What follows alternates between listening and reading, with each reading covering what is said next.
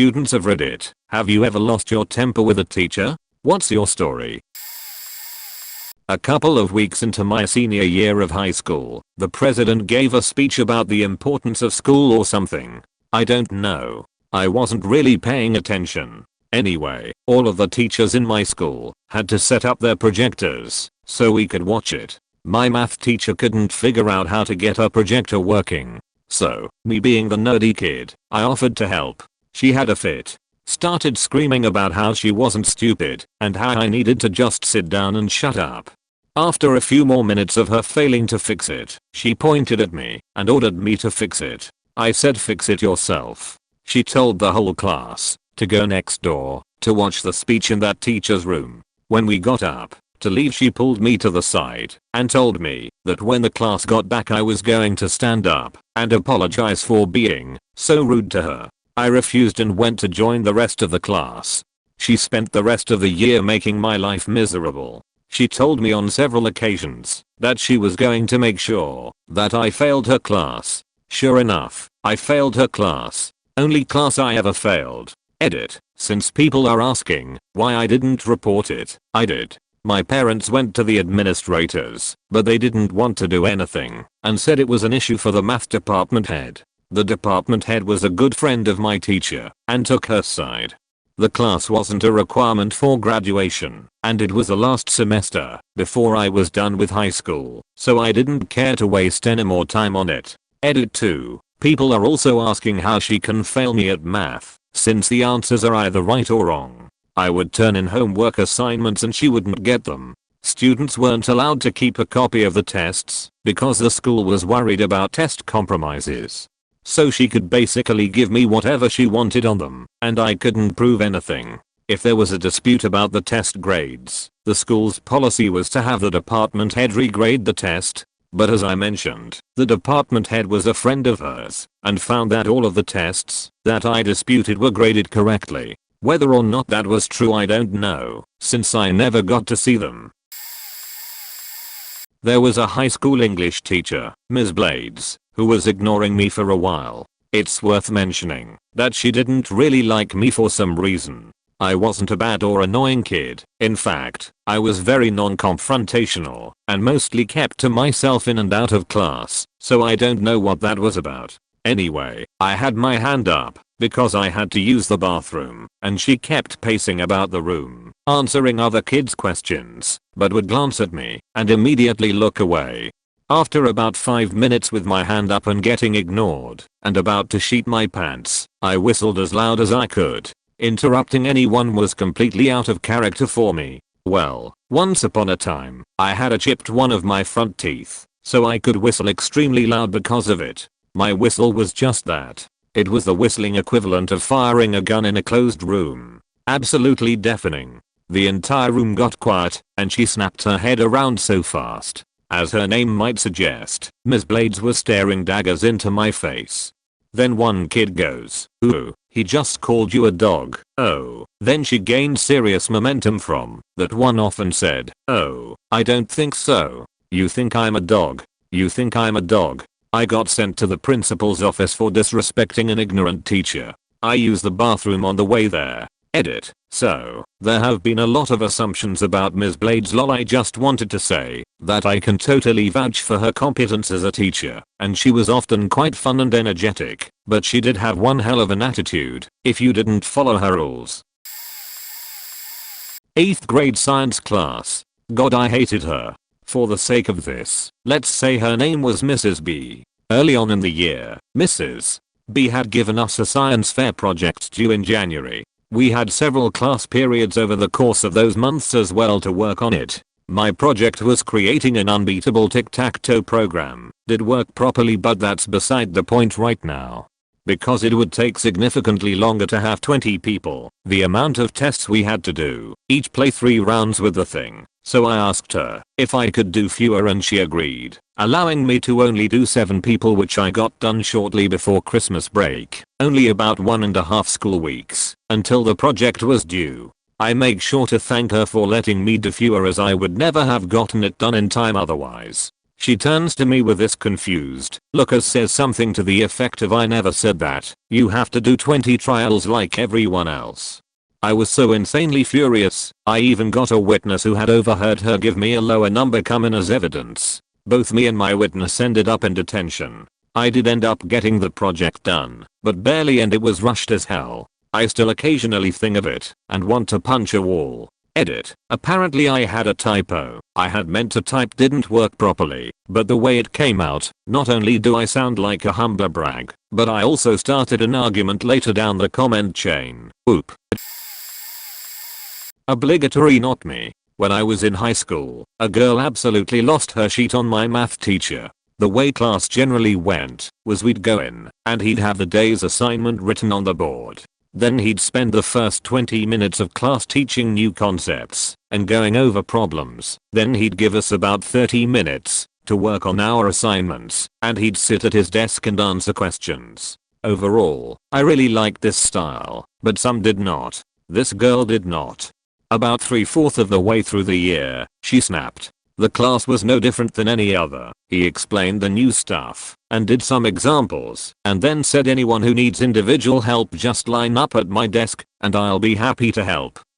She faking lost it. What do you mean that's it? I don't wanna wait in line for 20 minutes. Help me now. This is faking bullshit. Fuck you.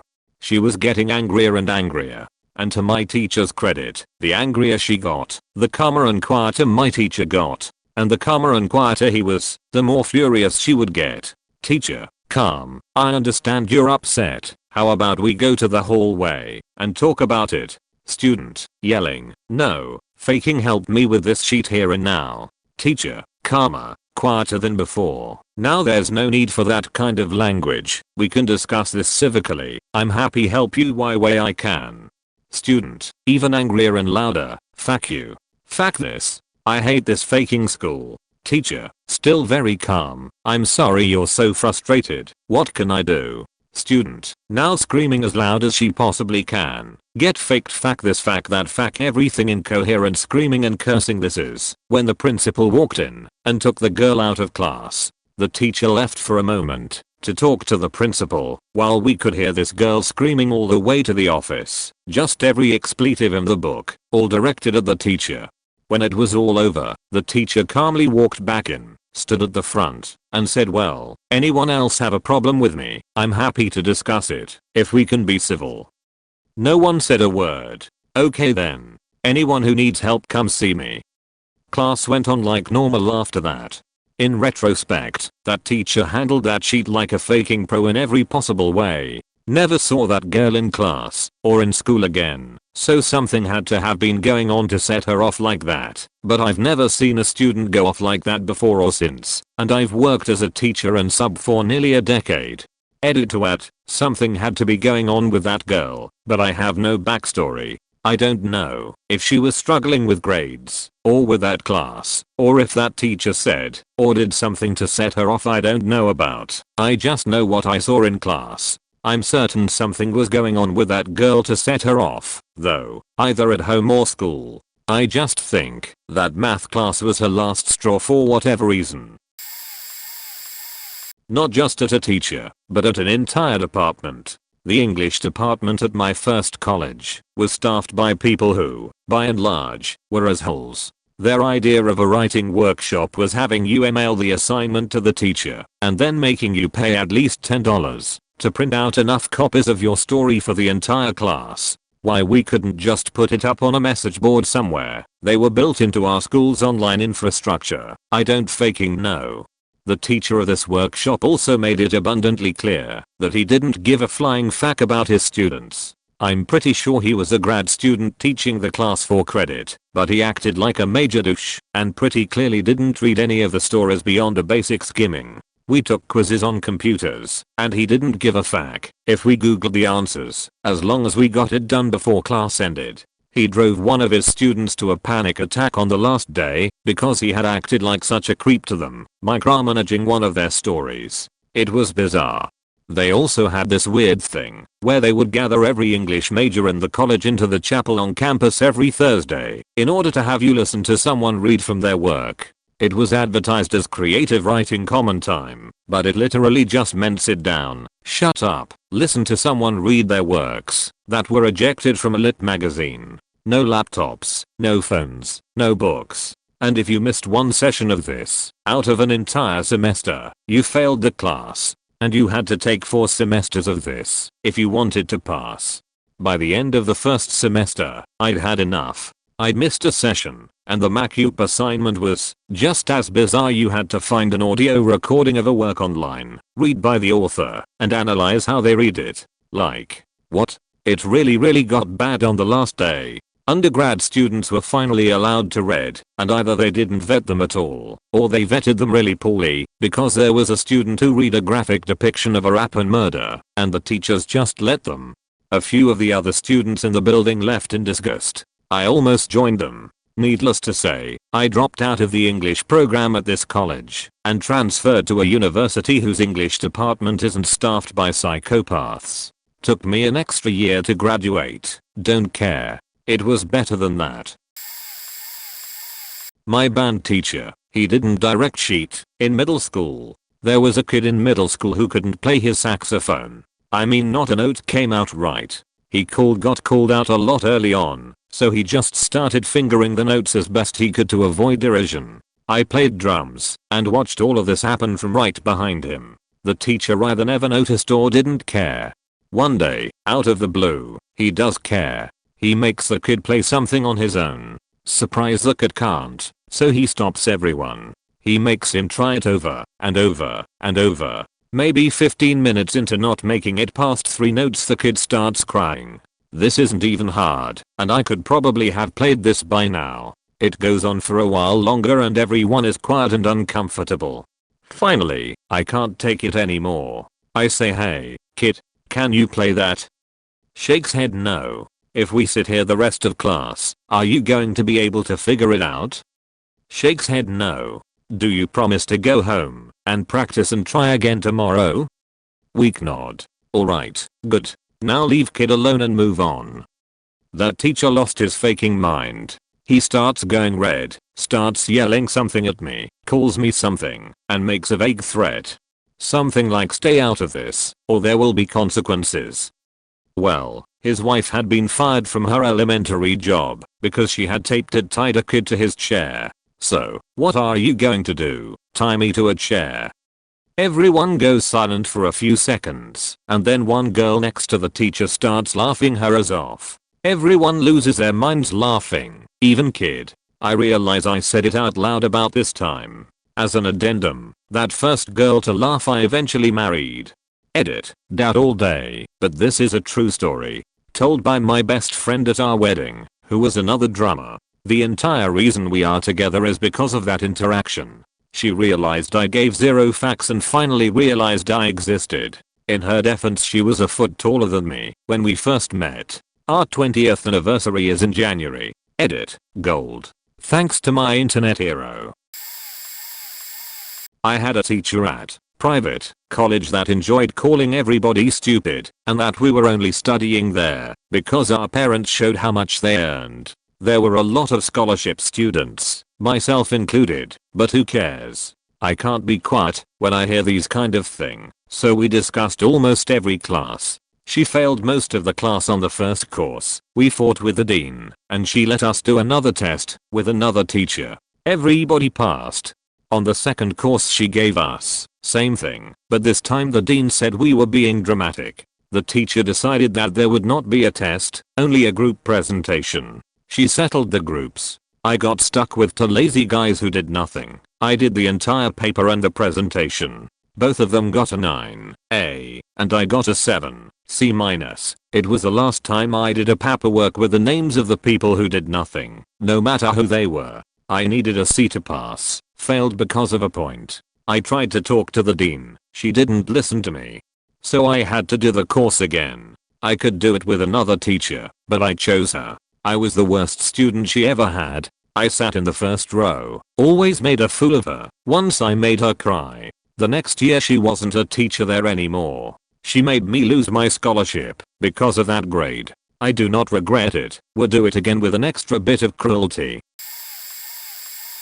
In junior high, I played lacrosse. Our indoor lax coach was one of the teachers. I was the goalie. I don't remember the circumstances that started it all, since this was like 15 plus years ago, but one night after practice, my mother confronted the coach. They had words about me, in front of everyone. After that, the coach had it out for me. I showed up to one of our indoor games, ready to play, again, the only goalie. I'm suited up, and she tells me I'm not playing. I ask why. Because I called her a beach. I was so confused. I've never called her a beach, ever. And if I did, it wasn't in front of her, nor in front of anyone else. I get unrest, go seek out my dad, tell him what happened. He confronts this lady. She still refuses to let me play. We leave. I'm infuriated at this woman. Then one day, during school, I'm in social studies. The teacher gets a call on the room phone, and she tells me I need to go down to the main office. Okay. I head down there, and coach lady is standing outside the main office, ready to confront me. Accuses me of all these things. Wants me to apologize. I'm refusing, since I've never done anything. We are basically yelling in the hallway. I'm like 13. This woman is in her 30s or 40s. Accusing me of lying, of calling her a beach, of all these things, which I've never done. I storm away, without giving her her apology. A couple years later, I was on the varsity lacrosse team. We were playing at a tournament. My old junior high coach, Aka, the beach was there, because our varsity coach was her boyfriend. He ended up leaving partway through the tournament, because he wasn't feeling well. She ended up coaching us for the remainder of the time. Our history was in the past. She was super nice, and we got along quite well. I hadn't been doing well in calculus all year, but I was trying my best and just struggling. My teacher was one of the cool ones, the kind who act laid back and crack jokes and all that. I think this guy just thought I wasn't trying, and he was as frustrated with me as I was with myself. One day in class he made a sort of passive-aggressive joke at my expense, something about if you would just try harder. He didn't even say it in front of other students, just to me, but I was so over him thinking I wasn't trying, that I got up and walked straight out and to the school counselor's office. I would have been sent there anyway for walking out in class, so I decided to expedite the process. She was really kind and talked me down from being so upset. Anyway, that was on a Friday, so I didn't see my calculus teacher again until Monday. I was hoping we could just pretend it didn't happen, but no such luck. He pulled me into the hallway to talk, and truly, genuinely apologized. He offered to adjust his office hours, which didn't work for me, to give me extra help. He ended up helping me pass the class barely, but I still passed. I wouldn't have graduated without it. In retrospect, just talking to him more openly from the get-go probably would have been the more mature thing to do, but I was an awkward, self-doubting teenager who didn't know how to ask for help. In the end, the experience helped me improve that skill and advocate for myself. I still hate calculus though.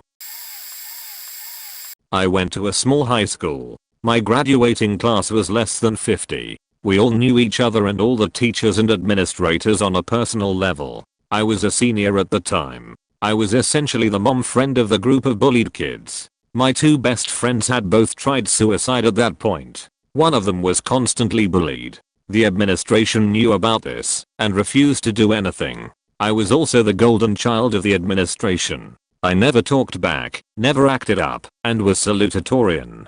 Seniors sat at the front during our school assemblies, and I sat in the very front row, middle. Near the very end of the assembly, the high school principal came on stage and started talking about bullying. They were going to start a 7-week-long program to prevent bullying. Okay, that's cool. Probably won't work, but W/E. Then she goes into a long speech about how she knows that bullying isn't a problem we currently faced, and that this is only preventative. This was not sarcasm. She very clearly truly believed this. My best friend had to go to a mental hospital because of suicide less than 2 years ago at that point. I spent the entire assembly glaring daggers at her. At one point she looked down at me and noticed. We maintained eye contact for a few seconds before she very uncomfortably looked away. She had the golden child's disapproval and she knew it. When the head administrator got up to finish the assembly, He too started talking about how bullying wasn't an issue. He got the same treatment and had the same reaction. I met with her later that day in her office, and as calmly as I could laid out my complaints. She kept spouting the same bullshit she did earlier. Eventually, I just stormed out, which might not be an explosion, but for me then it was pretty dramatic. I hated her. As a mature age student taking on a second degree, I ran into an external lecturer who treated my class like we were 15-year-old children. The youngest in my class was 20 at the time, but has more maturity than I tend to have. Whatever, the external lecturer is a pretty big name in the local industry, so I sucked it up as best I could, no matter what condescending rule or lecture she threw at me. The first time I lost my cool was when I made a soft joke to my classmate, and she laid into my classmate for somehow inciting the joke, even though I had been fully responsible for the interaction. My classmate hadn't even responded to me. I tried to point this out, and the external lecturer brushed me off saying it's done, we are moving on. The second time I lost my cool was a few days before our final. External lecturer had been making us practice drills a very specific way in our classroom, and was very particular about the specificity.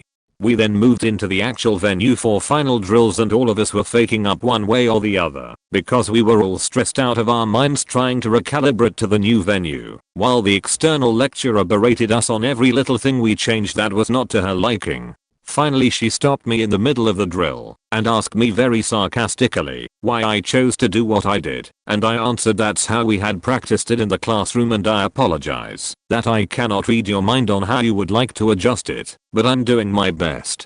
Silence for an eternity. She moved on to berate another classmate for another adjustment, and then finally she came back to me. Don't you dare say things like you can't read my mind, just do your work and actually try. I stood up taller and said I was trying very hard. That's what we were all doing, and it was very difficult to adjust to the venue to her liking without some guideline, and would her like to provide us with one? She told me to get out. I burned that bridge real good. Art teacher, final year of secondary school. This teacher had a serious problem with favoring the naturally talented students and just letting everyone else sit around and get on with it. She'd then criticize whatever those students did and moved on without any attempt to teach. It pissed off a lot of students, but she was quite disliked as it was, so there were never any serious altercations. No one wanted to get mad in a class where they could just fuck around and draw for an hour. Now, I'd been going through some personal problems in those final couple of years. Some bad shit happened in my life that altered me a great deal, and in particular my tendency to anger. I was a goody two-shoes, head down sort of kid who never got into trouble, but by final year, a lot of rage towards the school had manifested because of how unfairly they treat us as students. One day, this teacher comes up to me when I've been sat working on a piece for 3 hours, and I'm feeling okay with my progress considering I've been out of school for months at a time. It should go without saying that I was not one of these students she fawned over, and I was chill with that. I just wanted to do as well as I could. She comes up behind me, glances over my shoulder, and says something to the effect of, "Well, that's not very good. You're not doing it right." And walks off. I lost it. Just completely blew up. I screamed at her, demanding to know what on earth she thought she was doing, saying something so hurtful and unhelpful. Where did she get off telling students that what they're doing isn't good enough without ever actually helping them once? How had she managed to get this far in her teaching career without once ever helping a student? A back and forth went on for a good 10 minutes, and my anger sloshed forth in a rage tide of fury. To add to the mental image, I was a chubby, 4 feet 8 inches, bespectacled white girl who'd received maybe 2 detentions during their whole schooling career. The teacher, a pale, fragile wraith of a woman, was incensed, but her voice was so quiet, she couldn't match my ferocity. Eventually, she sends me out. Everyone in the class is stunned. None of the usual jeering when someone gets in trouble. On the way out, a couple of people cheered me on. Yeah, I know the whole everyone clapped, but it was more just a few individual whoops, which felt really fucking good. At that school, when someone got into trouble, they'd have a teacher on call with a walkie-talkie who'd be wandering the halls waiting to discipline the student. I went and sat in the stairwell and sobbed for a good 20 minutes. Anxiety was screaming through every pore, you know the feeling. But I was incredibly lucky that the teacher on call was my dry as fuck, cynical science teacher. His eyebrows shot up when he saw me crumpled in the stairwell, and he sat down next to me while I had a further good cry. He asked me what the hell had happened. Through my angry tears, I explained the whole situation, and I'm still so grateful for his response. Yeah, she's a beach. You did good. I shit you not, that teacher stayed with me for the next hour just letting me vent. I think he might have been aware of my home situation, or at least saw there was a legitimate problem as I lost my rag so completely. Having validation from an authority figure confirming that it's okay to question that authority when it's not doing its job helped immensely. Long story short, GCSEs went wonderfully, but I walked out on my last day of proper schooling as another teacher decided to start screaming at me for forgetting a file on the way to an English class. Because of my science teacher, I finally understood that you don't need to take shit from people who are using their power to treat you in a way that hurts. You're as deserving as respect as they are, and they need to earn it first. Only once in high school, and I was a prick about it. We had one of those Spanish teachers that loved Spanish culture, but not in what I guess you would call an authentic way. She was one of those people who go to foreign countries just to see how bad they have it and then come back to the States and openly shit on them for no reason, immigrants especially. Being Mexican, this pissed me off, and we got in heated exchanges frequently. So she had this bullshit program called pesos that was 25% of our grade. If we earned so many throughout a span of time we would get a certain grade. She pushed it as participation based, but it never really seemed fair. After one of her racist rants I finally got fed up with her and started documenting. For pesos, every day I would write down the person, what they did, the time, and how much they earned. It was detailed enough that I could calculate their grades. I kept a record for 3 months. You could plainly see she was only picking favorites to boost their class rank. The tipping point was midterm week. Our exam in Spanish was a semester-long project that we had already completed. Since we had nothing to do during the 2.5-hour exam period she made us watch a movie. I had an app chemical exam the next period, so I was studying for that in the room quietly. Eventually she sees me not watching the movie and starts trying to make me put my stuff up. I tried to reason with her that the exam was important and we weren't doing anything in the class, but she was just looking for an excuse. She sends me to the principal's office. Principal walks in, asks my side of the story, and then tells me I must not be telling the whole story. I tell him nope, and reach into my bag with the biggest grin I've had all year and present my notebook. I walk him through the entire thing. Every peso's detail over the past 3 months. The guy looks flabbergasted. He asks me to make copies, and tells me to hold on to the notebook, tells me I'll need to have a parent at the school tomorrow AM, and lets me stay in the office to finish studying for my next exam. The next day my dad and I walk into the office. The principal and Spanish teacher are already sitting in a conference room. We start off just going through the situation and the principal starts grilling the teacher. Is there any sort of paper trail on these grades? Have you noticed you're giving more opportunities and higher amounts to students in your clubs? All of it. She goes on the defensive and my dad and I are wondering why we are even there. Suddenly she goes off on my father. Your son is targeting me. I am the victim here. This was all organized, and I want to know if you had anything to do with it. It was straight absurd. Then she starts crying in front of all of us about her sister dying 6 months prior, and how hard this year was. It was insane. My dad has no idea what to do at this point, but the principal calls it shortly after the tears start rolling. We leave the office and my dad just laughs when we get to the car. Come to find out she was put on a PIP afterwards. Her entire curriculum and grading system were put under review and her senior level classes were put on hold. Best part was that when her senior level classes were conditionally approved, she needed a minimum amount of students for the school to sign off on the class. Guess who was the last qualified student she had to ask TLDR? Racist teacher tried to get me in trouble for studying during a movie and I almost got her fired for boosting grades. Then she had to beg me to sign up for her class next year because there weren't enough qualified students. My high school was a magnet school, so it had academies with career paths. I got stuck in the visual and performing arts academy, band. Me and my older sister were in the same level band and played the same clarinet. She always got picked on by the same students, who were the band teacher's favorites, since they were the best. One day I didn't see my sister in the class and knew something was wrong. I asked around and my friends told me what happened. I went to our band teacher asking where's my sister. He knew where she was cause he knows what happens and doesn't say anything about it. He told me go sit down. I proceeded to ask again in a more demanding tone and his face went from serious to oh shit. I later found out my sister was in the VP office crying. The school did nothing to stop the students who pick on my sister. The only time something happened was to my sister cause she slapped one of those kids face. Fuck you Eugene Timmons, you're an asshole teacher and no wonder you fail as a musician after you left KK and Sunshine Band. 3 professors. English professor made the entire class hunt down New York Times newspaper articles because she once won an award for doing that. Everyone in her class had to hunt down and cut up New York Times articles to put in our little diary entries. If you were missing even 2 of the 35 entries, you got an F on that entire grade. Doesn't matter if the other 33 entries were the best ever, you missed 2, they're all Fs. This is in college English too by the way.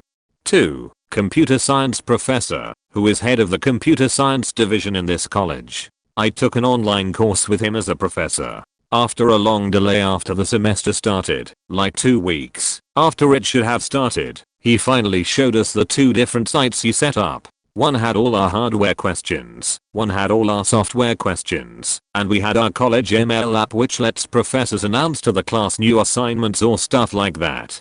Well, I go through the entire class super easy, and he keeps announcing jokes to the class. I take my screenshots just in case, and keep going through it all. Well, I get my final grade, an F, for apparently no reason. Well, instead of announcing a super important project that was worth over 30% of our grade, he kept announcing jokes, and I never had the ability to learn about this project that I needed to do.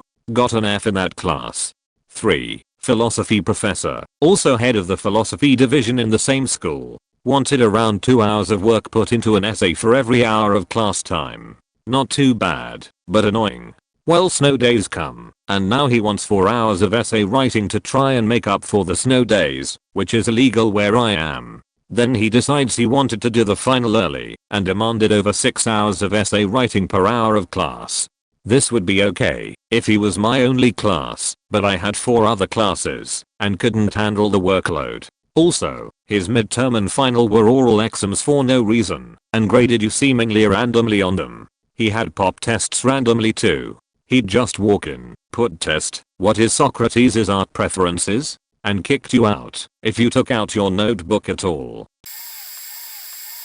My junior year of high school, the day our full semester grades came out, we found out our new student council teacher had given everyone in the class punishment letter grades based on small hiccups during the term. Now, nobody in student council ever ran for / got elected to / endured the masochistic hardship that is student government for the grade. You didn't even think about it.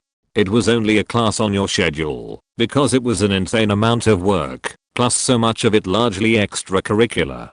So even if you weren't the most incredible elected student official, no teacher in history had ever given anything less than an A. The grade was always just a formality. You were on student council because you cared about the school and wanted to work to make student life the best it could be. Anyway, grades come out, and they're insane.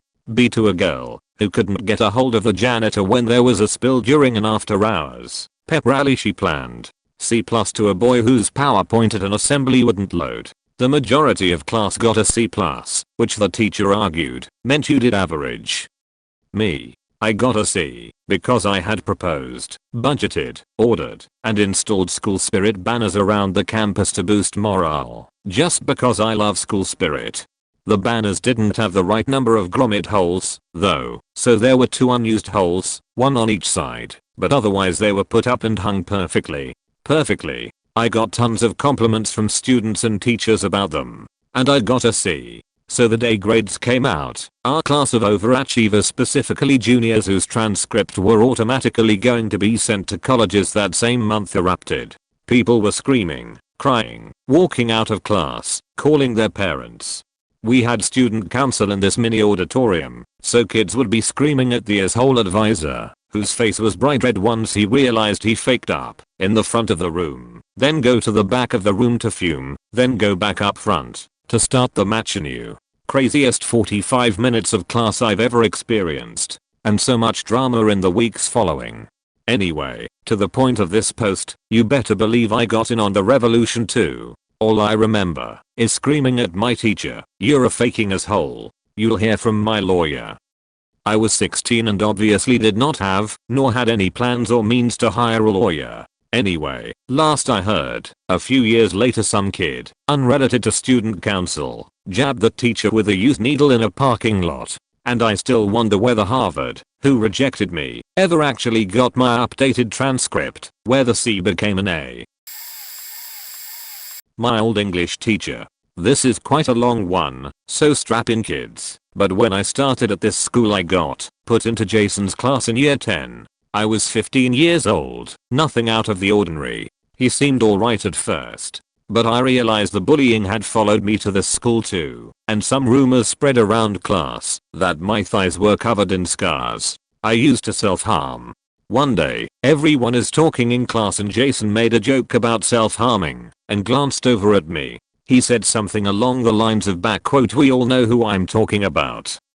I was pissed off, so I stopped attending English until they moved me to a different class. At the start of this year, I went into year 12 and was put into his English class again. I was furious. I threatened not to attend and was met with "You're not going to graduate if you don't do to English."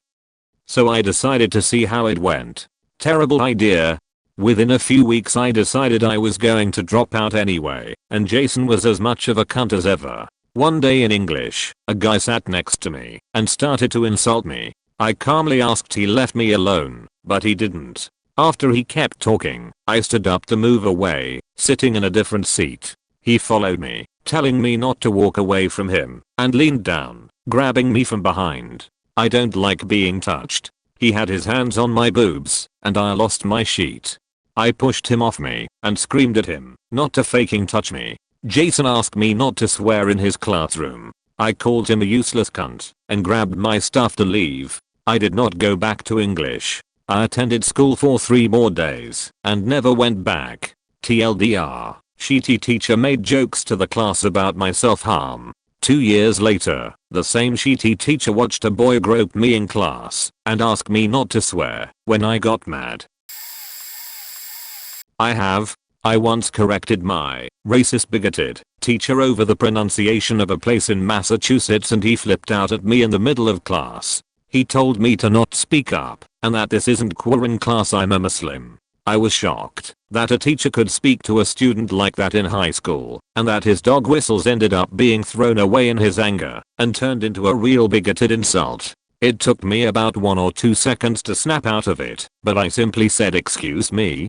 He responded, "You heard me, this isn't Quran class." I said, "Okay then," and then sat quietly in class fuming in anger. It happened in the middle of class and my whole class was staring at me waiting for me to burst into a rage or something. Not one of them spoke up against the teacher. I know that my teacher wanted me to step out of line so that I could be suspended or be given some kind of punishment, but I didn't do that.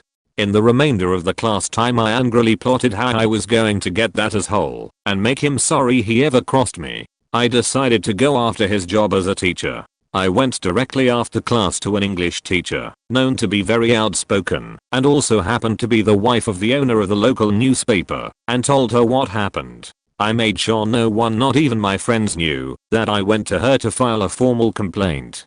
She told me she would handle it. No, she did not publish an article in the local paper about it, though I wish that happened. She simply went to the principal and superintendent of our district and filed a complaint against him. The racist teacher had to start going to multiple administrative hearings to explain and defend his actions. I next went about spreading the news about what my bigoted teacher did throughout the school. I told every student who would listen, or others in the class likely spread the gossip, and I told every teacher, privately, I was close with about what happened. Long story short, he retired and did not teach the following year. Some say he was planning on retiring anyways, but he had tenure, and probably could milk out a few more years if he wanted. I never really told any of my classmates that I secretly went after the teacher, but deep down I know I got him. I wish I could have had the chance to yell at him and call him a racist, bigoted piece of shit, but I was too young and too concerned with the repercussions I would have faced as a minority student in the years shortly after 9/11. I don't know what happened to that jerk teacher, but I doubt he regrets his actions that day anyways. This is perhaps one of my best college class stories. I was taking a philosophy class on logic and language, or something involving critical thinking. The first day the professor announces that he'll be bashing on everything in an attempt to get us to think, but also that he'll be bashing on everything equally. He proceeds to dump on Christianity every single day. Now I'm not religious, but a lot of my friends are, so while I agreed with his points, it really started to bother me. One day he goes on a long rant about a Christian banker who forecloses a mortgage on a poor family despite it being his religious duty to shelter the poor. On the outside the argument looks fine, but it's really just riddled with inconsistencies. It's my last straw, and so I stand up in the middle of this 100-person lecture to leave. Where are you going there _pacifist home? I'm tired of your atheist rants. I went home and wrote a multiple-page hate email where I pointed out the flaws in his argument and just utterly picked apart his whole teaching style. Despite skipping the remainder of classes and treating the final exam like a joke, I ended up with an A in the class. At the time I attributed it to how bad/hypocritical of a teacher he was. A year and a half later I'm playing D&D and this girl keeps looking at me. Dear pacifist, I feel like I know you. Have you ever taken a philosophy class? Yeah, I took a language and logic class, but the teacher sucked, so I left one day. And as I tell the story her eyes grow wide. Turns out that she'd been a tar in my class, and after the teacher received my hate mail, he'd circulated it to all the tar. This is exactly the type of student I want to produce. He doesn't accept facts, but rather evaluates them on his own. Here he's broken down my statement in a clear and logical manner. If you are his tar, please ensure that he gets an A in the class. Recent graduate, here. Last year when I was a senior, I took a class called Creativity and Design Thinking. Now, I have a soft skill in graphic design, have studied GD for years, have had work I've done used on Spotify albums, startups, and non-profits, so I'm not new to design thinking. My professor, who was a landscape architect, foisted her idea of creativity upon us. Creativity is not an epiphany, she said. It's a constant state. Okay, fine. I sorta get that, though some of my best work has been done when I've been doing other things, and I know I'm not alone there. Weeks later she dropped this on us. There is no such thing as a bad idea, and there's no reason to rush your creative process. Ever. That first part was, and still is, something I disagreed with. There are obviously bad ideas out there. There are ideas that you don't need to spend brain power on because you know immediately that they're bad. Not to her, though. So, one day she gave us each the assignment of teaching the class our own lesson on creativity. So whereas she was obsessed with thinking outside the box and throwing the box out the window, I oriented my lecture around the box itself and its necessity in design thinking. I gave a whole lecture about how you can't break the rules until you know them. You can't think outside the box without a box, and just because an idea lies within or near the box does not make it a bad one. Admittedly, it flew in the face of everything she'd been teaching us for months. But hey, this was my chance to say she may not be infallible. I handed every student a piece of paper and told them to be creative. Think outside the box. Go. Nobody knew what to do, and I explained that that was because creativity is what comes from reacting to a set of rules. The rules are what give us the ability to be creative, which is why we need them. So I told people to take out writing utensils, scissors, and any third object, and said make something beautiful. Boom. Suddenly, there were rules and activity. In a few minutes, the 30 students had created 30 completely unique and creative works as a result of the box I had placed them in. Signs, fans, shoe covers, glasses, name tags, all sorts of dumb and funny and cute shit. I closed the lecture with, without a box, without a set of rules, it is impossible to be creative. Thank you.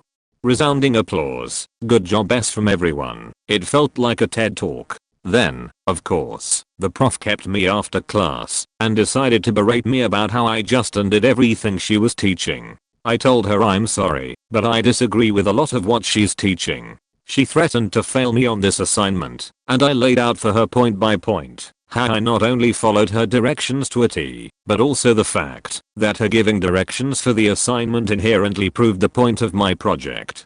I continued with what happened to no bad ideas. And I finished with telling her she was disrespectful, and I don't want to take a class where the professor is disrespectful. I hadn't realized how upset I was. I was feeling hot with rage, nearly shouting at her. She said I'm sorry you feel that way, not I'm sorry I made you feel that way, mind you. And I said, don't let it happen again, and I stormed out. Never spoke to her again, aced the class, and gave her a scathing review when it was all over. Creativity is whatever you think it is. It is not defined by anyone, even the most accomplished creatives. Creativity is problem solving, and everyone does it differently. Don't let anyone tell you that you aren't creative. Because you are, damn it. And if you need to put your foot down for people to understand that, then go ahead. Just because you aren't Picasso doesn't mean you don't do things your own way. P.S. This was the only time I really got upset with a professor. I'm usually a very agreeable student. Thanks for letting me rant, OP. Not me, but my dad. When he was 16, he was on the basketball team in a very small town in Arkansas. Unlike my mom, my dad never smoked weed and didn't even drink until he was 22. My dad has very bad allergies, just like me, and showed up to basketball practice with red eyes one day. The coach told him he couldn't practice because he was high. He refused to admit that he was high because he wasn't and never had been, so the coach said he was going to drug test him. Obviously my dad was like, haha, okay, let's do it, so the coach tried to backpedal and tell him that they can avoid the whole mess if my dad will just own up to it. My dad continued to deny it. The coach ultimately dropped it, but refused to admit that my dad was not high. My grandma was so mad, she took my dad to get drug tested on her own dime. This was the type of town where everyone knew everyone. The doctor didn't make my grandma pay for the drug test. Instead, he sent the bill to the coach along with a note saying shame on him, and that he should know better than to think that my dad was doing drugs. Fast forward 30 years and both of my dad's sons smoke hella weed, lol.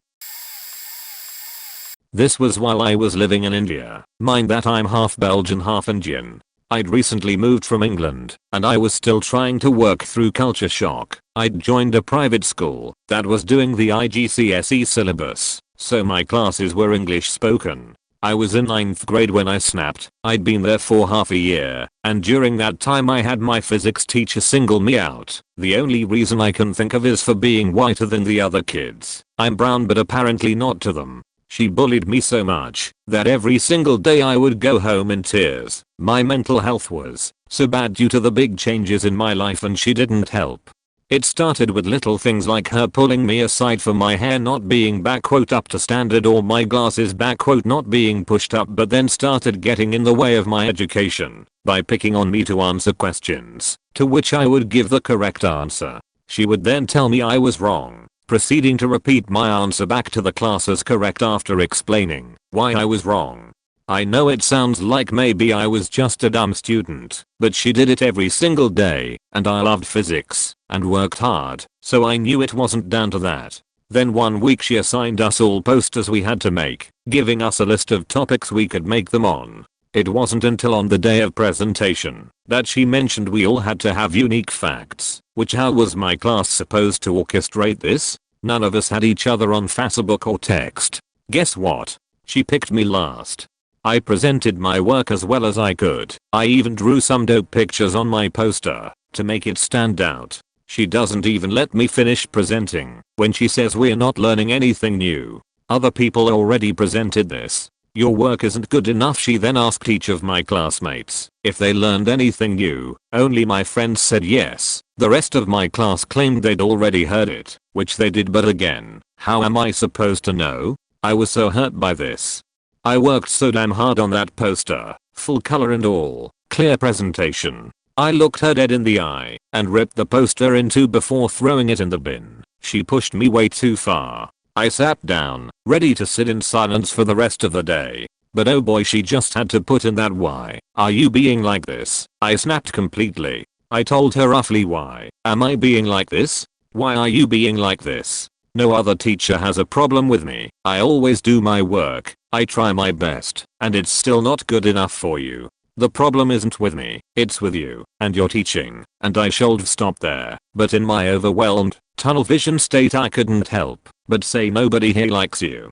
Which no one did. All my classmates hated her as she kept a straight face through my verbal berating, but later found out she went to her next class in tears. The principal then came to the class and told me exactly how little power I had, and I don't have the backquote authority to say stuff like that. After I screamed at her, she didn't stop. It got worse by the day. It even led me to a suicide attempt. After I'd recovered from it, the same physics teacher cornered me and grabbed my arm. I had a bandage on, and she literally tried taking it off, asking, "What is this?" I don't regret what I said to her, tbh she deserved it. Once in middle school I had a super controlling teacher for study hall. Would make us all be super quiet during it, which if you know any middle schooler ever was next to impossible. She was also resoundingly stupid. My favorite example was when she tried to fight with the class that gold was the hardest material. Thank God she was just an English teacher. My problem came when I had a sudden asthma attack and needed my inhaler. In my middle school, meds that students needed were usually left with the school nurse, but my asthma was really bad back then. So I had a written note from both my doctor and the principal that I could carry my inhaler on me in case I needed it. I pulled it out of my pocket and was about to use it when suddenly she snatched it out of my hand and yelled at me for having drugs at school. I tried to show her my note that I kept with me, but she just said it was probably forged, and I got super pissed off. Adrenaline going crazy because, you know, kinda can't breathe. Yelled at her to give me my faking inhaler back and grabbed it back out of her hand and used it quickly so that I can actually breathe. She freaked out and very nearly dragged me to the principal's office with her screaming at me the whole time how I shouldn't talk to a teacher like that, how I can't have drugs on me in school, and how I'm going to get expelled. When we get there and she tells the principal what happened, he sends her out and talks to me to get my side of things. After I talked to him, he sends me out to wait outside his office and brought the teacher back in. Good God, I've never heard anyone put in their place as badly as she was, and every time she tried to defend herself he just cut right back in and cut her down some more. Afterwards he sent her home for the day and walked me back to the class. On the way there he asked if I swore at her, like she said I did, and I said yes. He just told me not to do that again. And that was the end of it. For me. He ended up talking to the whole class after to get a kind of report going. Apparently this wasn't the first time she was a piece of shit and ended up getting fired. So, yay. I was in the equivalent of high school. I hadn't had a good year and I was at risk of failing the year, so the last few months I studied a lot and got to recover most of my bad marks, and it all came down to one final subject, German. I was not that awful with German, but the combination of a really bad teacher. I found out a couple years ago he was forced to change school because of the too many protests he got from students and parents about his actual capacity of teaching, and my not so good attitude that year got me in a bad spot. But I had a final chance to get a good mark with the final test, which was a writing.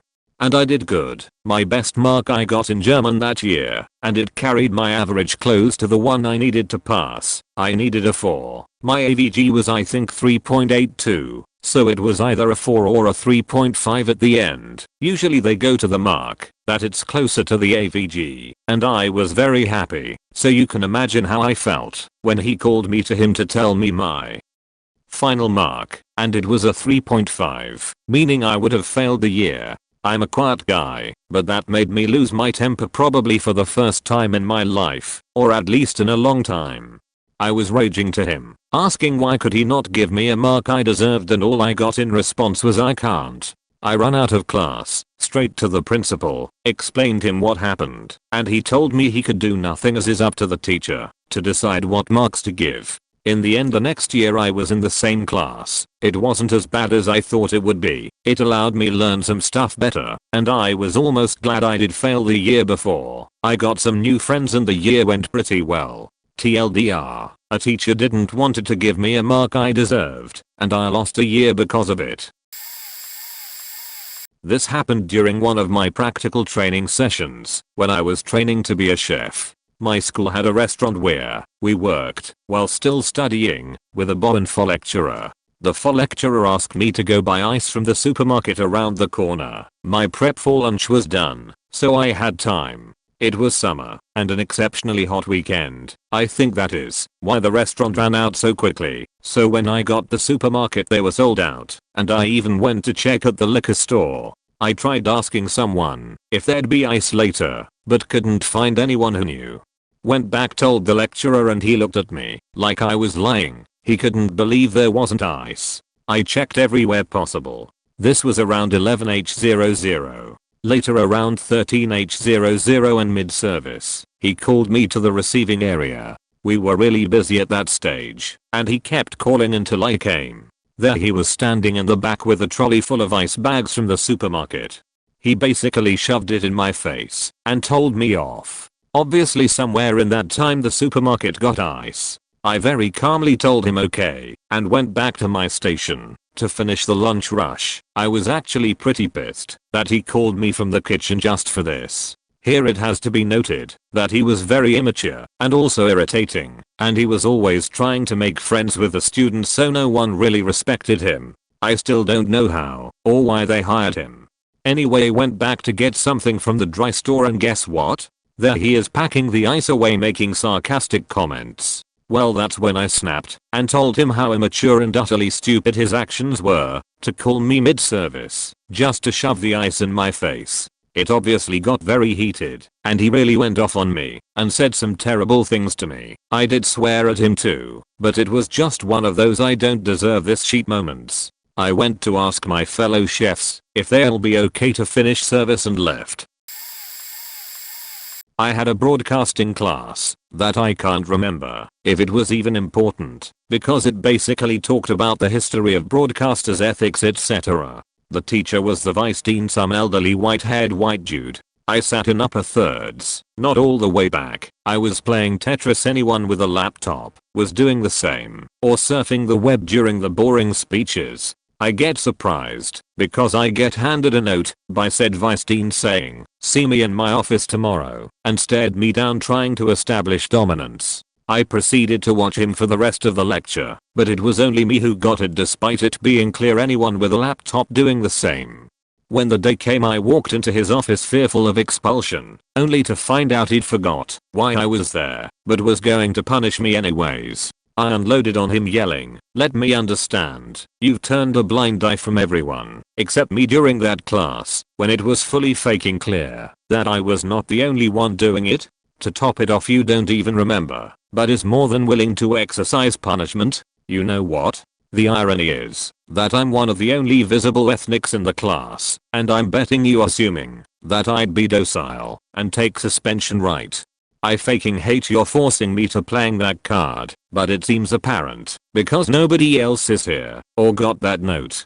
The vice dean just paused for a moment and said, "Okay, well, don't do it again." He retired before my second year. I personally don't like to play that card, but I'm aware that those types of people still exist in this world and operate in a more covert manner. I just wasn't having any of it because I dealt with people like him calling me an inferior male all my childhood.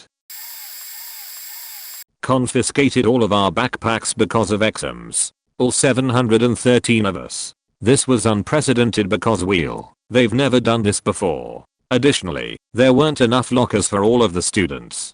They were all placed in random rooms where they could be stolen because you have teachers enforcing this rule while the staff actually watching this gave zero sheets. This wouldn't have been an issue if I didn't have a damn laptop in there specifically for class. I was lucky that a friend stole it from the front office in front of an assistant principal and wasn't stopped because the app didn't give a sheet. Had it not been for him, then somebody else probably would have stolen it. They tried to give me detention starting the following year, but I quickly left the premises, and luckily, nobody ratted me out. A different occurrence, but the state almost invalidated one of my exams, which would have prevented me from advancing to the next grade level, and almost banned me from using calculators for the rest of my high school career. The former eventually wouldn't have mattered. I didn't get to graduate because of some experiments that they did with the app curriculum, but the latter would have been hell on a Cal 2 student. The majority of problems in our Cal 2 curriculum were designed to be solved with a graphing calculator. Long story short, we were assigned proctors based on our surnames, and I was assigned to a Spanish teacher. The school distributed their own calculators that were formatted before and after every exam. I finished early and had time to kill, so I was experimenting with nested functions in BASIC. Here's where I faked up. I cleared the calculator before handing it back to the instructor because I figured that if every kid spent a few seconds to do this, then it would save a few teachers an entire day from formatting them one by one. I had considered that most of the other kids wouldn't do this, and that my efforts to be nice would be in vain, since the staff would probably have to format the calculators themselves regardless. But if there was even a chance that I could make somebody's day slightly easier, then a few seconds wouldn't matter to me. Big mistake. The Spanish teacher reported me to the apps for cheating. The problem, which also ended up being a boon, was that she had no idea what I did. This lady probably had less mathematics and definitely less computer science education than me. So, I was in serious threat of not being able to graduate from anywhere in that district. Cal 2 was specifically required for about 40 or 50 of us out of the 713 students, but since they couldn't prove or disprove what I did, since there was no evidence, it ultimately came down to the weight of her words versus mine. The department head, who was my freshman instructor, and my sophomore instructor came to my aid. In their defense of me, the calculators were distributed as blank slates without any usage instructions. Any formulas that I could have programmed would have been from memory, and if I couldn't recall them correctly, then any potential programs would have also been ineffective. It was effectively trying to punish me for not doing everything in my head instead of using visual aids such as the calculator that was given to me, a pencil, and paper. If there are any seemingly nonsensical words, then my phone auto-incorrected them. I already caught a few, but might have missed some. My apologies. I may be a little bit late to the party, but I have one. In high school, I had this teacher that was very kind, but absolutely awful at teaching, and kind of a pushover, and she was teaching my college level BO course. It was my last class of the day. She would assign packets of busy work that she would check for completion, not accuracy, and the idea was that we would simply do those all class and for homework, and we would understand the concepts. These packets were completely redundant though, and took way more time than they were worth.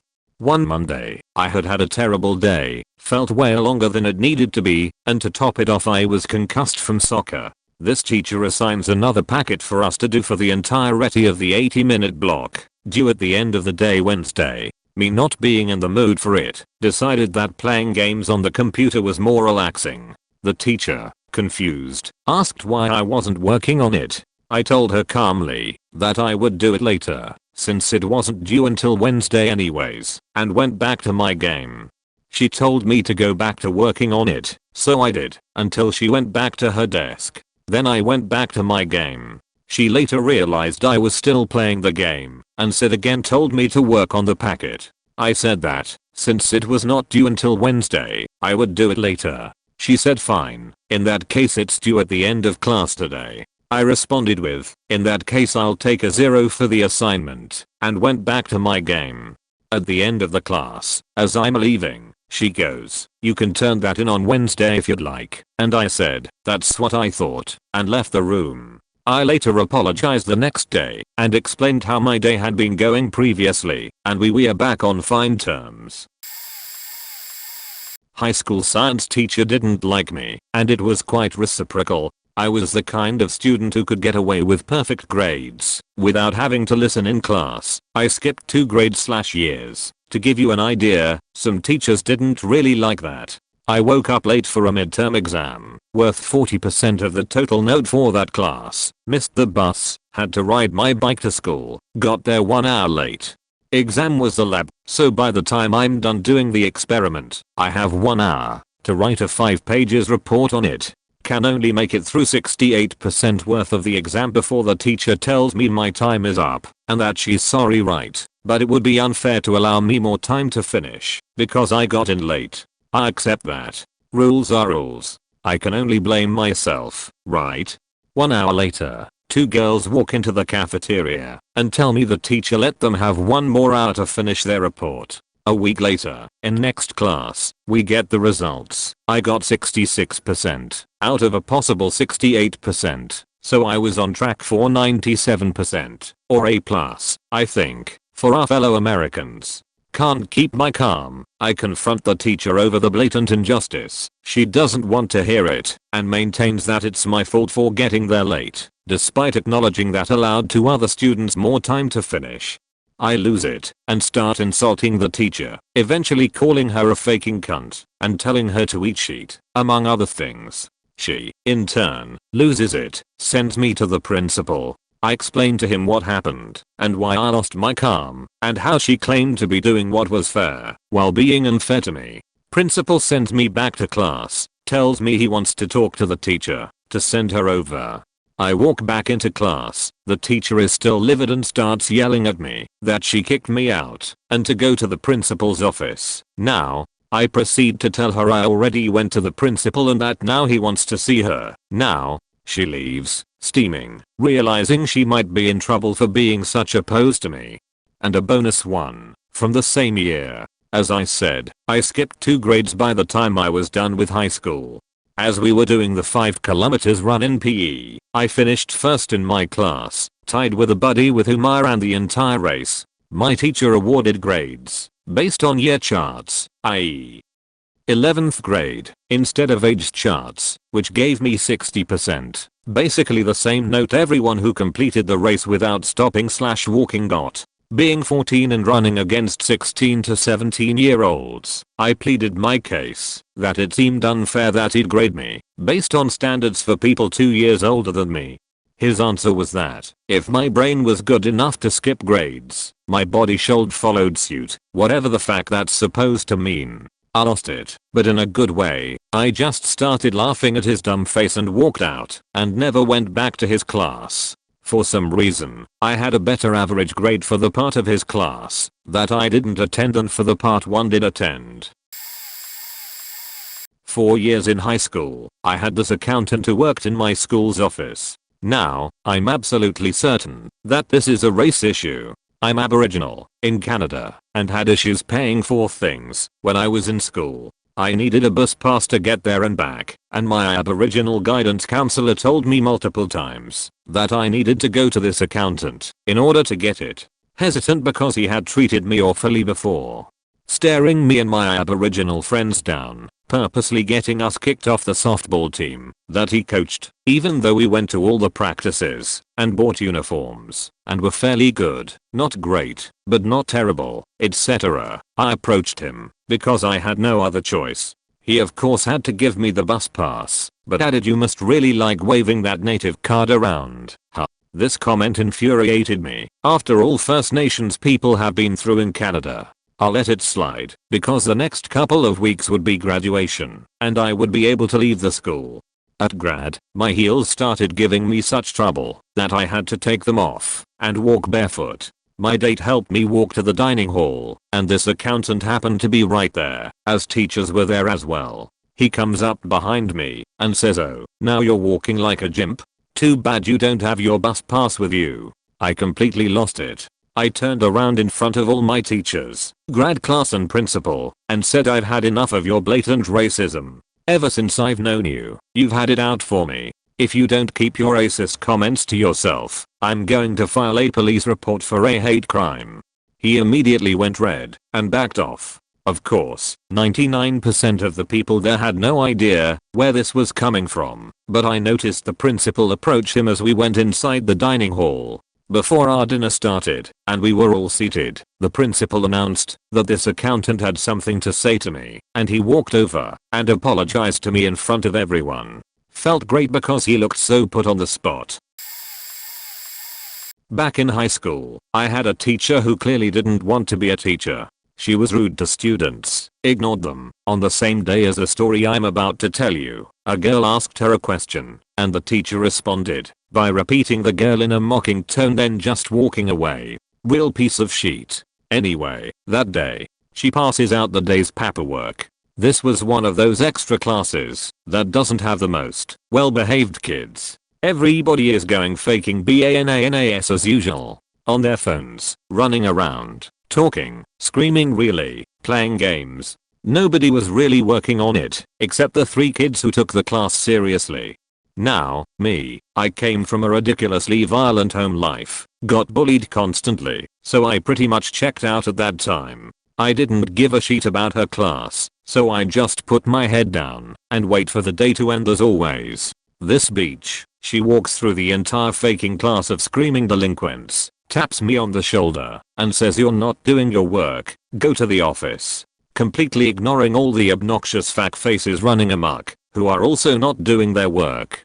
This was pretty far into the year, it was a bad day, and I was just about completely done with everything on every level. I don't remember exactly how the first part went, but I chewed her out about it, and the year something like this. "Ik now what? Fuck you, Ms. Y underscore. You're a shitty teacher, a shitty person, and faking stupid for sending out the faking quite one, even though half the class is on their faking phones." I slammed the door open against the wall and said, "I'll gladly go to the office, because you're a faking Nazi."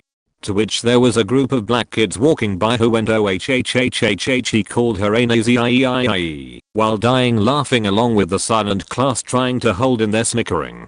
That's one of the few outbursts I've had that I didn't regret. TLDR, bad teacher passes out worksheet, mocks students, sends me out of the room for having my head down silently while everyone else screams. I ripped her a new one and ended it with "You're a faking Nazi," which apparently was a hit amongst the class and a group of people walking in the hall. Well, this one isn't me, but a friend of mine during our time in med school. Names have been changed/removed for anonymity. Sorry if the formatting feels weird. This is what my friend wrote up when he had to go to a school hearing about the incident, and the results of that are an entire different story. But enough that I will never recommend this school to anyone, because it went to hell in a handbasket within 2 years. After our second cardiopathology lecture with our awful professor, I walked up onto the stage and approached her privately about the 2 lectures she had given. I told her that myself and several other students felt cheated out of very important topics relating to medicine, and that we felt as though the quality of the lecture was insulting to us. I told the professor that we felt as though she had not prepared for such a lecture, and it was evident by the numerous long pauses that she took in which she was reading off another laptop which contained her notes. This was all communicated in a calm but firm tone. I was conscious of the words I was using and ensured I did not use any expletives or phrases which would insult the professor, choosing to remain ardent about the quality of the delivered lecture. Rather than address my concerns, her response was to ask for my student card, which was in my wallet, that I gave to a friend of mine to go grab breakfast from the on-campus coffee shop. I responded by saying I did not have my student card on me, but she could copy my name from my notebook. My logic here is that my last name is often misspelled, as is my first name. She responded with a mumble that I was not able to understand, and I told her that I would be heading back to my seat and preparing for our next lecture. Once seated, I was confronted by the professor's assistant. In truth, I do not know who this person is, only that they set up her lecture, her second laptop, the practice questions and her microphone. She immediately began yelling at me demanding for my ID, which I still did not have. I presented her the name on my notebook. She then proceeds to continue to berate me while I remain seated. At one point she asked me if anyone judges me the way I just judged my professor, to which I calmly responded that when I fail I only fail myself, but when a professor fails to deliver an appropriate lecture, she fails the 700 students in the room watching. Throughout the entire second interaction I ensured to never raise my voice, change my tone or use expletives. It is my belief and the belief of those who were directly around me, the names of which have been passed on to you, that the person in question was acting with gross negligence and unprofessionalism unbecoming of the school's code of conduct. And regarding all of this, the professor was indeed awful, to the point that after I heard about her first lecture I was sure to skip every other lecture that she gave. And that after this interaction she did not give another lecture to my class. Instead it was one of her TAs that did, and they honestly did a better job. TLDR teacher called the cops on me, wouldn't help me learn, tried to force me to take an exam. After having been out of school for 2 weeks, we had a screaming match in the middle of class. He told my mom he'd fail me because he doesn't like me, and he ended up getting forced into early retirement, long time lurker, and absolutely had to make an account to tell my story. When I was in high school I had a math teacher named Mr. Dick, name changed for privacy, and because it suits him better. Now, I was always a good student. I never disrupted class, and did pretty well in all my classes, but definitely struggled more in math. This guy always found ways to pick on students. For instance, I remember one time a girl's contacts were bothering her, and she grabbed her glasses from her locker on the way back from the bathroom. He somehow found out, and wrote her a detention for going to her locker without permission. Anyways, I broke my foot, and had spoken to the dean about using the handicap spot closer to the front of the school, so I didn't have to hobble as far on crutches. So I got permission to park there, and happened to be pretty close to where Mr. Dick parked that day. He eyed me going into school, and by lunch that day, he had called the cops on me. I got called to the dean's office, who explained that Mr. Dick called the cops on me for parking in a handicap spot, but I had permission, so I wasn't in any legal trouble. My other friend who was also on crutches parked there too, but without written permission from the dean. The cops pulled him out of class and berated him, mainly about being a better student and respecting Mr. Dick more. I felt so uncomfortable in his class knowing he called the police on me, but still kept my head down. My foot was still very messed up, and I realized the pain was too bad to go an entire school day without pain meds. After talking to my parents and the school, I was told I couldn't be in school on pain meds, so I would have to do work from home until I no longer needed them. During this time, I struggled to figure out the math assignments on my own, and over the course of 2 weeks probably sent 10 emails to Mr. Dick asking questions and explaining my problems and how I would probably need additional help once back in school. Every email went unanswered. My first day back in Mr. Dick's class I show up to a test that I had no idea about. As he hands me the test, I ask him if he saw my emails and told him there's no way I can take this test. My school also had a policy that students didn't have to take a test if they had been out for a valid reason several classes leading up to it. He basically tells me tough luck, I should know the stuff, I have to take it. After everything that had happened and the stress I had been under trying to keep up with schoolwork, I blew the fuck up. I threw the test at him and told him I refused to take a test I knew I would fail. When I had tried to get his help and he ignored me, he started yelling at me about how he was going to fail me and how I was an idiot. Everyone around us went silent as we had a literal screaming match. I grabbed all my stuff, walked out, slammed the door, went straight to the guidance counselor, called my mom, and told her to come to the school. She had tried to get me to let her talk to the school about his past bullying, but I didn't want her involved before. My mom goes to talk to him, and he basically tells her that he does not like me as a person, and because of that I'll never do well in his class. He also tried to make up lies about these terrible things I've done in class, and given my clean disciplinary record, great grades in every class but his, and the awesome relationships I've had with all teachers leading up to him. My mom saw right through his bullshit. She went to the dean, and as she's walking into his office, Mr. Dick comes barreling behind her yelling about how he's going to fail me, and how my mom and I are both awful people. Turns out many parents had complained about Mr. Dick, but the dean never saw that side of him until then. After everything was settled, the dean worked out an arrangement where I would be taught the material by a guidance counselor for the rest of the year during class time, and would still take his tests and whatnot just with the guidance counselor. I was told not to go near Mr. Dick, and I'm guessing he was told to stay away from me as well. I ended up getting an A on his final exam, and the school forced him into early retirement at the end of the year. All's well that ends well.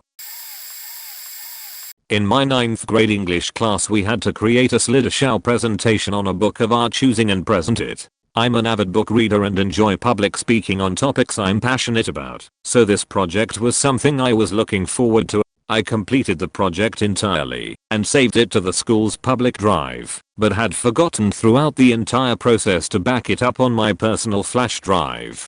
I pull up my completed presentation the day prior to the due date to make corrections and see that all of my slides had been deleted and someone wrote in huge font "I'm gay and I like men." I immediately told the teacher and asked for another day to redo the slides, and she said in a snobby tone, "No, you have until tomorrow like the rest of my students."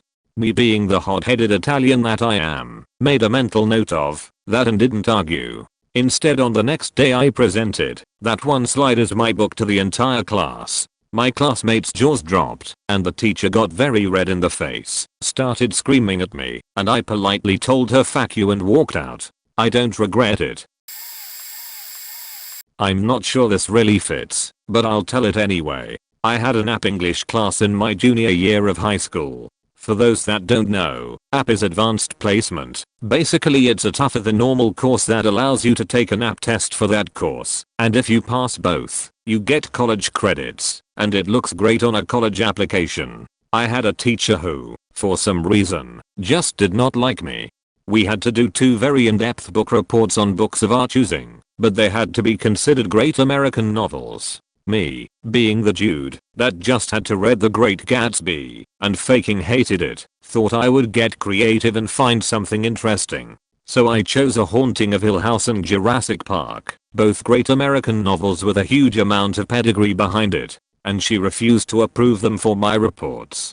I had to print out a ton of proof of them being considered so before she finally relented, but only in a ways, as if to get me to stop bugging her. I later found out that one of the other students got immediately approved to do their report on the Hunger Games, which had just come out at the time. Later in the year the due date came for one of those book reports, and I worked hard on that faking report. I got to school early because AP English was my first class that day, so I wanted to go to the student center to print everything out.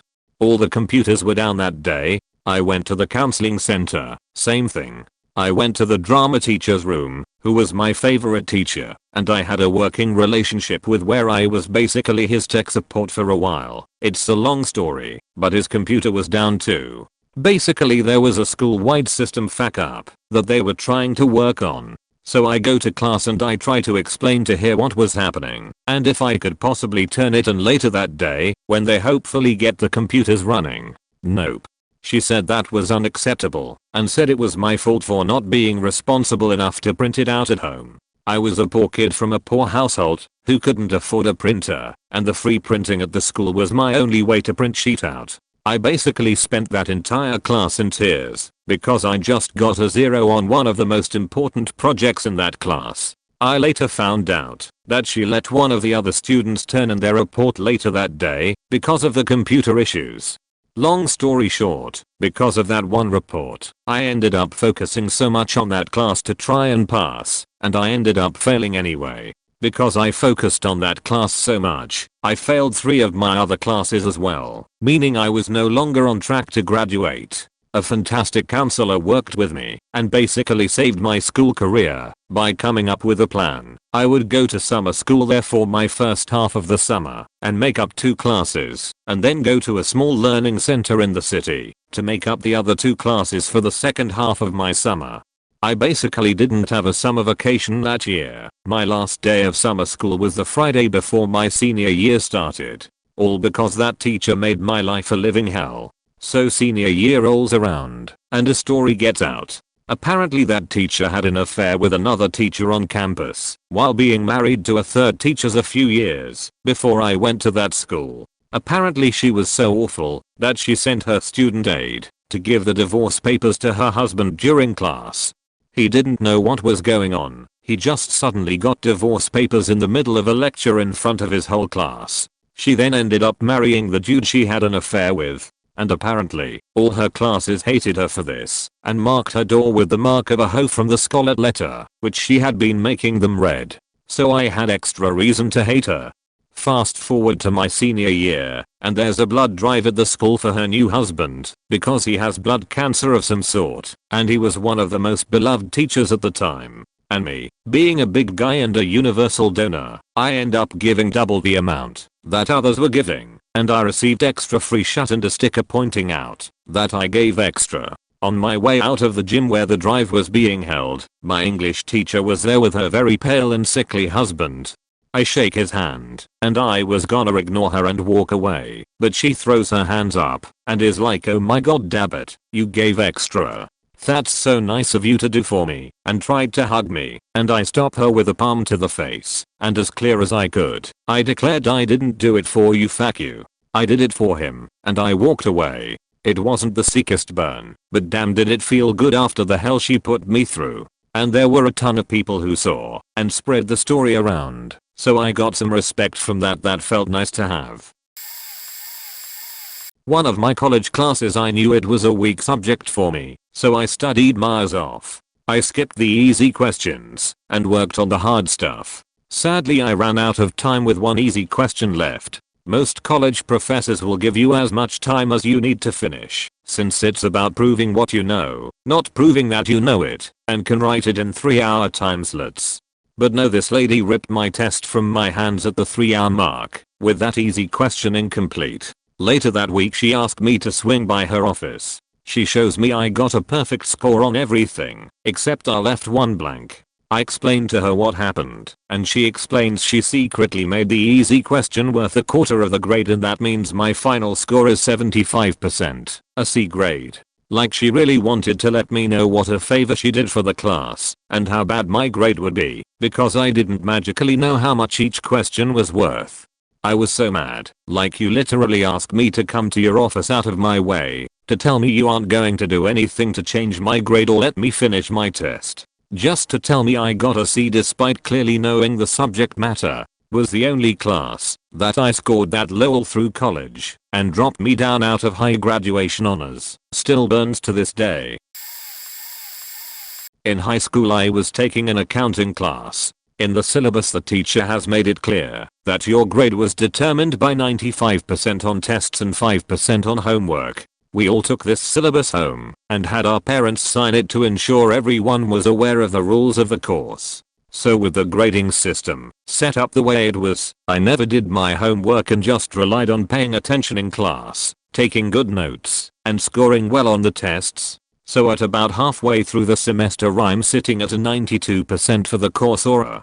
One Friday, the teacher was sick, so a substitute teacher took her place and was instructed to have us just do homework for the day. About half of us were not interested in doing homework, as it was hardly worth anything towards our grade. Decided to just talk and goof around on our phones and whatnot. No big deal.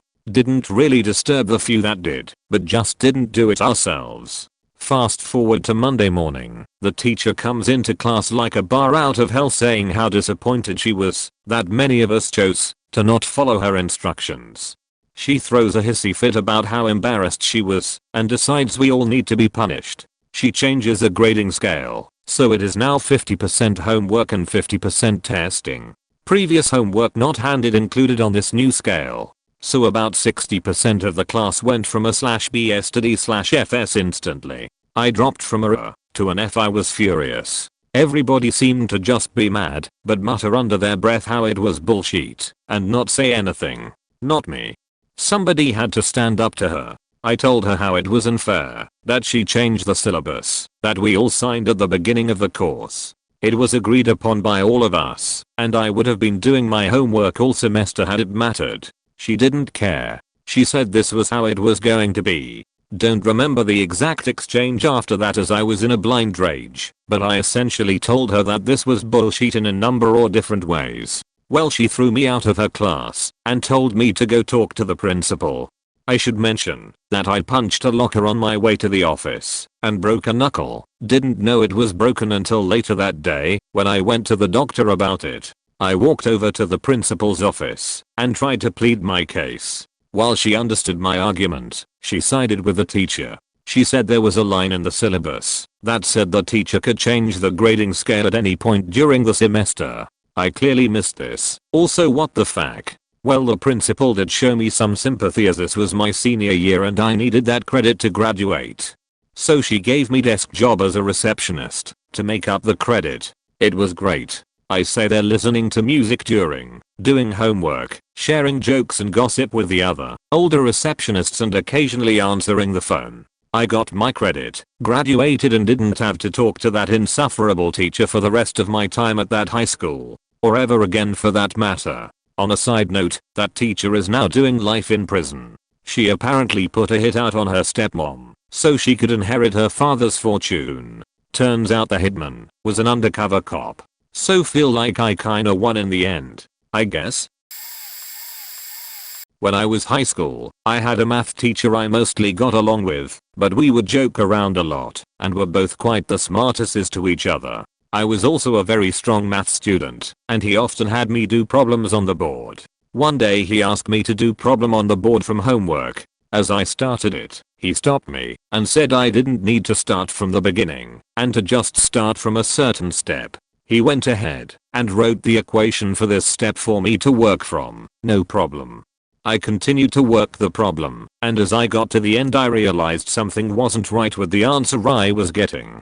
I did not have my work in front of me, but I had done the problem for homework, so I knew what answer I should be getting was. My teacher starts giving me a hard time, in a somewhat joking manner, about how I finally got a problem wrong. I was a good math student, but not perfect.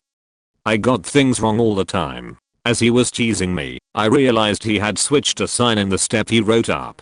I joked back that he messed me up, but he got oddly defensive about it. It was all in good humor up until this point. His teasing got a little too personal, and he pushed me a little too far. I was also probably a little too comfortable with this teacher, so I finally just looked at him and very bluntly said fuck you. He kind of half laughed and half was like, you can't just say that. He was not great with conflict resolution. After a moment, he asked the class what he should do. One stereotypically tough guy in our class that our teacher liked a lot, who I barely knew, just said nothing. So he moved on. And that was that. But I know I crossed a line I shouldn't have, even if he was getting overly aggressive with his teasing. I have never spoken like that to another teacher, and I'm a teacher myself now. Still think about how awkward it was for a moment, and how I briefly thought I was about getting in a lot of trouble. I was lucky he was a pretty relaxed teacher and the guy I barely knew possibly saved my ass. Sorry that was so long for such an unexciting story.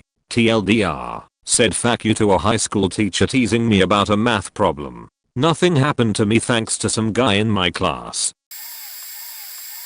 I had an IEP, individual education plan, in school pretty much from the 4th grade until I graduated high school. It was used for a multitude of reasons, and as its name suggests was personalized for the needs of each student. For me it was because I needed more time to do work. I got extra time on tests, particularly the end of year ones, to do class work and to turn in homework and projects. The main reason for this accommodation was because if I felt rushed I could shut down and be unable to do anything at all, let alone schoolwork that was already frustrating by itself. Still, my mom and teachers would get onto me for not having work turned in a timely manner. By my senior year it felt like a constant nagging, and it was driving me insane. One class in particular was giving me trouble, because by that time parents and my IEP teacher could see an year up to date grade from each of my teachers, and 90%, or what felt like 90%, was worksheets that I had only half finished and still needed to turn in. So my grade was a 0. My mom was almost constantly bugging me to just sit down and finish it, to the point where I wanted to just shred all the worksheets to prove a point. Remember that whole shutdown thing? Yeah. It made me consider doing stupid sheet. Then I got called in to talk to the teacher in charge of my IEP, and she started nagging me too, and I finally snapped. I snapped that I had the work, and would have it done soon, and didn't need her bothering me about it, because I had it under control, and she and everyone else needed to stop saying I wasn't going to graduate, because of this one class. She at first said fine, and told me to leave, but I guess, when I stormed out she decided she didn't need to take that sort of talk from an 18-year-old, and followed me into the open-air hallway where we started screaming at each other with 5 to 10 feet between us, both using profanity, though what exactly we said to each other I wouldn't even remember 20 minutes later. It ended with me storming off to another teacher's classroom, where I broke down crying, and she let me use my cell phone to call my mom, because I was so upset about losing my temper with that teacher. See, I had only lost my temper like that a handful of times in my life, and never ever at an authority figure, minus my dad, who was just an ass and provoked it. To teachers and like I would sooner hold my tongue and simmer than snap back, and to not only snap, but then scream, and be screamed at for something so unimportant as some econ worksheets was too much. After that I only saw that teacher maybe 3 times, and our conversations were frosty. She did not continue her position the next year with my sister, who had a similar IEP to mine. I was in grade 9 in a grade 11 class. My teacher for some reason hated me. Ed also had a rough year as my mother was battling cancer, and I was going through a lot of emotions as well as normal teenage drama, especially being a new high school student and an awkward orc thrust into classes with older kids. For some reason she always thought I was high, and often made fun of my appearance in front of the class. One day they were showing Saving Private Ryan in the auditorium for 9th graders. They announced all 9th graders who wanted to watch could come and watch. I got up to leave, and she insisted I wasn't in 9th grade, I wasn't allowed to go. She threatened to write me up, get me suspended, if I left class, so I told her go ahead, I'm leaving anyway. She proceeded to follow me down the hallway, still yelling about getting me into trouble, and when it got no reaction she resorted to insults. All while standing in the open doorway to class. She said something to the effect that, why you look homeless, because you're a piece of trash bum, and I heard the classroom erupt into laughter. I got so pissed I turned around and kicked a trash can that was under the water fountains in the hallway and screamed "Fuck you, beach." Well, that trash can launched like a faking Super Bowl game point-winning field goal down the hallway and perfectly nailed her in her head. Was the best 11 days off from school I ever had.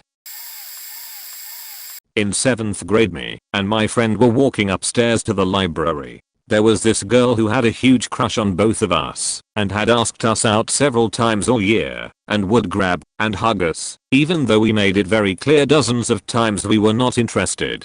Well, she saw us walking and started running to catch up to us to try and do her usual thing, and we just had enough of it. So what did we do? We ran up all the stairs and into the library to get away from her. When we got to the library there was a decent amount of kids at the library, and we usually have to sign in for attendance reasons. My friend decided to write his name upside down on the paper, and that was apparently just enough to set our librarian off, on top of her seeing us run into the library. So she kicked us out and told our teacher. 5 minutes later all the teachers on our team came to our homeroom and called us out into the hall, where they proceeded to yell at us for being immature for writing our names upside down, which only my friend did, and then for running through the halls. We explained our side of the story and about the girl, which we have complained several times to all our teachers, and what was their response? That's no excuse, you should have told a teacher. Then they went straight to the writing our names upside down and treated us like we just stole $500 out of the cafeteria cash registers. We explained that other people were doing it too, and it's unfair that just us are in trouble, and then they gave us the golden saying, if everyone else was jumping off a bridge, does that mean you would too? And that right there was enough to set 7th grade me off, and started yelling at them for being unfair and comparing two totally inequivalent situations. Long story short, we got banned from the library for the rest of the year and had to give a formal apology to the principals, librarian and all our teachers. What happened to the girl that was technically assaulting us? Absolutely nothing. My senior year in cooking class, on the last day for seniors, I blew my lid on this beach. For my entire academic career I was a shy, introverted, A/B student who never went off on anybody. Fact, I hardly ever said a word unless I absolutely had to. At the same time, I had never felt so disrespected by a teacher in my entire life, and it had built up all semester into this point. This bitch never bothered to learn my name, seemed agitated if I had any kind of question, called me out for not working when literally all my sheet was done, because it's a literal middle school level class that any 6th grader could handle with ease. Pretty sure it was, because I was a guy and she treated all the guys in the class pretty much the same way. Anyway, on the last day we were doing busy work out of a workbook, and as she was about to go over instructions, like you need faking instructions for this sheet, I got up from my chair, that was literally 2 steps in front of the bookcase with all the workbooks on it, to grab one, and she went off, calling me disruptive and rude and loud, and that everybody was looking at me, because I can't wait till she's done talking. Mind you, I made no sound. The bookcase is isolated on the edge of the class on the opposite side of her, so no way anybody would have noticed me unless she distinctly pointed it out, which she did.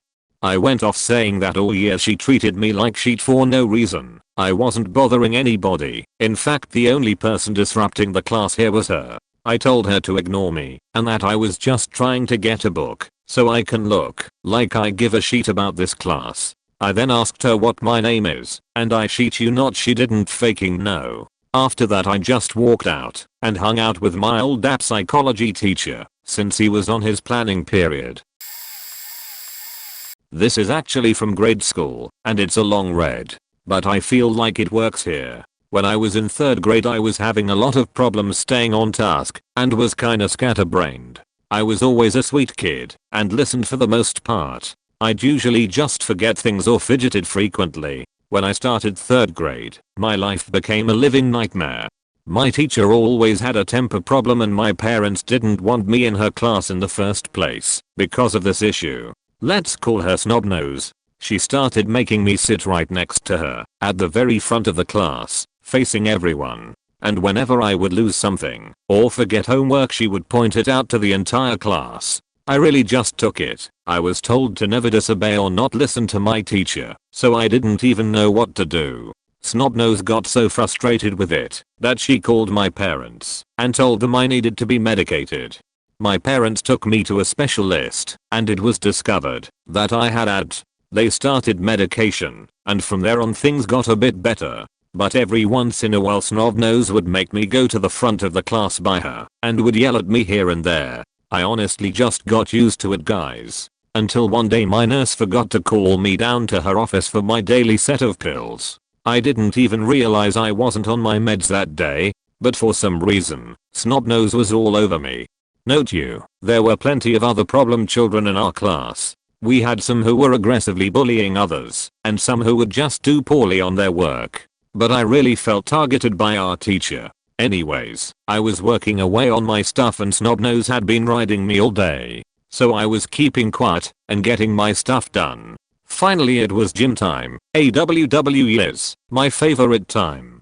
So we all were rounding up our gym shoes. We had special shoes, so we could wear them in the gymnasium. I go up to my cubby, no shoes.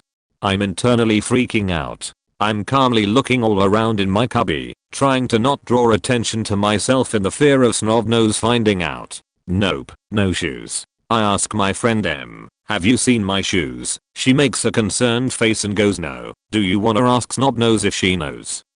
I sigh sure, I'll ask her. Defeated, and preparing myself for the worst, I go up and ask her if she has seen them. K, you lost your shoes? You didn't take your medication today, did you? I then thought back, oh no, I never got a call from the nurse. I'm sorry Snobnose, maybe she forgot. She laughs at me and goes, your parents probably forgot to drop off your meds. Wasn't the case. I then felt tears welling up in my eyes, but I didn't want to make a scene. Snobnose then shouts at the top of her lungs, no gym today guys, we gotta find K's shoes before anyone can go have fun. My heart dropped. Then silently with tears rolling down my face I helped my classmates look. She waddled around the classroom tearing everything everywhere, making the biggest possible scene she could. Several of my classmates came up to me and comforted me, telling me it's not a big deal. No one could find the shoes. Time went by and eventually she made a loud huff and said, okay, that is it. K, go to the principal's office. I was destroyed. I cried and begged her not to make me go. Told her I could stay in the classroom while everyone went to gym and I can keep looking for my shoes. A couple classmates agreed and a few even said they would stay back to help me find them. She scowled and went over to the classroom phone. I'm sending Kay to your office. She has kept us from going to gym class. She turned off the phone and said, Kay, he wants to see you down there now. After a few concerned glances from my classmates I sighed and went to put on my everyday shoes. There's no time for that, Kay. Get down there now. More tears rolled down. Then I sulked down to the principal's office in my socks. I'm going to refer to the principal as Mr. G. So I sit down in front of Mr. G. I've never met him before this, so I wasn't sure what to expect. He looked calm and collected and had distinguished grey hair. Then he smiled at me. So Mrs. Snobnose said you guys had some problems today. Want to tell me what's going on?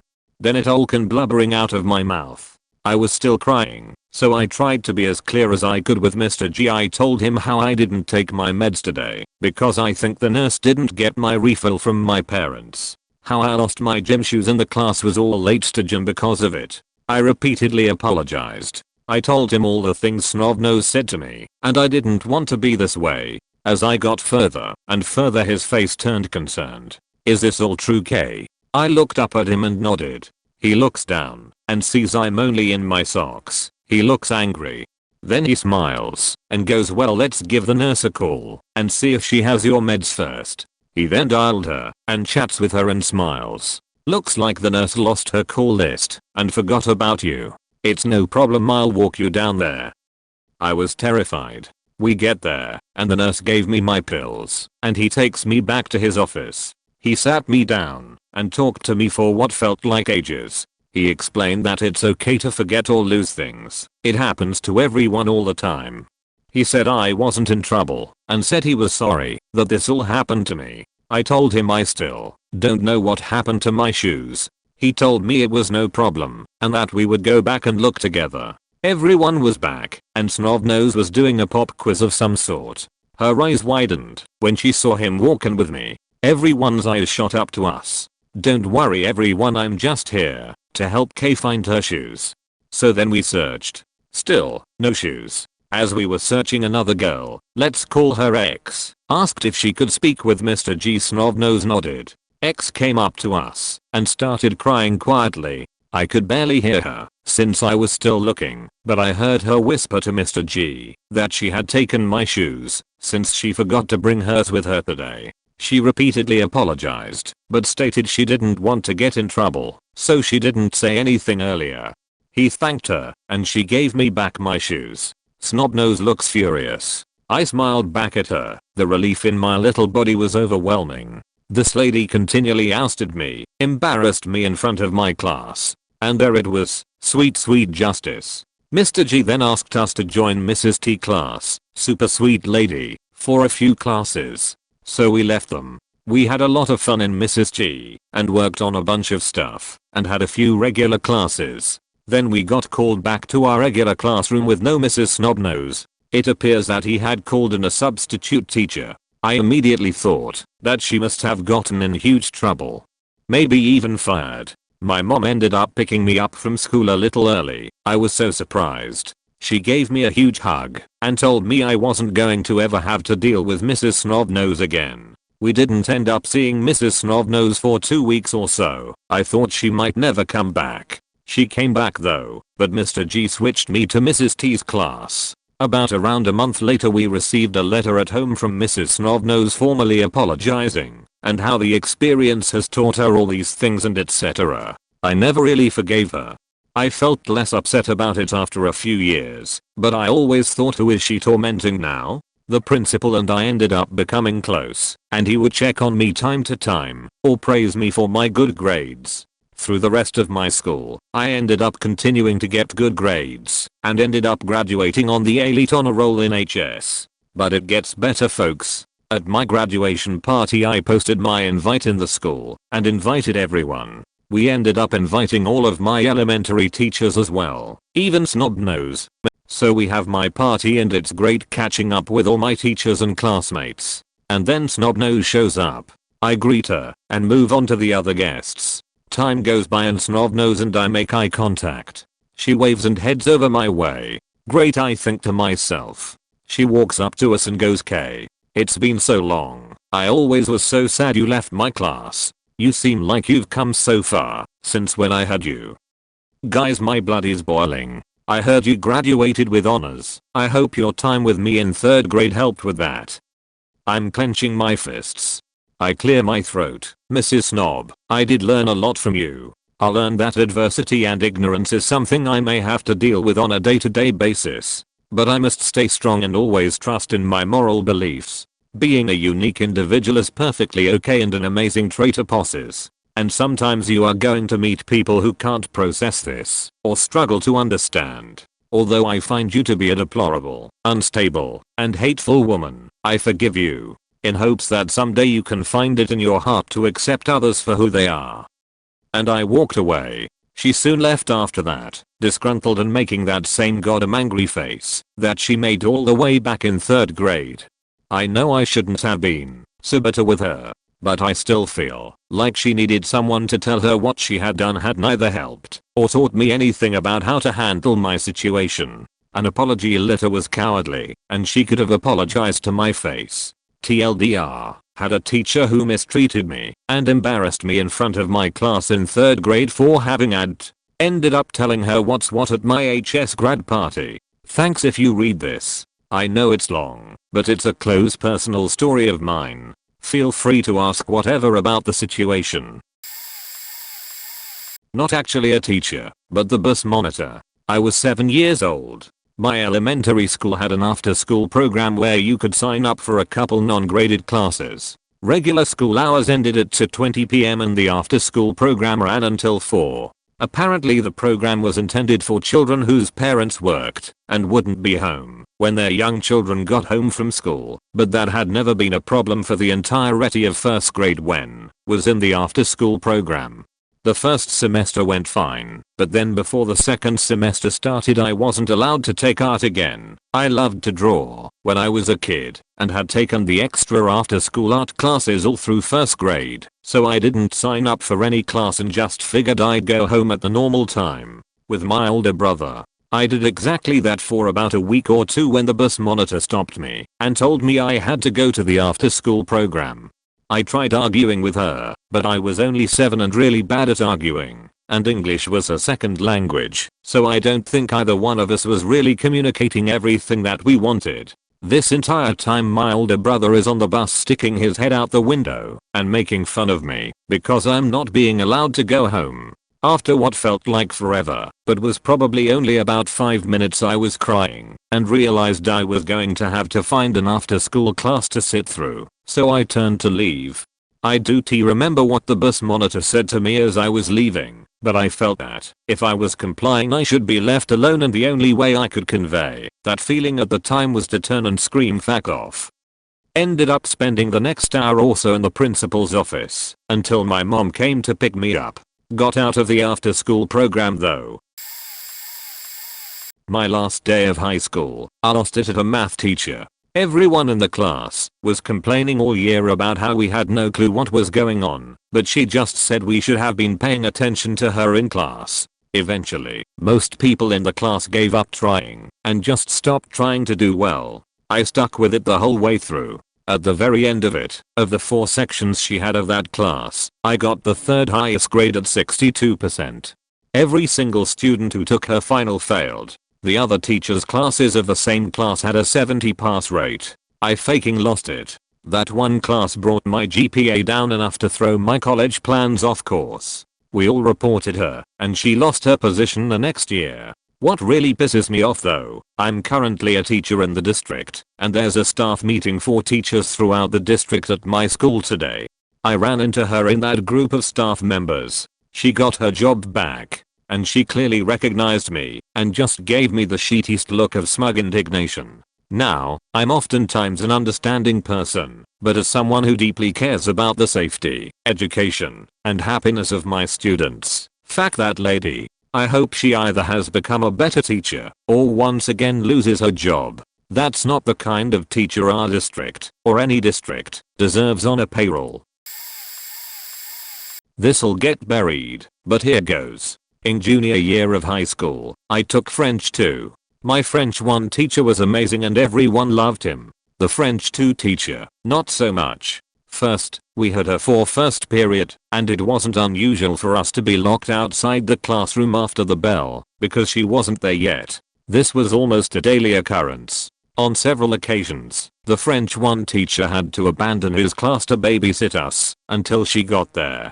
Sometimes we were sitting outside after the bell because she was in the classroom with the lights off and working at her computer, which was out of view of the window, and sometimes didn't respond, even if another teacher knocked on the door. But that's just what happened outside the classroom. Inside was just as bad. I can't remember which European country she was from. Possibly the Netherlands, Denmark. I don't know. She fluently spoke 5 languages, so you'd think she would be a decent teacher at the least. But oftentimes she would show us videos about how much better France/Europe is than America. For example, she showed us a video about how this one French elementary school has gourmet chefs cooking 5-star meals for the kids. We are sitting there like, thanks, I'd like to see these 10 chefs cooking 5-star meals for a school of 2,400 teenagers.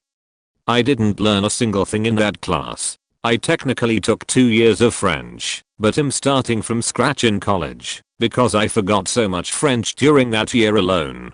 The units were fragmented and inconsistent, and we frequently told the French 1 teacher this when he had to babysit us. She had no authority over the classroom and virtually no respect from the class. She tried to start disciplining us and sent a student out into the hallway for being on her phone. But it didn't change anything. By the end of the year, I'd had enough. I sat at my desk and didn't do the worksheet in front of me. Civil disobedience, as I thought of it. She finally asked me why, and I told her, very calmly, what I thought. I haven't learned anything in this class. There's no punishment for doing poorly, and no reward for doing well. I've forgotten more French than I've learned. Frankly, you don't teach. And believe me, I wasn't the only one who thought this. I was just the only one who got fed up enough to finally voice it. She looked stunned for a moment and tried to give me some fluff piece about this is what the state wants us to teach you, etc.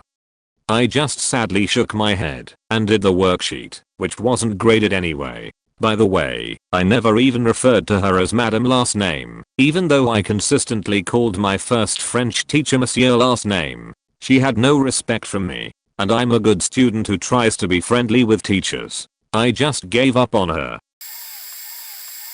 Had an instructor in college that would just half as a lecture, give out a project, and leave within the first 20 minutes of a 2-hour class. I'm not trying to be a pedant or anything, but the projects were always filled with spelling errors and incorrect information. The class was very technical and the details mattered. She didn't ever show up for her office hours. The projects said to email her with questions, so I did 3 emails over a week. The third asked her why she hadn't responded to my first 2 emails, to which she replied that if I didn't like the class I should drop it, and provided link to the website to drop the class.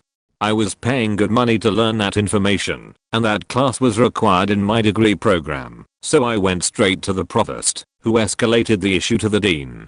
The next time class met, they had a person observing through the window from a classroom across the hall, and of course she left after 15 minutes. I got a call from the dean that evening that the issue had been dealt with. The next class period, the teacher was completely silent for several minutes, just staring us all down. Finally she opened with "Alright, who's a rat? Which one of you children went crying to the dean?"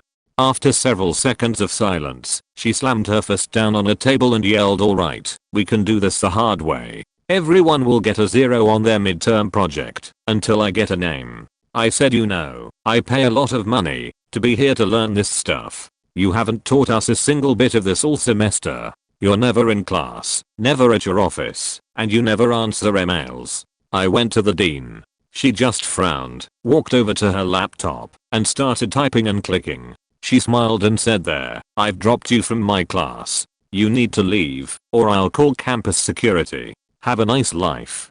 I marched straight back to the dean's office. My phone had been in my front pocket and had recorded video and audio of the entire encounter. She was immediately suspended, and after a 2-week investigation, she was fired.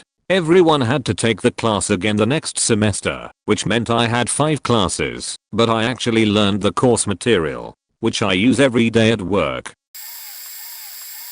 Just a heads up, my story is rooted in a faked up tragedy. I didn't expect to make a novel post, but I did. This was unexpectedly therapeutic for me. Hats off to those patient enough to read. In 2nd grade, I tragically lost my friend Steven due to an accidental suicide. I know there are more links out there. This is just the first to pop up in my browser. The school day prior to his death, our class was shown a video depicting a suicidal kid who wanted to die because he had a missing leg. In the video, twice he attempts suicide and fails. The 3rd time he has a change of heart and decides life is worth living. The methods shown to my class were 1 equals getting into a burlap bag, tightening it, then falling into a river, doesn't work. 2 equals hanging himself, noose fails. 3 equals shooting himself, but doesn't due to a change of heart. This video was shown to my class on a Friday. During the day on Saturday, me, some friends and Steven were playing at my house. Saturday night, Steven's brother found his body. He had made a noose from a belt and hung himself from his bunk bed.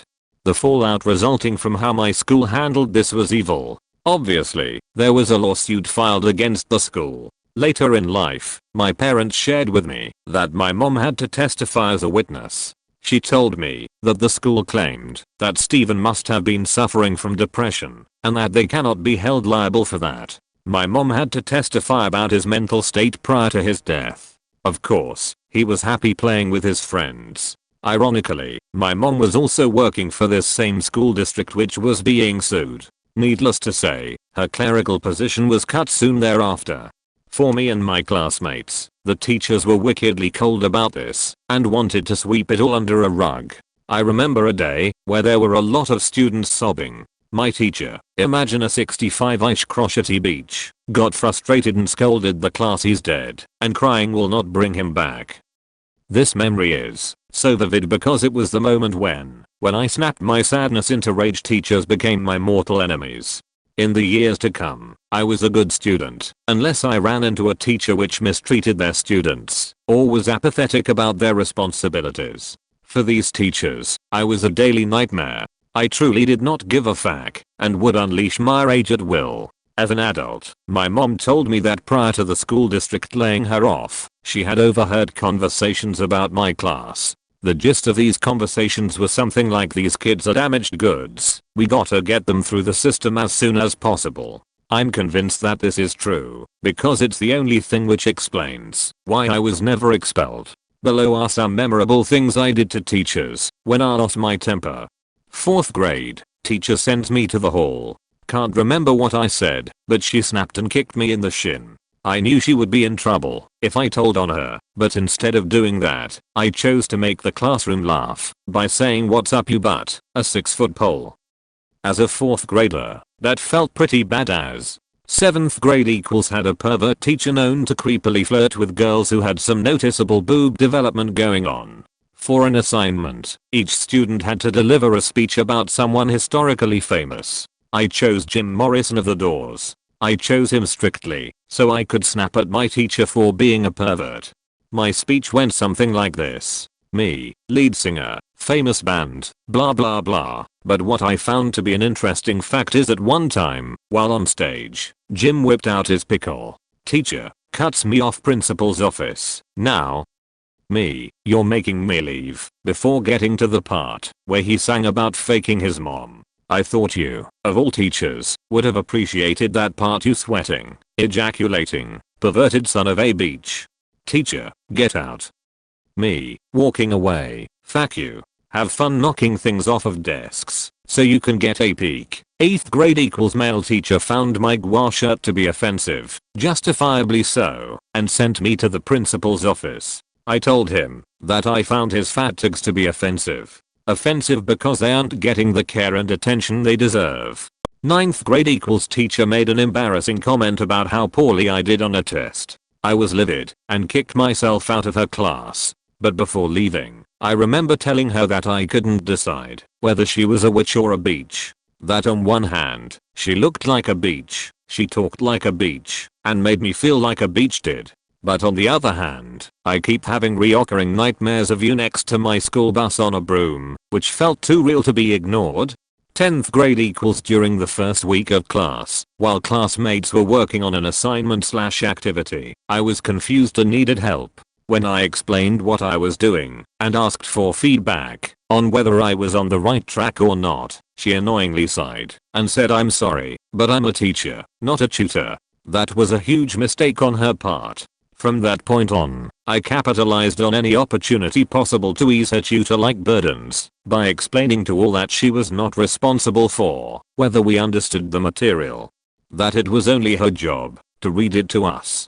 Before I transferred to another classroom, I remember having a parent-teacher conference which resulted in my dad scolding both my teacher and I for acting like children. She told my dad that I was conspiring to get the class against her. She was right. 11th grade equals had strep throat and was not in class for about a week. On the Monday of my return, my teacher began handing out tests. I had no clue that there would be any test because there was no mention of it within the homework retrieved from the school. No clue how it is now, but back in the 90s, we had to ask the school for the paperwork missed then you or your parents would drive there to pick it up. I grew angry when I found out that everyone had been given a study guide to prepare with. When I asked if I could get one day to review study guide before taking this test, below is what transpired. Teacher, know me, getting angry, why didn't I get the study guide paperwork given to the other students when picking up the homework Friday? How can you honestly think that this is fair? Teacher, do the test or get a 0. Me, I've got a better plan. Why don't you suck my dick? Teacher, excuse me? Me, oh, you'd like me to break it down. I said why don't you? Pointed to him, suck, then made the dick sucking motion while pushing my tongue against my cheek, my dick. Teacher, get out now. Me, gladly, then I chucked my desk towards a nearby wall. Now equals approaching my 40s now. I understand how I became the way I did towards teachers and teachers only. There are definitely some which I regret how I treated. Not because they weren't wrong and I wasn't right, but because I'm now aware of just how imperfect we all are.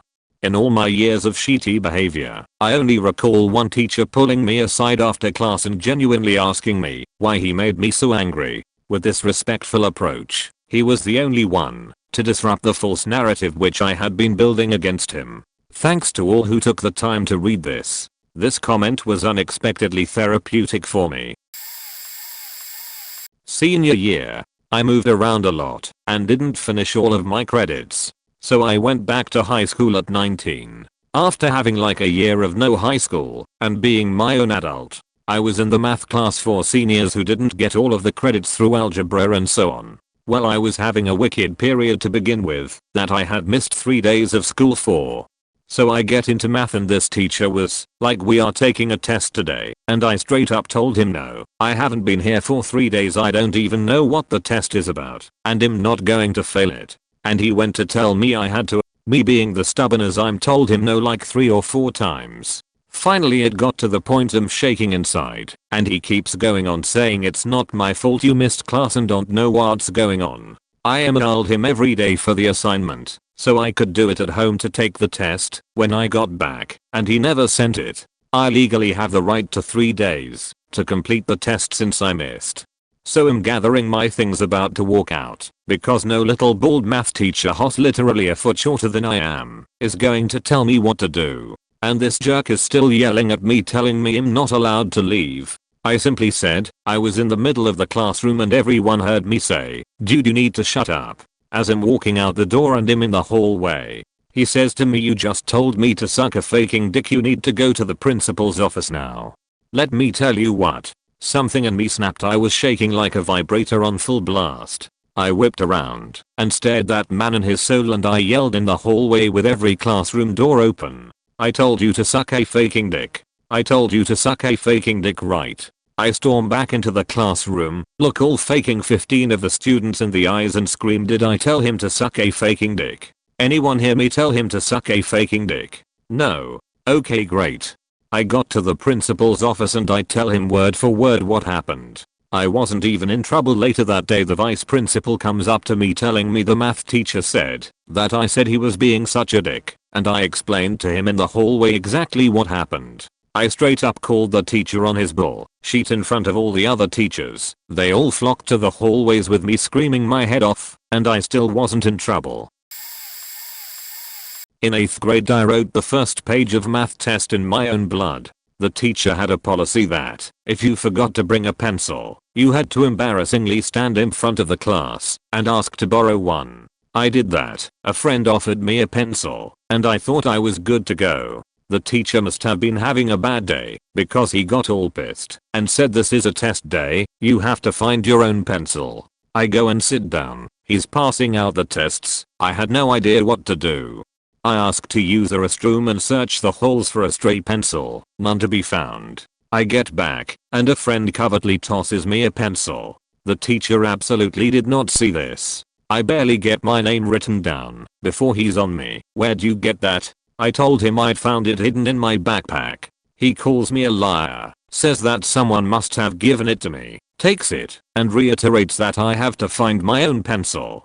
I sat for maybe a minute before I started digging the fuck out of my pointer finger with my nail, eventually biting into it to draw blood. I had to keep reopening the wound to write answers. I get through the first page, and he comes by and yells out, "You think I'm going to accept this? You think I'm going to accept a test written in blood? You should have seen the rest of the class spin around in their seats." He came up afterwards trying to be all chummy because he knew he faked up. Never got in any trouble. Got to retake the test during class time.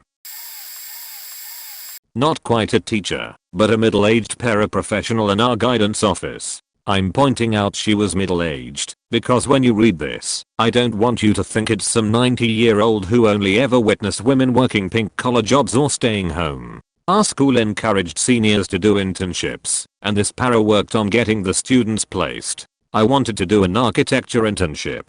I've always wanted to be an architect. The para placed me with an architecture firm as an interior decorating intern. Not even an interior design intern, an interior decorator. Pillows and throw rugs. I went in. I felt reasonably enough. "Mrs. So-and-so, thank you for getting me a place at the firm, but I'm not interested in decorating. Would this firm find a slot for me with the architects? And if not, let's find another firm that will." The para wouldn't do it because girls can't be architects. So you should be realistic about your future career options and take this internship that I've lined up for you. I flipped. After a total meltdown, my guidance counselor placed a call to the firm himself. But he told me I had to trust Mrs. So-and-so's judgment, that this is her job, and she knows what she's doing, so he wouldn't get me the architecture internship. He'd only get me moved to the interior design department. I remember nothing of that internship except for organizing vinyl tile samples and cutting out the occasional square of carpet for a board. Almost 15 years later, I have 2 degrees in architecture. I'm a registered architect with several other certifications of alphabet soup behind my name, and I'm not only employed by a respected firm, but also take on separate clients who pay me well for my work. Well, they pay me, anyway. So suck it, Mrs. So-and-so. Girls can too be architects. Yes, there was a teacher, my senior year of high school. I literally don't know how this man is allowed to teach. First day of class he opens up to us emotionally about his bitter divorce and his beach of an ex-wife. He then, throughout the year, continued to call female students bidders and the low-income students critters. Got away with it pretty well because it made other kids laugh at the expense of the targeted students, of course. He practically got off on showing us inappropriate things, including pausing and zooming in on Angelina Jolie's boobs multiple times during a film, and he also showed us videos of animals being tortured. Just for fun. I tried to record, but my stealth video wasn't very good and too overexposed to prove anything. He taught that atheists were more likely to become serial killers because they don't have morals. This was just your regular public high school English class, by the way. As an atheist, I of course argued, and he hated me for it. One day I was in school very sick with mono. Thanks parents for making me continue my schooling, and I couldn't keep my eyes open. I was so sick and exhausted I was drooling all over myself. He yelled at me to keep my head up or go to the nurse. I'd been at the nurse's office all day, but the policy was, if your parents won't get you, you have to go back to class. So I was between a rock and a hard place, just waiting for the end of the day. He screamed at me to wake up. I was done my work and just resting my head, and he was yelling so loudly he was red and spitting. I knew it was because of my lack of religion, and that I was a woman. He never treated male students this way. I freaked out completely. I said, you don't care about any of us. You don't deserve to be a teacher. I'm reporting you for all that you've done. You're a sick person. I'm reporting you now. And he said, do it. So I went out and walked towards the office, crying. So sick. He followed me and bribed me with a passing grade that I needed to graduate like a dumbass. I took it. I regret it. I should reported him. I don't even use my diploma. And he's still teaching.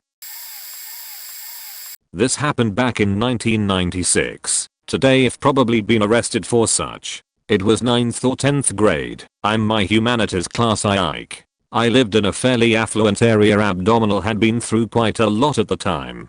Parents had divorced, and we had been moved around a bit, falling into poverty as my father watched it happen, and didn't do much to stop or help his children from constant moves and lack of funds. He could have, but didn't.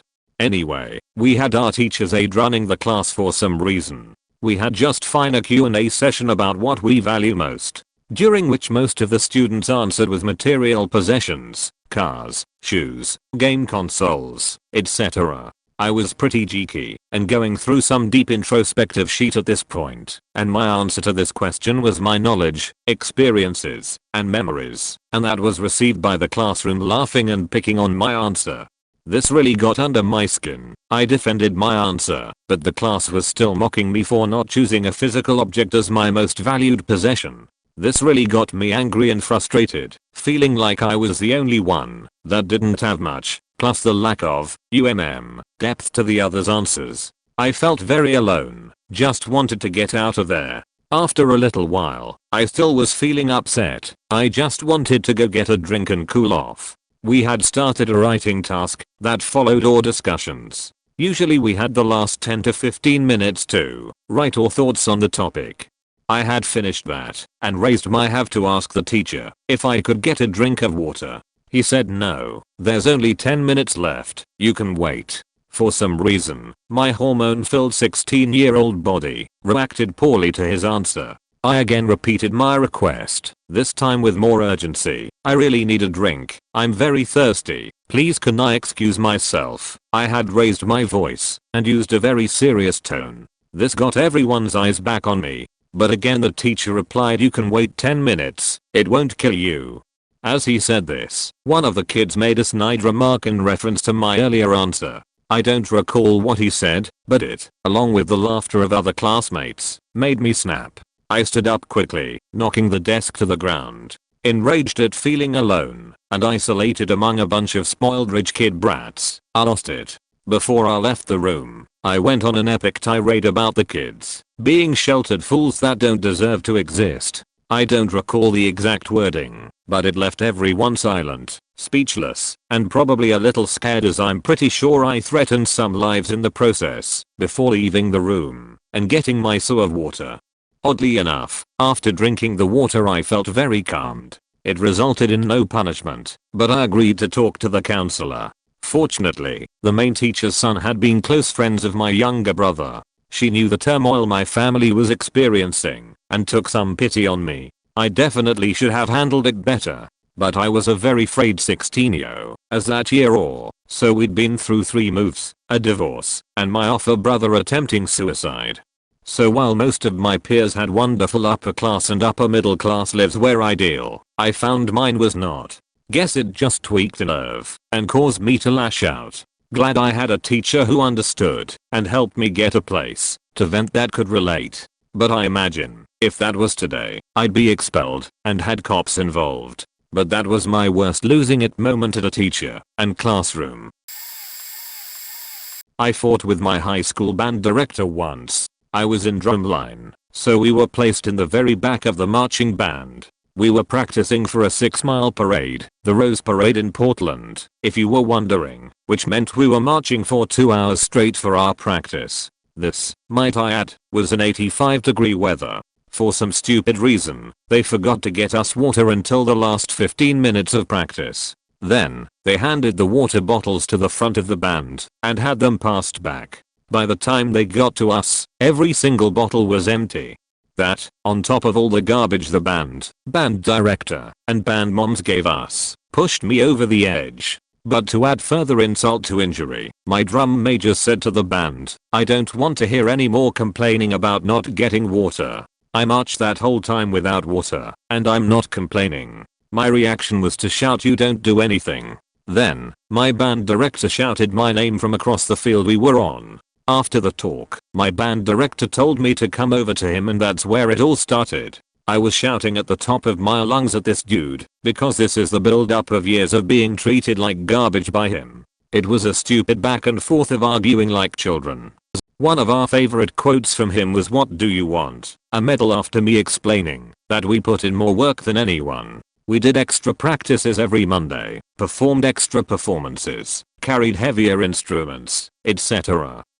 The drum line took my side in the argument, which made me so happy. We've since resolved many issues and I graduated with what I hope is a legacy of peace between the sections of the band as well as its leaders. During primary school, students were made to gather at the basketball court after recess, lunch break, as a class, before heading back to our classrooms. I hail from a tropical country, and on that particular day it was scorching. So this beach of a teacher decided that we weren't behaving. We were all lined up and sorted quietly despite sweating profusely, and had us sit under the burning sun until she was satisfied. 20 minutes passed, and she decides to say, "I know it's hot, but I'm not letting any of you go back to the class until all of you behave yourselves," while standing in the cool shade. I just lost it. It wasn't just me though. Many others started groaning after hearing her bullshit. I told her, "You're crazy, why don't you join us in the sun?" and was swiftly singled out and scolded in front of the whole cohort. I was forced to apologize, and I honestly wished I did not. There was another time where I was picked on by the principal's son that took over my class when my teacher was absent. I was pulled out of the class for coughing. He grabbed me by my arm and tried to drag me to the office while I constantly told him I wasn't talking and that I was only coughing. When I started crying, he looked at me for a second and said, "I don't see any tears, you are lying. Where are your tears?" Then he continued to drag me to the office. He took to a second stop and told me if I cried he would let me off. I didn't fight back, and I wished I did. I was losing it internally to anger, which caused me to cry. His face full of mold scared the shit out of me, and I didn't realize how perverted he was until I grew up. It kinda left a trauma. Fun fact, he also did not have a teaching license. My senior year of high school, I had an English teacher I did not like, and who very obviously did not like me. I wasn't a great student tbh, but I wasn't a total slacker. Our end of the year paper was to be like 40% of our grade. So as much as I hate writing, I did the assignment. Turned it in 2 days early even. I was kinda proud of myself. Just turning that paper in would keep me at a high C, and if I did well, maybe even a B. Wouldn't you know it, that the day this teacher is handing out the graded papers, I somehow don't get one. I raise my hand and ask if she's done handing them out. Of course, if you didn't get one back, you never gave one to me. And she tried to swiftly continue with her lesson. No, I wasn't having it. Without raising my voice, I interrupted and told her the day I turned my paper in, "I'm gonna need you to give me my graded paper, because there's no way I'm failing your class." She again insists, with a laugh, that she didn't have a paper to grade.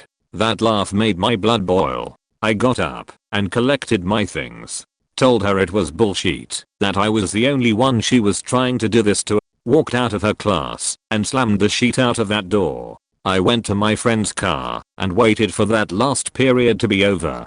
Chain smoking Newports. Like the white trash bad as that I was. The next day I was taken to the principal's office and told Mount teacher felt threatened for her life and that I would be finishing the rest of the year in ICE, in school suspension. There were maybe 70-ish days left that school year, and I spent half of them in that boring as room. Until, and wouldn't you know it, she found my paper. I got a B+. I got an apology from the principal. And since her class was my last class of the day, they let me out of ice and have early dismissal for 7th period. Fuck you, Mrs. Cox, I bet your hair and makeup still look dumb as fuck. I've got 3. The first would be my logic/critical thinking professor who caused someone playing games on their laptop during lecture. His response to this was to disallow all computers in that class specifically. I have a disability, so I use the laptop to take notes. When I start to feel overwhelmed with information, I type at above average speed and I write really slow and sloppy, so it helps.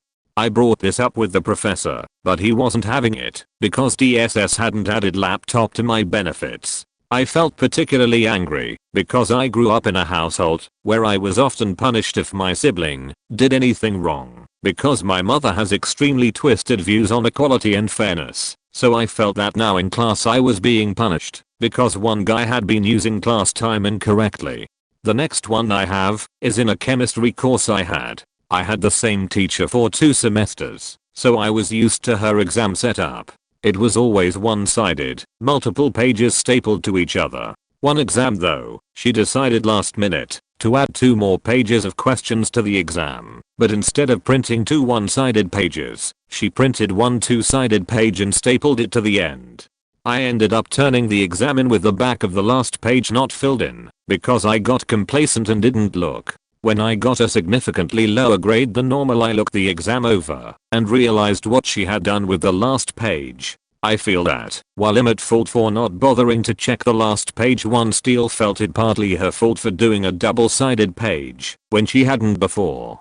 The last one is pretty short. I had an English comp class where the subject of one of our longest essays, 5,000 words, was our most traumatic/painful memories. This pissed me off a great deal because I felt I shouldn't be graded on trauma, and she had no business asking for that information. The head of the department sided with the instructor, so I told them both to fuck off and dropped out of the class. I never went back to that college. My first comment ever on Reddit, but here's my story. Sorry for any typos. I'm on my cell phone. This I gonna be long, as it was basically over the course of an entire school year, so TLDR. Chemical teacher had it out for me all year. After giving me a packet of extra credit, I turned the whole thing in entirely completed. She tells me she never got it and failed me for the marking period. Boy oh boy did I snap. In my high school we had a teacher that was basically hated by everyone. She was one of the chemical teachers, so we are gonna call her Ms. Chemical. So there were tons of rumors about Ms. Chemical, ranging from murdering her husband and melting down his body. I don't know who started this rumor, but it was hilarious, to intentionally failing kids she didn't like. Cool. So I ended up on her sheet list on day 1. First, I wasn't really a bad student, but for my first 2 years of high school, I was really high energy, had made a lot of friends from various groups, and had the tendency to talk a lot. Second, I ended up in a bad class. By bad class I mean 20 out of the 30-ish kids in the class were good friends of mine, and we tended to get out of pocket real quick. First day of class I was kicked out. Cool. That's my fault though. I was excited to see my friends again, and was really bad at filtering myself, and lost control. The next time I had the class I walked in, apologized, then got kicked out again for talking almost 5 minutes after class started. By the end of the first week, this lady kicked me out of every class. Considering this, I did what any responsible kid would do on week 2. I walked in, picked up my desk, and moved it in front of hers. She freaked the fuck out. That's not where you're supposed to sit. Me, Ms. Chemical, you have me surrounded by people I can't control myself with. There's too much temptation to talk. I'm struggling to pay attention, and I don't want to get kicked out anymore. If I sit here away from everyone, I think things will be much better. After she insisted, I moved, and I insisted that I really thought I'd be better off away from my friends. She kicked me out. Again. Fast forward to second marking period. She moved our desks and placed me, you guessed it, right in between 8 of my closest school friends. Literally surrounded on all sides, 3 in front, 1 to my left and right, 3 behind me. I asked to be moved. She scoffed at me and told me we are not allowed to pick our seats. At this point I said fuck it and just walked into class and put my head down. A week later I get kicked out cause my friends are talking around me. I didn't say a word. My friends even defended me. Every single one goes Ms. Chemical. My dude didn't even say a word. That's all on us. He did nothing. Still got kicked out. A week after that, some kid stole like 15 because from the class. She blamed me, kicked me out of class, gave me 3 days ice, and tried to get me to pay for it. Nah, it wasn't me. Wasn't until someone ratted on the kid that I got out of her trying to have me pay, but I still had the 3 days ice, and she never even apologized. Fast forward to the 3rd marking period. I had completely given up on this class. She had it out for me, everyone knew, so I was ready to take the F. However, I decided to ask her if she'd be willing to give me any work to catch up on. I apologized for being disruptive in class all year. I apologized for the beaker incident, and I apologized for sleeping all the time. So she gave me a thick packet of every worksheet, handout, quiz, and homework assignment from the beginning of the year till now. I did all of it. I hand it in. She takes it, flips through it, says she'll grade it with each question being half of what they originally were. I say that's fair, thank her and walk away. 2 weeks later, I fail that marking period and find out she never put in any of the points. The following ensured. Me, hey Ms. Chemical, you never put in the points for that packet I worked on. Can't give you points for something you never turned in. It was in this moment that snapped like I never have before and never have after. Me, beach what? Excuse me? Me, you heard me. I handed that sheet in with every faking question answered. Points to friend, he faking watched me. He asked you what it was. You said you'd grade it. No, that didn't happen. Now I'm going to need you, bam. I flip the desk behind me and kick the fuck out of a chair. This is why no one faking likes you. This is why everyone says you're a garbage faking teacher. I have tried all faking year to level with you. I have asked you for help. I've requested to be moved away from my friends. I have tried so faking hard, and every time I extend a hand for help, you faking sheet in my palms, you faking dick. Oh, and don't worry, I'm faking leaving, so you don't even need to kick me out. I knock another desk over, walk to the door, open it, stop, look her dead in the eyes. You probably did kill your husband, you asshole. Then I leave. I immediately called my mom and said, Mom, I faked up real bad. I felt terrible after this and expected a call home from the principal, but apparently my outburst never got reported. She didn't give me detention. She didn't suspend me. She never kicked me out again. She moved me away from my friends, and somehow I magically passed the class without needing to take a summer school class. Again, I was really high energy and struggled to pay attention, but for the most part was a good student. All of my teachers loved me, except her, and I always apologized to my teachers when I faked up real bad or got really out of hand. But this lady had it out for me, and eventually I just faking exploded. There was this ditzy, overly positive older lady who taught 4th graders in our town. She spoke with a high-pitched squeaky voice, suitable for toddlers. This woman could barely teach the earliest levels of any subject. During my junior year of high school, the principal made the executive decision to give her the role of Algebra 2 teacher. I've always been terrible at math and had just been pushed through to Algebra 2 on failing grades because of my real effort to learn, but my actual inability to learn. Pity, I suppose. So here I am, really trying to pass through mathematics and getting this completely dim-witted teacher. Everyone decided after 2 weeks straight of her daily going to other teachers during class hours for help on the simplest things to just group up and help each other. For some reason, unlike any intelligent being I've ever met, she hated us working together and insisted we stay quiet and off our phones. This is when I began noticing her true hatred of me. Disregarding the rules, every time the teacher left the room, I said to the people next to me who understood more than the teacher and of course myself, I really need to learn this. Please show me how you got that answer. They all obliged immediately, and we worked together and got somewhere. the teacher would walk in and see us and immediately scowl at me and tell me I'm the teacher here, not the other students. One day, I then pulled out my phone, like every other student, and played on it while she stammered over her own logic at the front of the board. All of a sudden I hear her screeching at the top of her squeaky lungs, "Get off of your phone immediately." Everyone glanced up, but continued on their phones as she was glaring and pointing directly at me, as if I was the only one. I laughed it off. I mean, come on. She didn't stop glaring. Put it away. Now. So, I did. The other students shook their head and looked at me with such pity. I just smirked and crossed my arms. This same event happened until she actually ripped my phone out of my hand and I said, "You can't even teach," and everyone else is on their phone in this room, in which I was totally ignored. I was given an F in that class.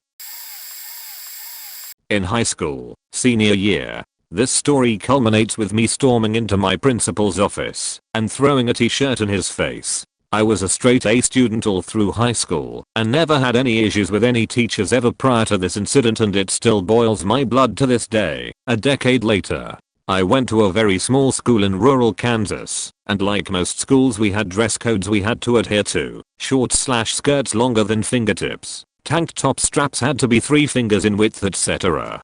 I never really pushed any of that, especially in my senior year, when I was mostly wearing art/scholars bowl track cross-country uniforms and such. One day, however, I apparently wore the most outrageous outfit my principal had ever laid eyes on. I honestly didn't even give a thought to what I was wearing that day until I was standing in line at lunch. Had been at school for like 3 hours already, and Principal Dickhead butts in line to loudly exclaim that what I was wearing was inappropriate and that I needed to go change, loud enough so that the 10 to 15 kids around me could all hear.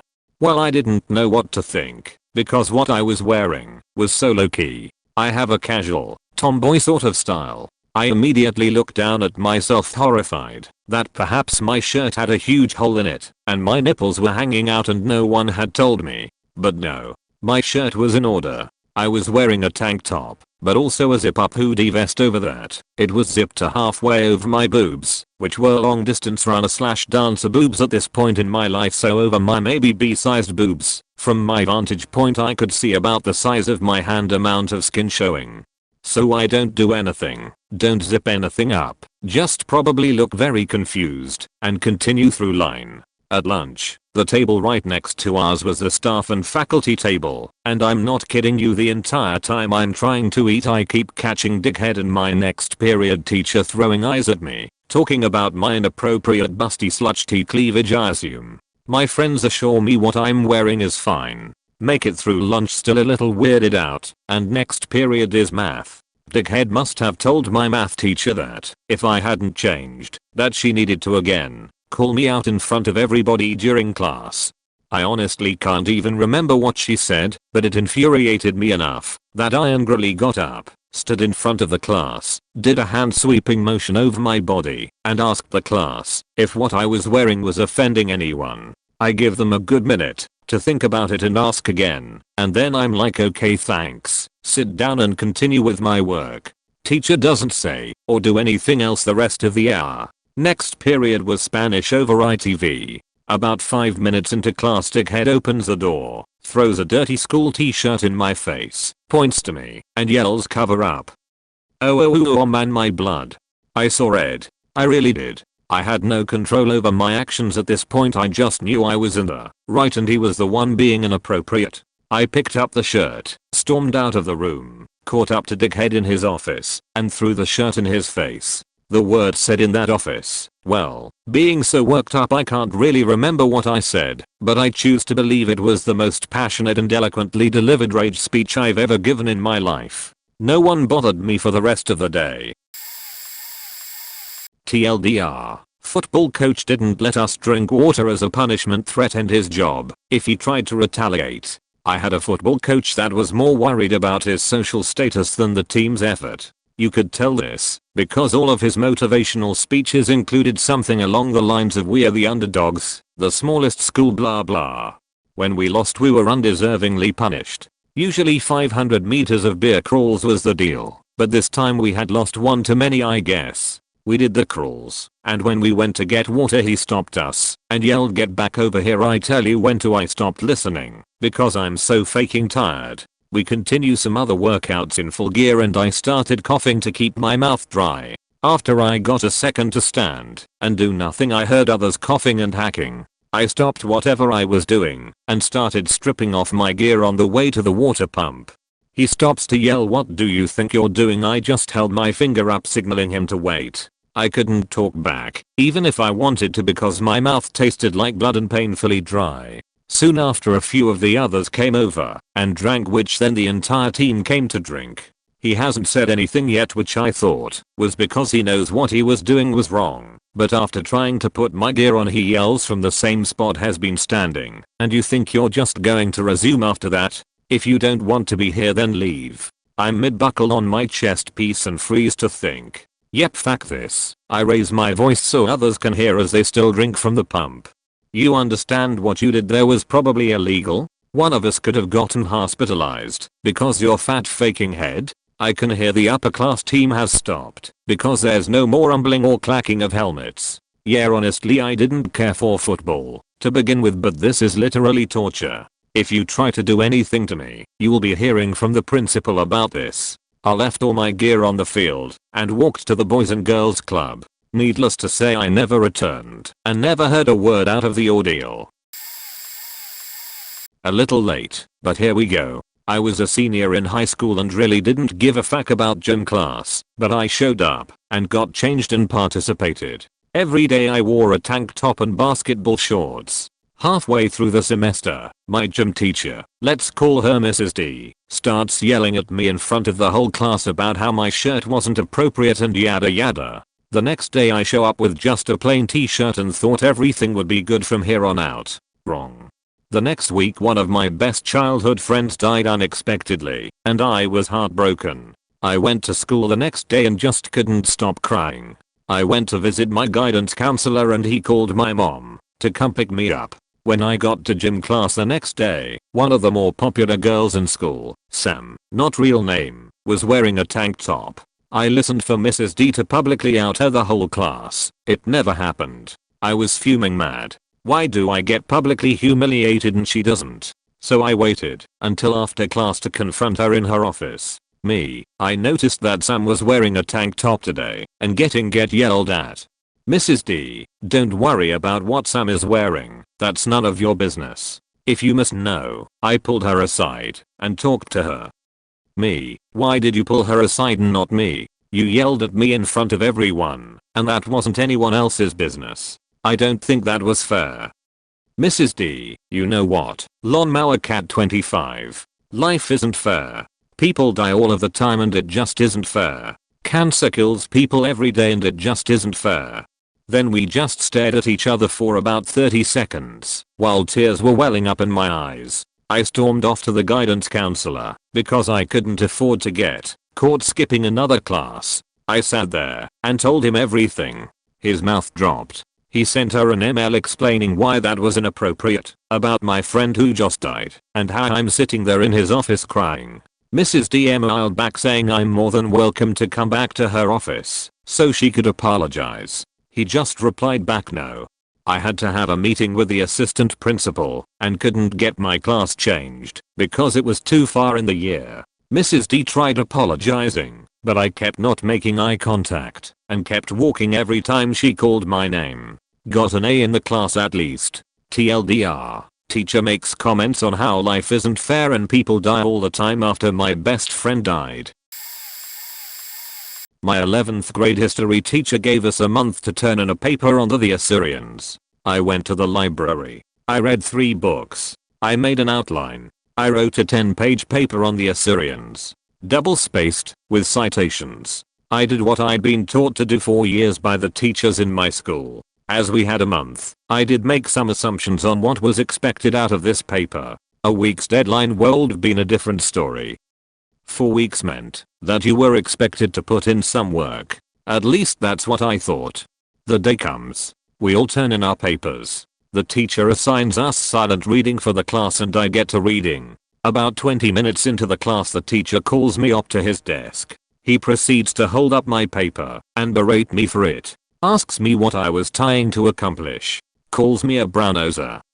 Tells me that I'm not going to get extra credit if that's what I think is going to happen. He held up somebody's half-page paragraph and said that this was all he was asking for. I was pretty shocked at first. Then I lost my sheet. At first, I was just trying to explain myself. But the more I thought about it, the angrier I became. I ripped him up.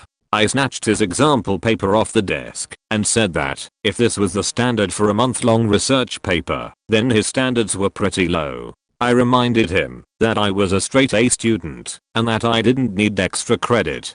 He actually backed down and I returned to my chair, fuming. The cool thing is that he was impressed. He went to the VP and the next year they had me in all AP classes. I screwed it up the next year with him. Totally my fault, but I was a young idiot and he forgave me. But he turned out to be a really awesome man in general.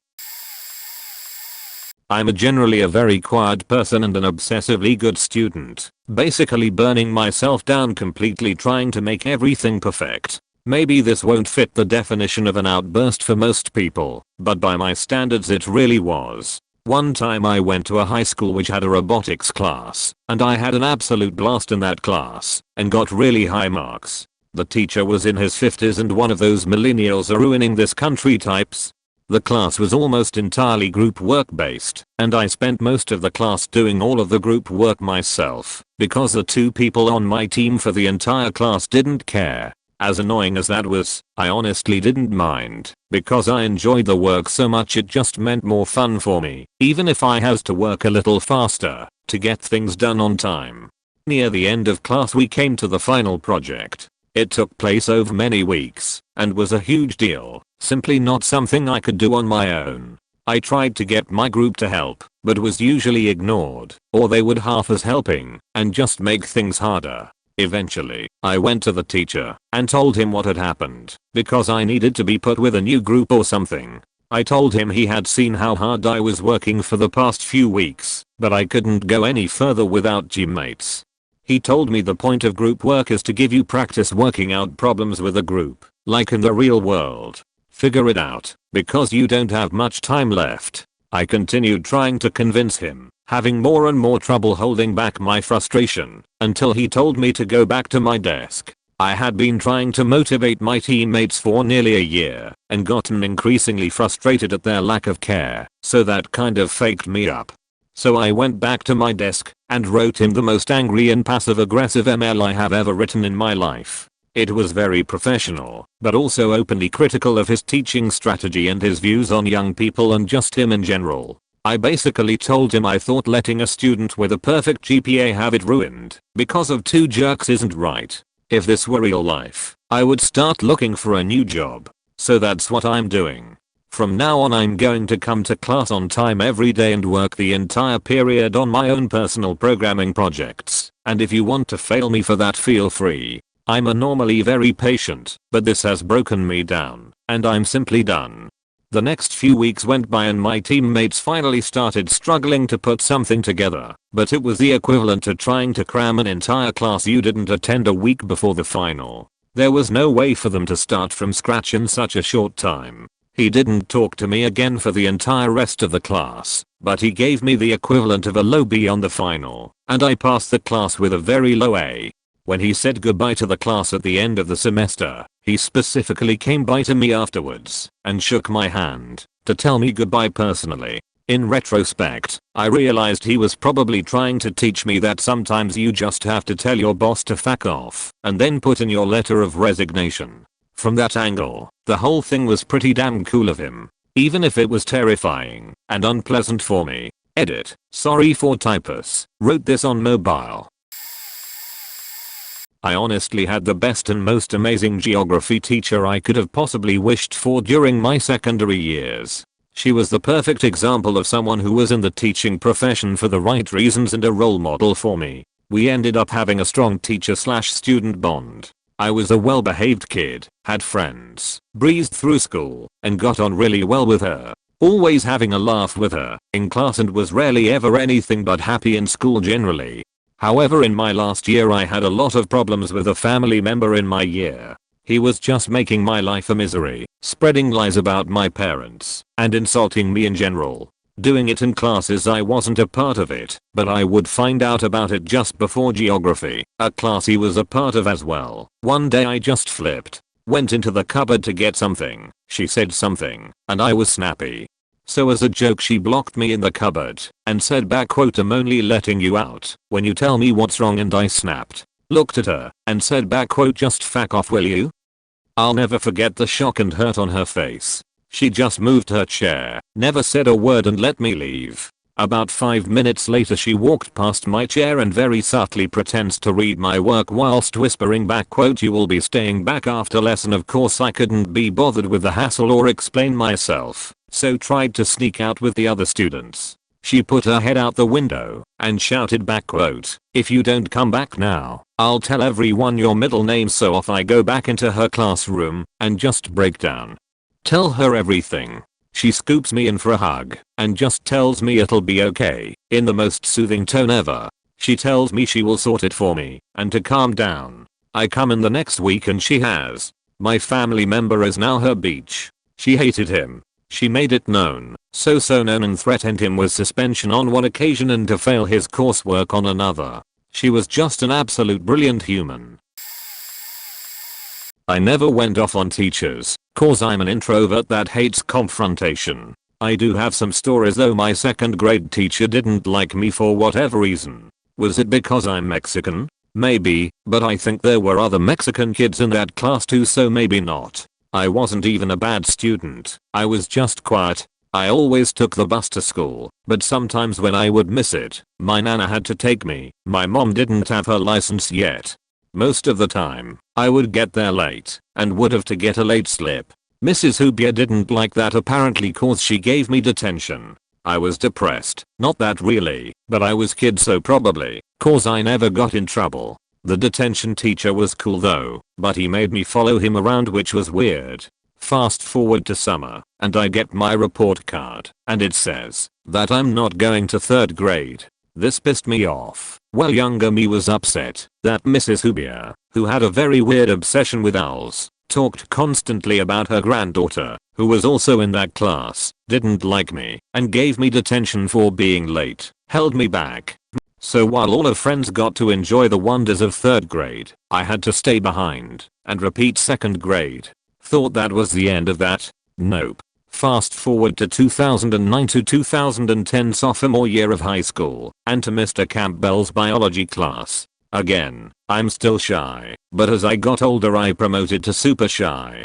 Mr. Campbell didn't like me, and I still don't know why. I was doing somewhat okay in his class, ping-ponging from B to C. It didn't help that he didn't teach very well. He would constantly talk about his life and family, what his kids did over the weekend or during the week. He even brings them into class sometimes before they have to go to school. I was known for being a big Michael Jackson fan during high school, and he would constantly make fun of me for it. This doesn't go well for an introvert. That just added to his fuel to hate me, and I just kept adding more. Again, I would take the bus to school, and when I would miss it, my mom would have to take me. We lived in the country, so it was a long drive to get to town to the school. I would sometimes get there late, and Mr. Campbell didn't like that.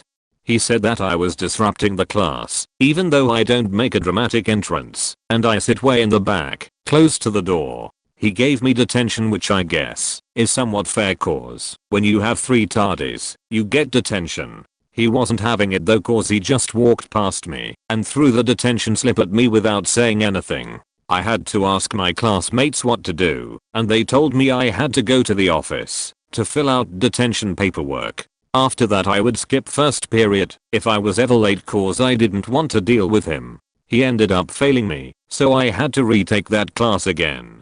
It turned out all good though. Repeating 2nd grade ultimately led me to later meet my current besties. I also had a super awesome and kind 2nd grade teacher. You rock, Miss Kessler. Also, retaking biology got me to have another awesome and kind teacher. You rock too, Mrs. Bonender. I got an A in that class too. TLDR. Second grade teacher and high school biology teacher hated me and flunked me, but got better and kinder teachers from repeating grade and class. This is a double whammy. My original high school was split into 3 buildings across our downtown area, and freshmen had their own building. My boyfriend, at the time, was a senior. He'd pick me up after dance class and walk me over to the freshman building for math. Because there were thousands of students, we would move to the side of the door to let them through. We'd kiss, call each other names, and then I'd merge back with the crowd and go to class. Well, that day, my principal was at the door. She saw us come from the opposite side of the crowd/building and pulls me aside. "Excuse me, where are you coming from?" I explained to her our method, and she flat out calls me a liar in front of hundreds of students coming in. She says that I'm skipping class, I'm going nowhere in life, if I do that, I'm a delinquent, etc. She gives me a detention slip, and I laugh in her face. Yeah, the fact, right. I promise that you won't see me in there. You can bet on that. I didn't do anything wrong. She threatens to get the police officers to make sure I stay. I laugh again. Try me. I walk to math class. I call my mom and tell her the whole story, and by the end of the day, I was told by the principal that I didn't have to serve detention. What did my mom do? From 10 AM to 3 in the afternoon, my mother called and emailed every single teacher I had. Compiled what they said, straight A's, great attendance, participation, etc. and she forwarded it to the principal. Not only that, she directly called her and recited what she said in her email, with some improv.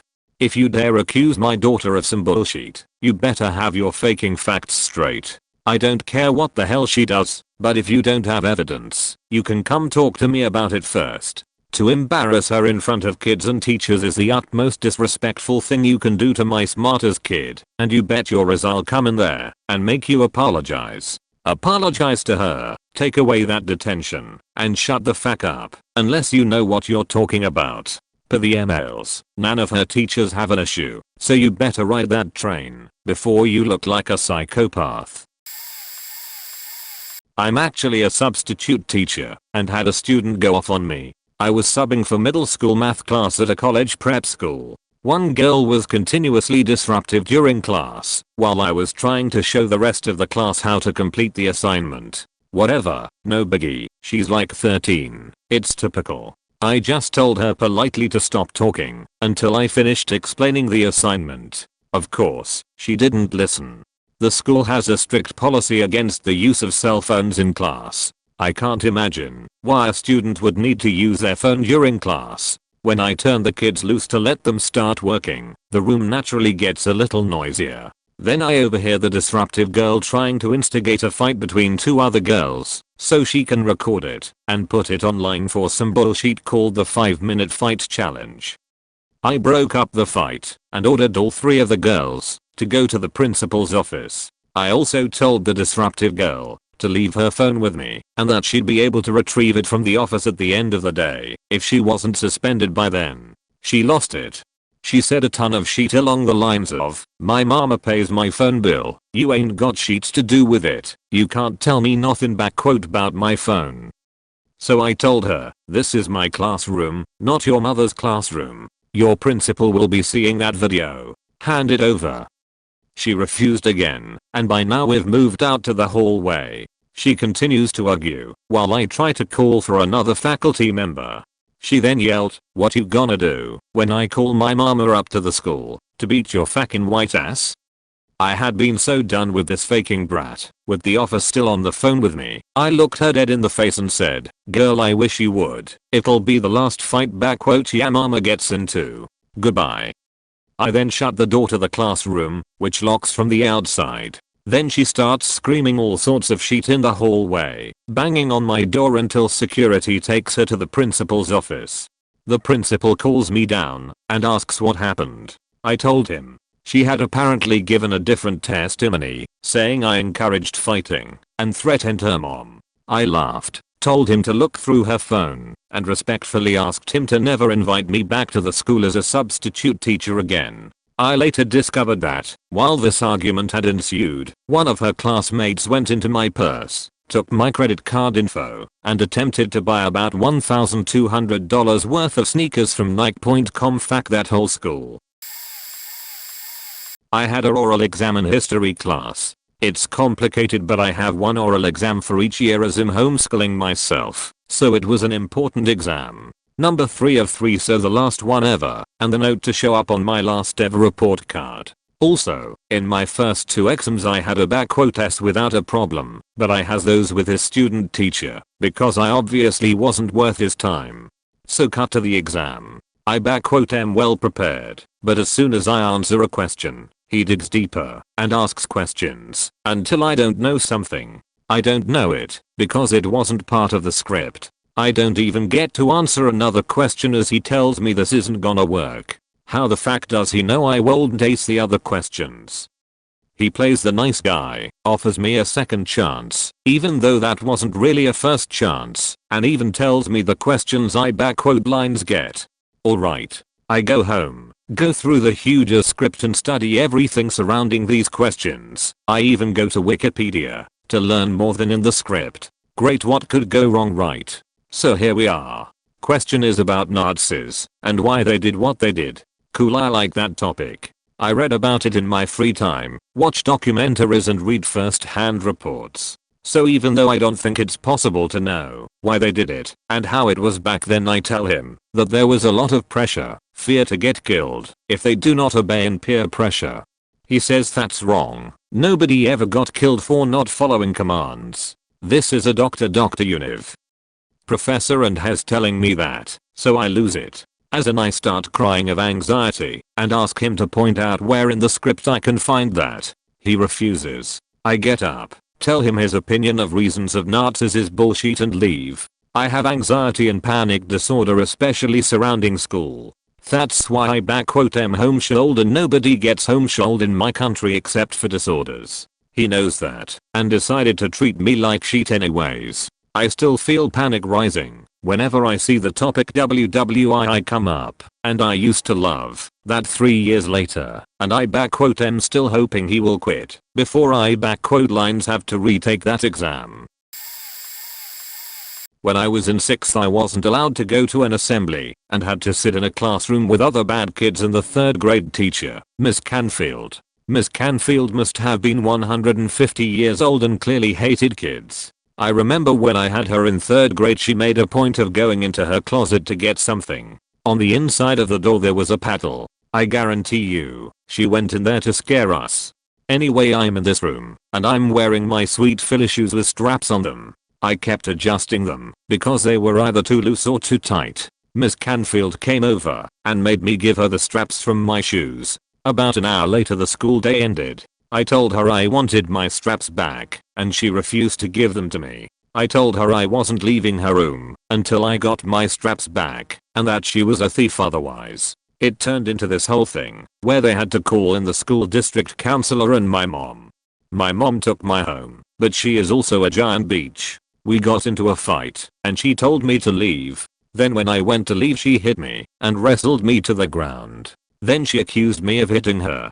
I don't remember hitting her, but if I did it was because I was 12 and had an adult attacking me and holding me on the ground. My mom kicked me and my sister out of the house without coats in the middle of an Ohio winter. She took my shoes and made me wear shoes too small for my feet. My dad came and got us. We stayed with him for 2 weeks. Then my mom lost her shit and called the cops because she realized she wouldn't get any more child support from my dad if we went to live with him. Basically this was the turning point for me realizing my mom isn't a good person. I no longer talk to her, and if I knew where Ms. Canfield was buried I'd go sit on her grave. Edit. My 6th grade teacher was pretty awful too. Pet teacher had taken glee in berating me for the past 2 years. He got mad when we played field hockey and I couldn't find the ball when I wasn't wearing my glasses. He would condescendingly ask me where the side of the field was. Once I was sick and couldn't swim, so he made me do 24 laps around a building. Normal since I was fine to do non-swimming stuff. I was walking and saw him, so I started running so he wouldn't be mad. Then he started yelling about how I said I was sick and maybe I'm not sick since I could run. He then taught a health class. At the end of it, he shook everybody's hand and thanked them for being part of the class. Except mine, of course. How did this idiot get hired, you might ask? Especially when he was fired from his last job, despite his team performing well. Well, apparently, he was the coach for the school's headmaster's grandson. Anyway, towards the end of 8th grade, something with my glasses happened again. Not as severe as some of the others, but the last straw for my introverted self. He was livid and said he would call my mother. I told him to have fun and left. My mother, I assume, berated him, I guess, because the next day he was all smiles and feeling sorry. I don't take PE anymore. I went to this art school and there were different departments for different disciplines and areas. Except for the liberal arts department, that took teachers from any department and tossed them in and made them teach whatever, because everyone in the school had to take these classes. It was one of the few times departments mingled. I was taking this class which was like design theory or something. It was about chairs. The whole class. Mostly about chairs. It was faking torture. The teacher was from advertising, and I was in illustration. So she comes in and starts dropping terms that I had never heard about. I would have if I had take advertising classes. So me and a few other illustration and graphic design people would commiserate over how we didn't know what she was talking about and she wasn't good at clarifying. It was one of those, hey, what do you mean by flabberjabber, and her answer was it's flabberjabber. You know, like flabberjabber. Conversation over. So she wanted us to find a product in our house that was designed badly. That was the only requirements. We then had to write a paper on why it was terrible. I picked this microwave dish I have, that when you take it out of the microwave and tilt it, even a little bit, scalding hot water bursts from beneath the lid, over the little handles and your flesh. I write up why it sucks, and I get a D. I go to her after class and ask her why. She told me I didn't properly follow instructions. I go over what she wants, and her instruction was literally describe why this product is poorly designed. But she's saying I didn't do the assignment right. So I ask her what she wants, and she said she wanted me to describe why it was poorly designed. We go round and round 2 more times before she snaps at me and tells me that if I can't follow instructions then I should drop out of school. Not her class. Out of school. I tell her then that if she can't properly explain her assignment to a student maybe she shouldn't be a teacher. Well, that did not go over well. She starts screaming at me about how I'm rude and entitled and I want her to do my assignment for me. I tell her if she can't conduct herself like an adult we have a problem. Other teachers are checking in at this point. After she unloads on me with sheet from her own personal life I'd learn later and storms out, I go to take action with the administration. I start to get the runaround, make an appointment with the ombudsman, and go on with my life. Next week she takes me out of class to an empty room, and she starts back up. How dare I go and tattle? Yeah, she was a real piece of work. I tell her all I wanted was clarification on her assignment, her to explain to me what I did wrong, so I could correct. Then it comes out. This was a simple exercise she gives to all of her 3rd year advertising students. A simple exercise that built upon theory and experience that one would get in advertising. She wanted me to critique the aesthetic appeal and sheet. But she is not shy with insulting me and calling me a bad student, dumb, violent, etc. By now teachers are once again coming in to check in on us. One of them was a teacher I got along with and he knew me. So I tell her that the non-advertising students don't know what she's talking about. There's a reason why everyone, except the advertising students, did sheet on this. There's a reason why people are bitching about her class and getting the sheet grades and no one but the advertising students know what the hell is going on. I have to tell her this is not an advertising class. The good teacher intercedes and sides with me and wants to de-escalate the situation. She storms out, cancels class but not before creating out of thin air a surprise 5-page research paper due next week to the whole class. Something about chairs, or whatever. The next week people are stressed with this research paper. No one knows what they should have done. It was all a shot in the dark. She wasn't answering emails. So she comes in late, already fuming. Tells us to not bother with the research paper, and now at this point the whole class is getting super pissed, and it'll just count as extra credit. She tells us to give her the bad product assignment, and we sit quietly while she furiously regrades them and wasting everyone's time. It's like an hour and a half or something before she hands them back by throwing them at us like she's Gotham Gambit and we got a corrected grade. Then she goes on and hurries through a BS lecture and she flies out of there. The rest of the semester is just as standoffish unless you were from advertising. It was in a college course. This one professor I had to take, the only class that fit my schedule, would constantly go on tangents and have discussions with students in the middle of class. Not a short joke or something, but take up half the class discussing with a couple students who had taken the class before with him and knew everything that was going to come up. It got so bad that he wasn't finishing lectures and would just skip entire sections of the text because he needed to move on.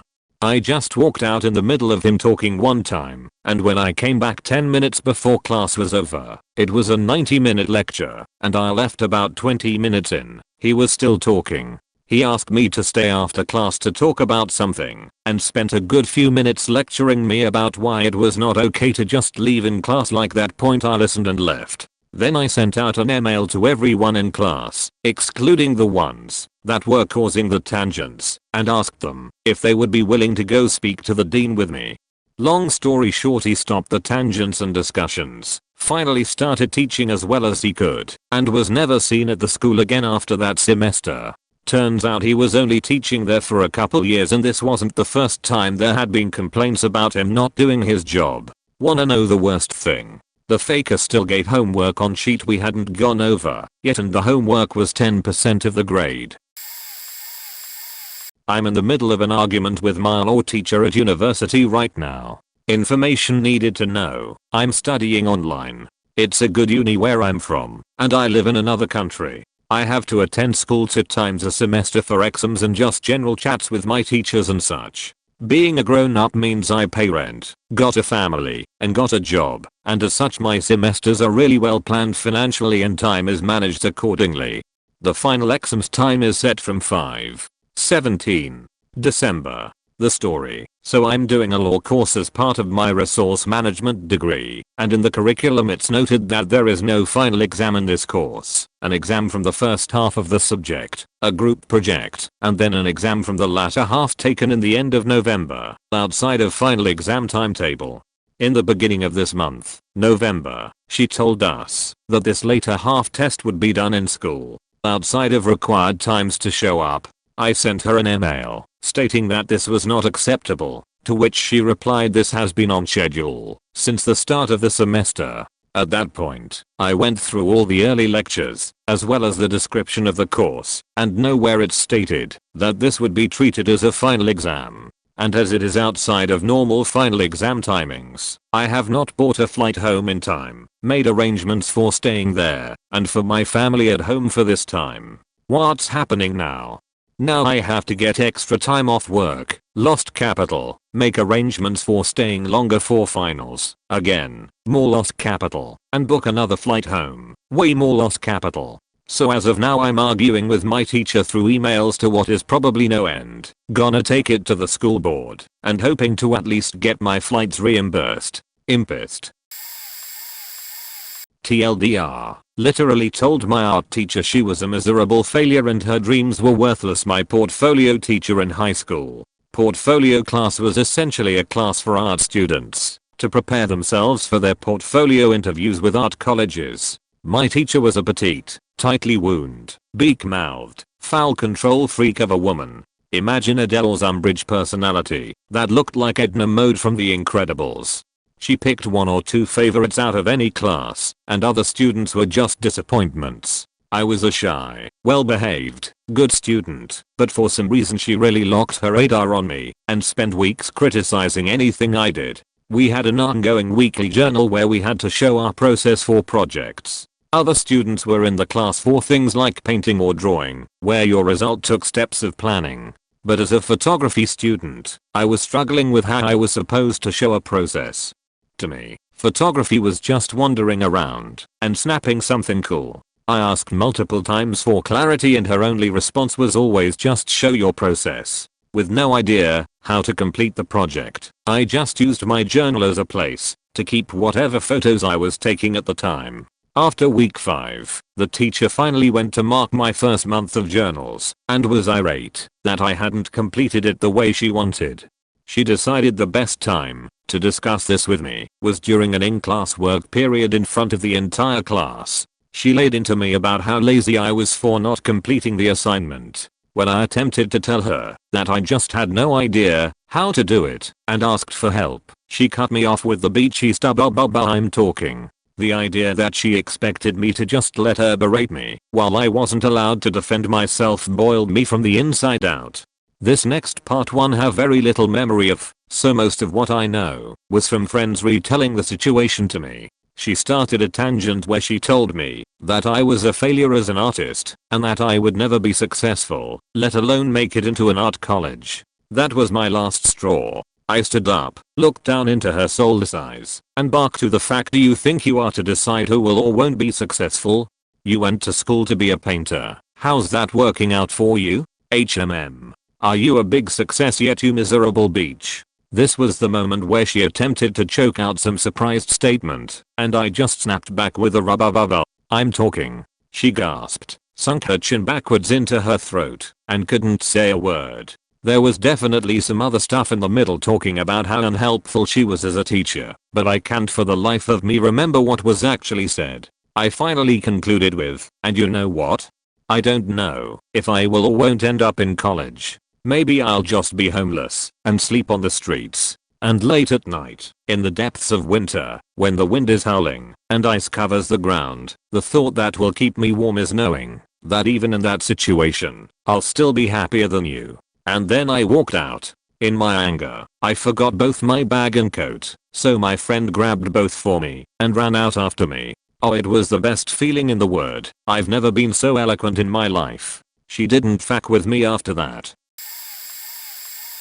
One year in high school, my art teacher and I stopped talking to each other part way through the term. The main problem was I didn't always follow her instructions because, you know, I thought art was about being creative and expressing yourself. But really, I think she disliked me from the beginning. She would constantly critique my work more than anyone else, always pointing out the flaws, never giving any positive feedback. She would point me to my classmates' work and explain why their work was better. I basically thought, no shit, I'm not very talented at painting or drawing, but I did my best. She would also alter my work, for instance drawing or painting on it, without my permission, in order to teach me. Ugh. The final straw was the subject I chose for my art board. The general theme for our boards that year was supposed to be something like place. Most people did art about our town, our country, or where their parents were from. I didn't find this inspiring at all. I was going through a very hard time in my life, had recently experienced loss, and was grieving. So, I channeled this into my art. My board was about this experience, and how I felt. It gave me an outlet for my grief, helped me make sense of it, and making it was a very therapeutic experience for me. This was particularly important as I was also struggling with self-harm and mental illness all throughout my high school years. I argued my art related to the theme because it reflected the place I was at in my life. She disagreed and said I couldn't use this as my topic. I refused to give in, and she essentially said fine, but I'm not helping you, and we never spoke again, from what I remember. My board got a passing grade by the way, only with a low mark, but I was pretty bad at art, so I was happy. And I later went on to do printmaking as a senior, with a fantastic teacher, and got very high marks, so it just goes to show the difference a good teacher can make.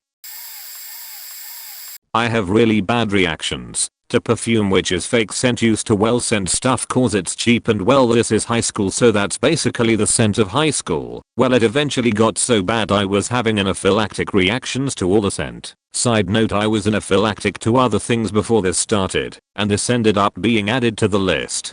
Well one day it got to the point I was crying, I was scared, having an anxiety attack, I was having a hard time breathing, and I was swollen and covered in hives all over my stomach and arms and legs. The nurse was in that day, she was one of the few people I trusted, So I went to her. She washed my arms off and gave me some antihistamine, but it wasn't enough. So she went to the office to grab my EpiPen and tell them I had to go to the hospital with her. One of the teachers who really didn't like me accused me of faking it. This isn't the first time he's done that, and he wouldn't let it be or listen to her. So I finally had enough and tore off my shirt and started screaming, "Does it look like I'm faking this to you?" The office ended up giving me a blanket to loosely drape over myself so my skin wouldn't be rubbed as much, and I didn't see that teacher for the rest of the year. Yes, I'm going to barber school, and one of my ex-instructors made fun of me and the other students to the point I snapped. She made fun of my weight, made fun of my financial situation, and just made me feel like an all-around piece of shit. Not to mention broke HIPAA laws by telling the class one of my classmates had diabetes. I for one had no clue, and then would make fun of him about his disability and weight to the point he'd actually go sit in his car on lunch and sob. Not cry, genuinely sob. She would also make horribly racist comments towards any student who wasn't white, and actually expelled a girl when she decided she'd had enough of the racism and stood up for herself. So what set me off was one day, my friend had messaged me letting me know that another shop had completely faked his hair up and sent me pictures. Oh buddy, they did. He had huge gaps in the back of his head and the sides were just poorly done. So, I asked my instructor if I could fix his haircut if he came in. Her response was, "Who do you want to fix it?" To which I replied, "Me." She proceeded to ask if I thought I would need help doing so. I told her I didn't think I would, but I'd have no shame in asking if I did, because all that needed to be done was the fade was gonna have to be brought up. At this point, she turns to the other instructor, and in front of God and everybody she told them not to help me if I asked, because I said I don't need it. This set me off, because I'm paying $17,000 out of pocket to go to school there, and for her to directly tell an instructor to not help me was absolutely absurd. So, I go to the back, gather my things, and as I'm walking out the door, I hear her call me pathetic. So, hearing that last jab, I proceed to put my things in my car, turn back around, and go back inside to give the speech a piece of my mind before going home. I went back in, went to her office, and shut the door behind me. The office has walls, but they are disconnected from the ceiling, so you can hear everything that is being said throughout the school. First words out of my mouth are "Fuck you, Jess." I then told her how I think it is absurd that I have to hate going to school every day because she makes it a living hell not just for me, but for everyone there. I also told her that as an instructor, she does a piss poor job of making people feel that it is okay to make mistakes and just creates a hostile work environment. I told her how it is not okay to make fun of someone regardless of disability, ethnicity, sexual preference, social standing, or beliefs. I told her she was a pathetic excuse for a teacher, even worse of a human being for what she does, and needs to get off of her faking high horse and learn to respect people. I brought up how she wants to throw all of these horrible, sometimes confidential, things around in front of the whole goddamned school like a 1920s paperboy, and that I would not tolerate it any longer. I left after I reamed her for about an hour. After I got home, I found out that, because of what I had said to her, she cried in her car for the rest of the day, which was somewhere around 5 hours. Needless to say, she got fired less than a week later. I had a prof last semester who only read her PowerPoints, word for word, and would not elaborate or give rationale for anything. The class was 120 minutes. She would finish in 45 minutes every time, but still get paid for the full time. One day it became very obvious that she knows nothing about technology. The projector wasn't projecting her screen and was projecting a dual screen option. This is fixed simply by holding the Windows key and holding P cycle through this until your correct screen comes up.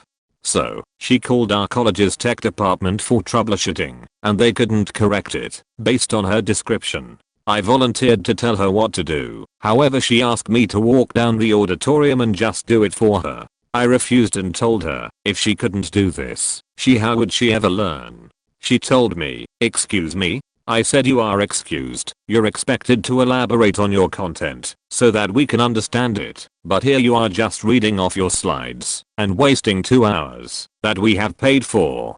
Sadly, even with your narration of your slides, you're still expected in our college to have technological proficiencies. So, no, I won't come down and do your job for you. However, if you'll listen, I can tell you exactly what to do. She shut up once everyone in our class of 150 started laughing, proceeded to do what I told her to, and then began elaborating more during her lectures. I thought it a small victory. A lot of people thanked me afterwards because they were struggling with her lectures. Oh, and the projector issue came about again. She didn't ask for help or call anybody, fixed it herself. In my sophomore year, second year of high school, we had a math teacher that was never present. She would be gone for days, sometimes weeks, on end, and so the entire class became like a study hall. We sometimes had substitutes come in and try to teach us the lessons, but it always ended in them giving us a worksheet and the whole hour block we would be on our phones. Other days, we would sit in class for that golden 15 and wait for a substitute that would never come. Naturally, we would walk out.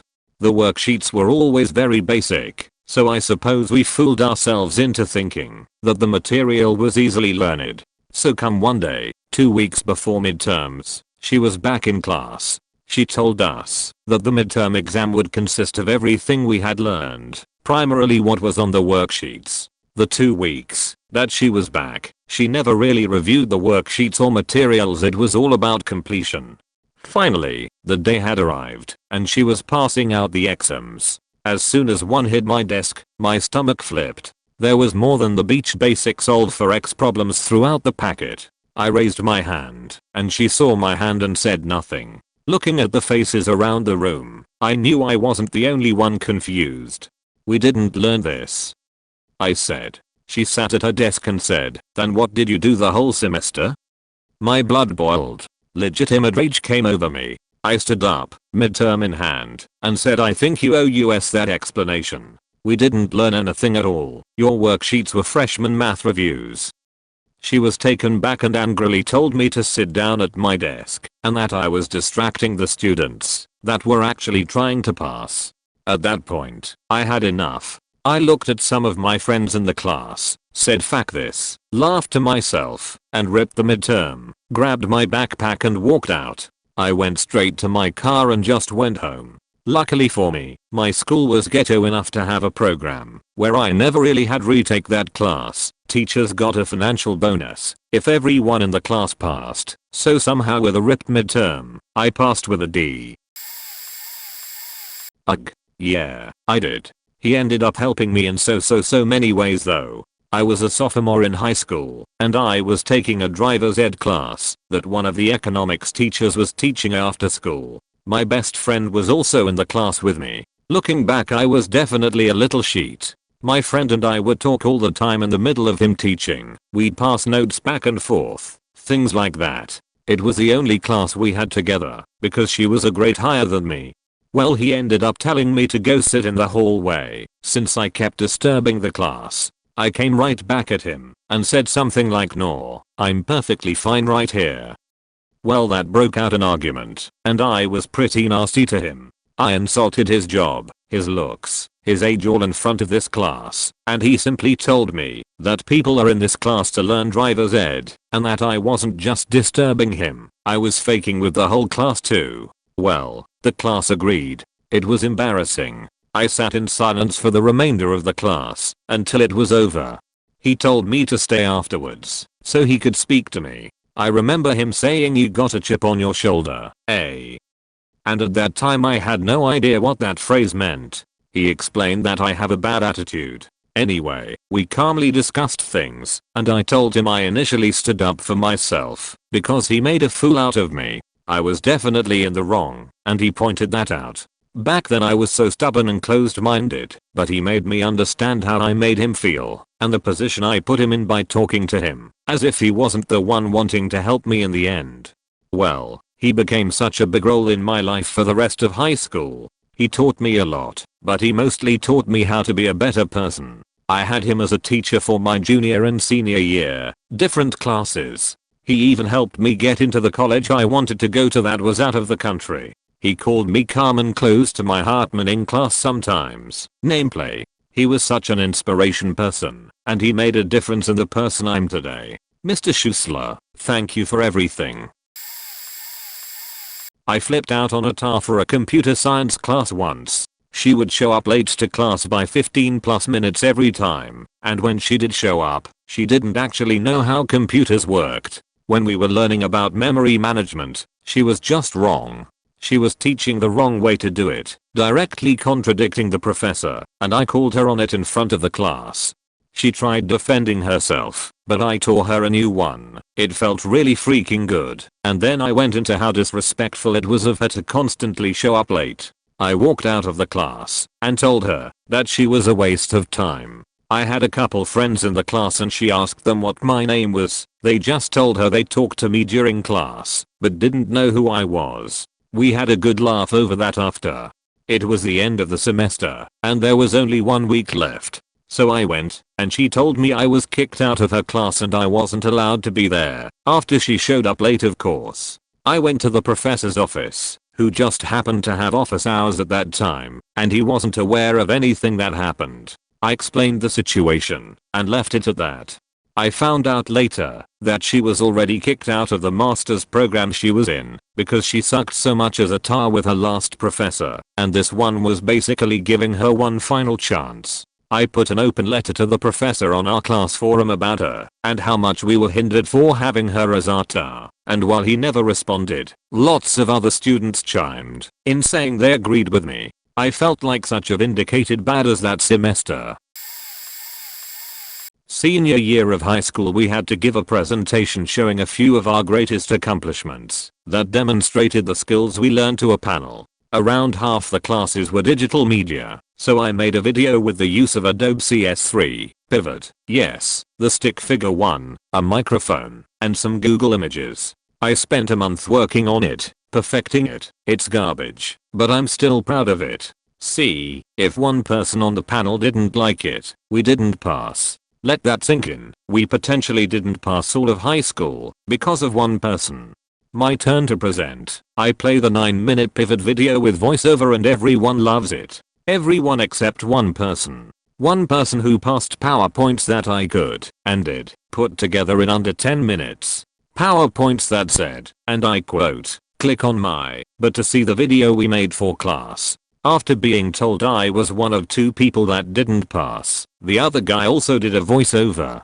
I had a mental breakdown in front of the principal before telling her that if all they wanted were sheety PowerPoints, then I was going to give her the worst she'd ever seen. I was then allowed to just go through the presentation again and give some more explanation on why I chose those projects thanks to the intervention of a friend's mom. This bitch also hated that we made a restaurant in Minecraft for a presentation where we were supposed to make a restaurant for teens. In high school I had an English teacher who was nice enough, but had mood swings based on her addiction to coffee and food. Because of the small size of my school and the fact that she was the only one who taught the honors and app courses, I had to deal with her sometimes several times a day each year of high school. The morning classes were fine. She drank her coffee and didn't flip out, and she was only slightly passive aggressive about us not giving a fuck about Invisible Man. She also had tons of white guilt, but that's another weirder story. Those times were fine, we could get by with mild enthusiasm. The classes before lunch she would get annoyed extremely easily because she was hungry. The passive aggressiveness turned up a notch, and we put up with her shit all the time and let her yell at us because we don't remember a certain passage in Frankenstein. After lunch she would have coffee and everything would be okay again for a while. The classes at the end of the day were the real nightmare. She was burnt out of coffee and toxic. Full-blown passive aggression about not knowing grammar or studying the definition of certain words were the norm. Not having done your work on time or giggling with classmates would be met with a burning stare and sarcasm about how you weren't smart. Also, she heavily played favorites, so sometimes, if you were on the sheet list and it was a bad day for her, you would be targeted and humiliated multiple times per class. I finally lost my sheet one day senior year of high school. It was the last class of the day and I stretched right before class in my seat. My buddy next to me decided to stretch too, and our hands touched. We kinda giggled about it, and the teacher locked on. She said if you two can start acting like responsible young men, then the class can get started. I was done. I mumbled something about her attitude and rolled my eyes in the most sarcastic way I could, which I knew would tick her off, and she lost her sheet. She went off about how disrespectful and rude it was and told everyone to flip to a certain page and took me outside to yell at me. I met her fury with the most bored look, and it pissed her off even more. I was out there for almost 15 minutes while she took out her fury on me. Finally, having got it out of her system, we went back in, and she resumed the lesson calmly and maturely, and I received no punishment whatsoever. It was bizarre. My homeroom teacher in high school was a government, religion, and world history teacher who would always make his beliefs and opinions known to his students. Him and I would always get into it, just because he had such an abrasive personality. One day, he was teaching about a certain religion, and kept saying things like, "I'm not sure who would ever believe this," or "this concept is just ridiculous." He was a very strong Democrat, and when he would teach about the parties, he bashed any political stance other than his own. One time, juniors had a party day near the end of the year after the seniors were out of school already. Some girls brought streamers, noisemakers, and maracas. He continued to yell at me for the choices that the other girls made, saying that it is racist and stereotypical to bring maracas to a party, and that we are a disgrace to the school to be so insensitive. At this point, I have had enough of him. I exploded, saying that he is a horrible social studies teacher because he refuses to consider any other point of view. He thought everyone was out to offend other people while, at the same time, he would be extremely offensive to anyone whose opinion differed from his. I ended it in typical high school fashion by calling him an asshole. I walked out of that class and immediately switched homerooms. I never got in trouble for that one. I'm assuming he knew he was just an asshole. During my senior year of high school, I had an internship with the police department handling evidence and going to crime scenes. Before in high school I had doubled up my classes so that during my senior year I could coast while just interning, and during this senior year I was forced to take more classes than I needed. I figured whatever, I'll suck it up, but the schedule I had meant that I needed to get all my stuff done and leave my school to the police department within 5-10 minutes. The drive normally was 15 to 20 minutes, so I had to book it every day to the department. One day I was about to leave the school, but I needed to ditch an assembly to make it on time. I also had to drop by a teacher's room and hand in an essay. When I got to the room to drop off the essay I needed to the teacher I needed wasn't there. Instead it was some other pompous jerk that sat there with their attitude and said, "Why aren't you at the assembly?" This was a volleyball pep rally for the girls because they won state, and this teacher was a coach for M. I responded with, "I'm just dropping off this essay, then I need to leave." She got angry with me and said, "This pep rally is more important than anything else you have to worry or care about." If you have ever had that click in your brain where you just get pissed off, this happened to me here, and I politely responded with, "And excuse my French, the last thing I care about is some faking pep rally for some dumb sport I couldn't care less about." She decided to argue back and said, "You shouldn't have priorities to go anywhere else right now but the gymnasium." I got even more ticked off and said, "Butch, my priority right now is to ditch this dumb assembly and get to my internship at the police department." At this point she left me with that whatever look. She actually looked and acted like a mean girl. Next time I came to school I got called up to the office and she was there. I told them to let me at least call the cop I needed to ride along with for the day to come over. He did, and while they were getting angry with me, he started flipping out on them. Made me feel really happy. Started typing and didn't realize how long it would get TLDR at bottom. I have a physics teacher that made me lose all interest in the subject, who all throughout last year and so far this year would drop me random marks in tests. I'd go from say a H1 to a H2. I found out I was the only one losing the marks when the class would compare tests afterwards, and I found we had the same definitions or graphs drawn, but I'd only get around 80% of the marks they got for the exact same thing.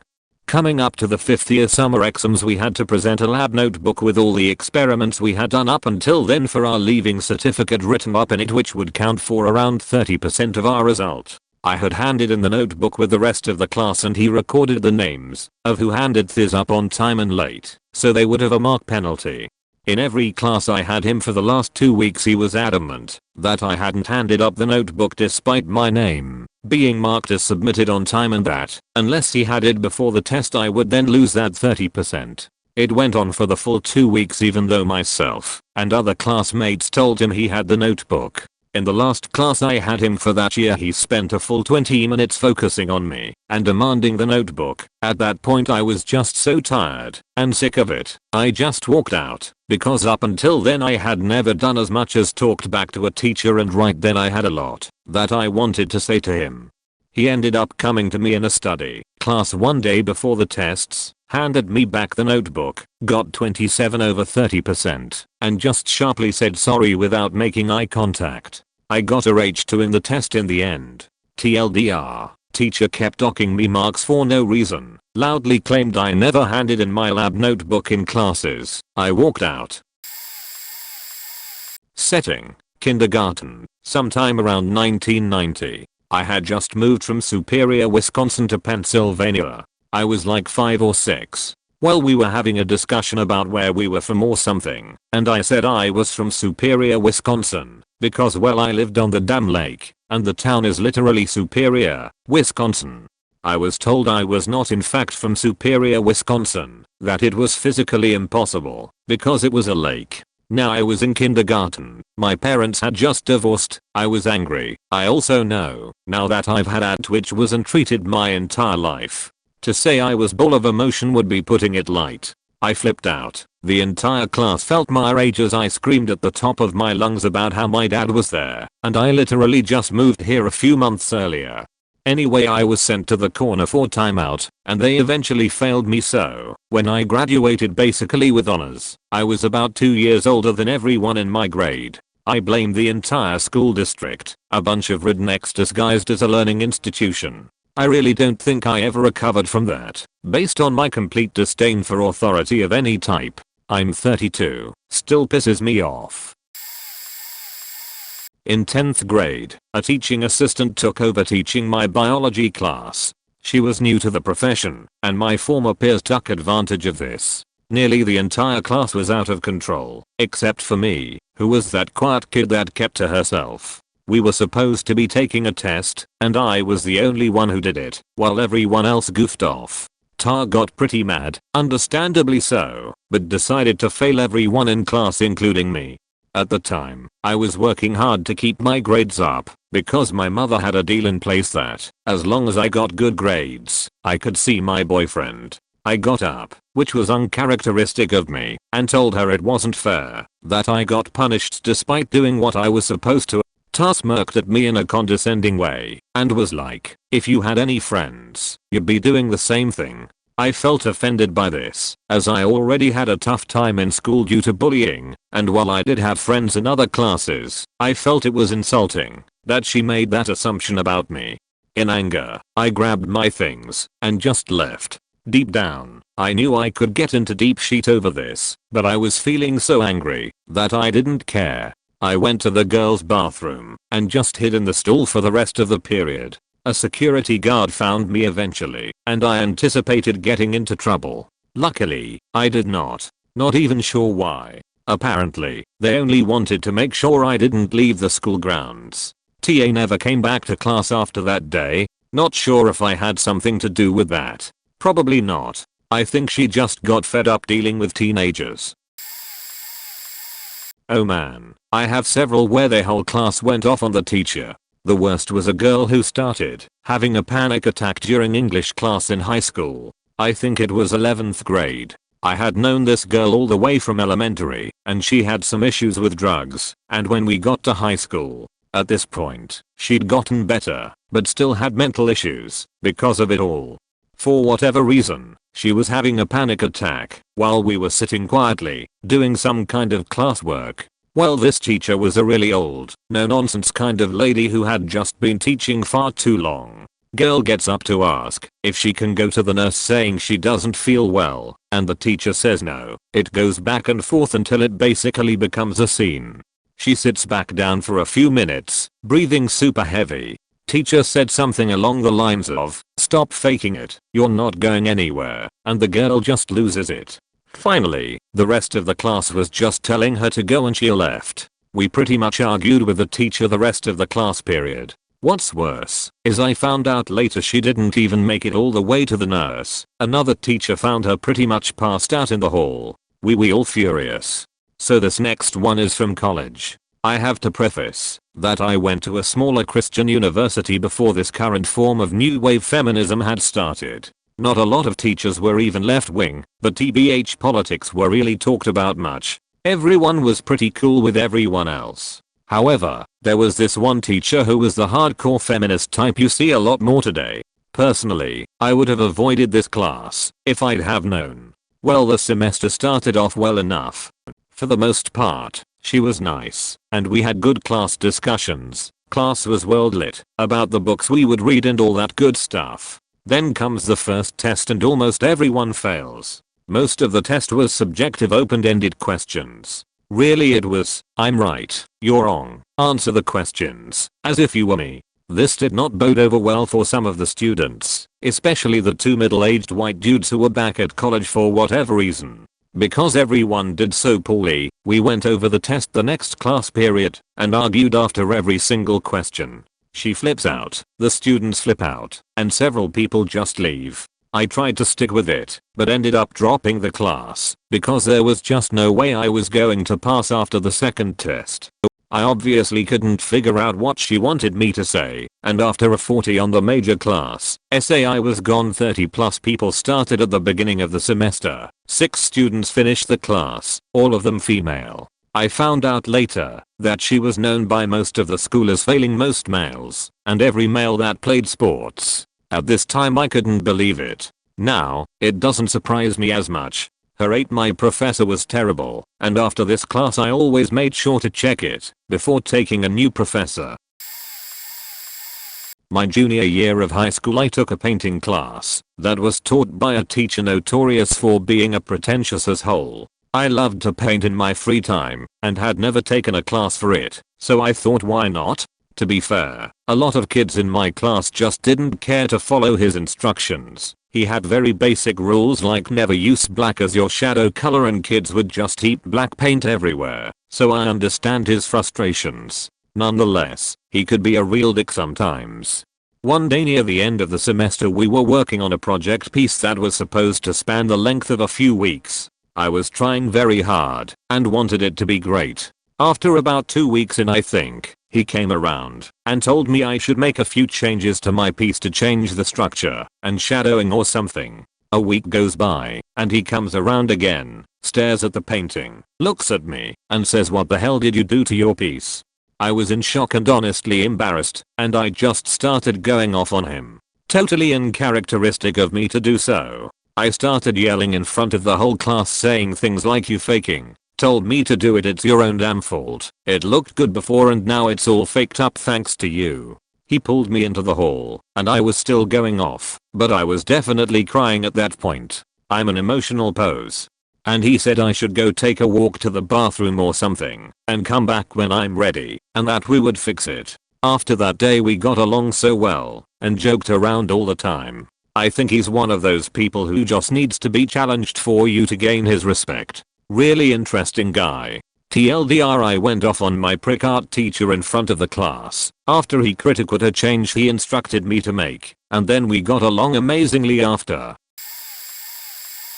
My freshman year of college I had a marketing class with a lot of group projects and a terrible grading system. The thing that made me hate her was we had a test worth 40% of our grade. I studied like crazy and got in the mid-90s. Only 3 other people in the class got an 80 or above. So after the next test, a short 1-page quiz, I got in the mid-60s because it was worth 2% of my grade and I had other work the night before. Everyone else was trying to pull their grade up, so most people got in the 90s. She switched the weight of the tests.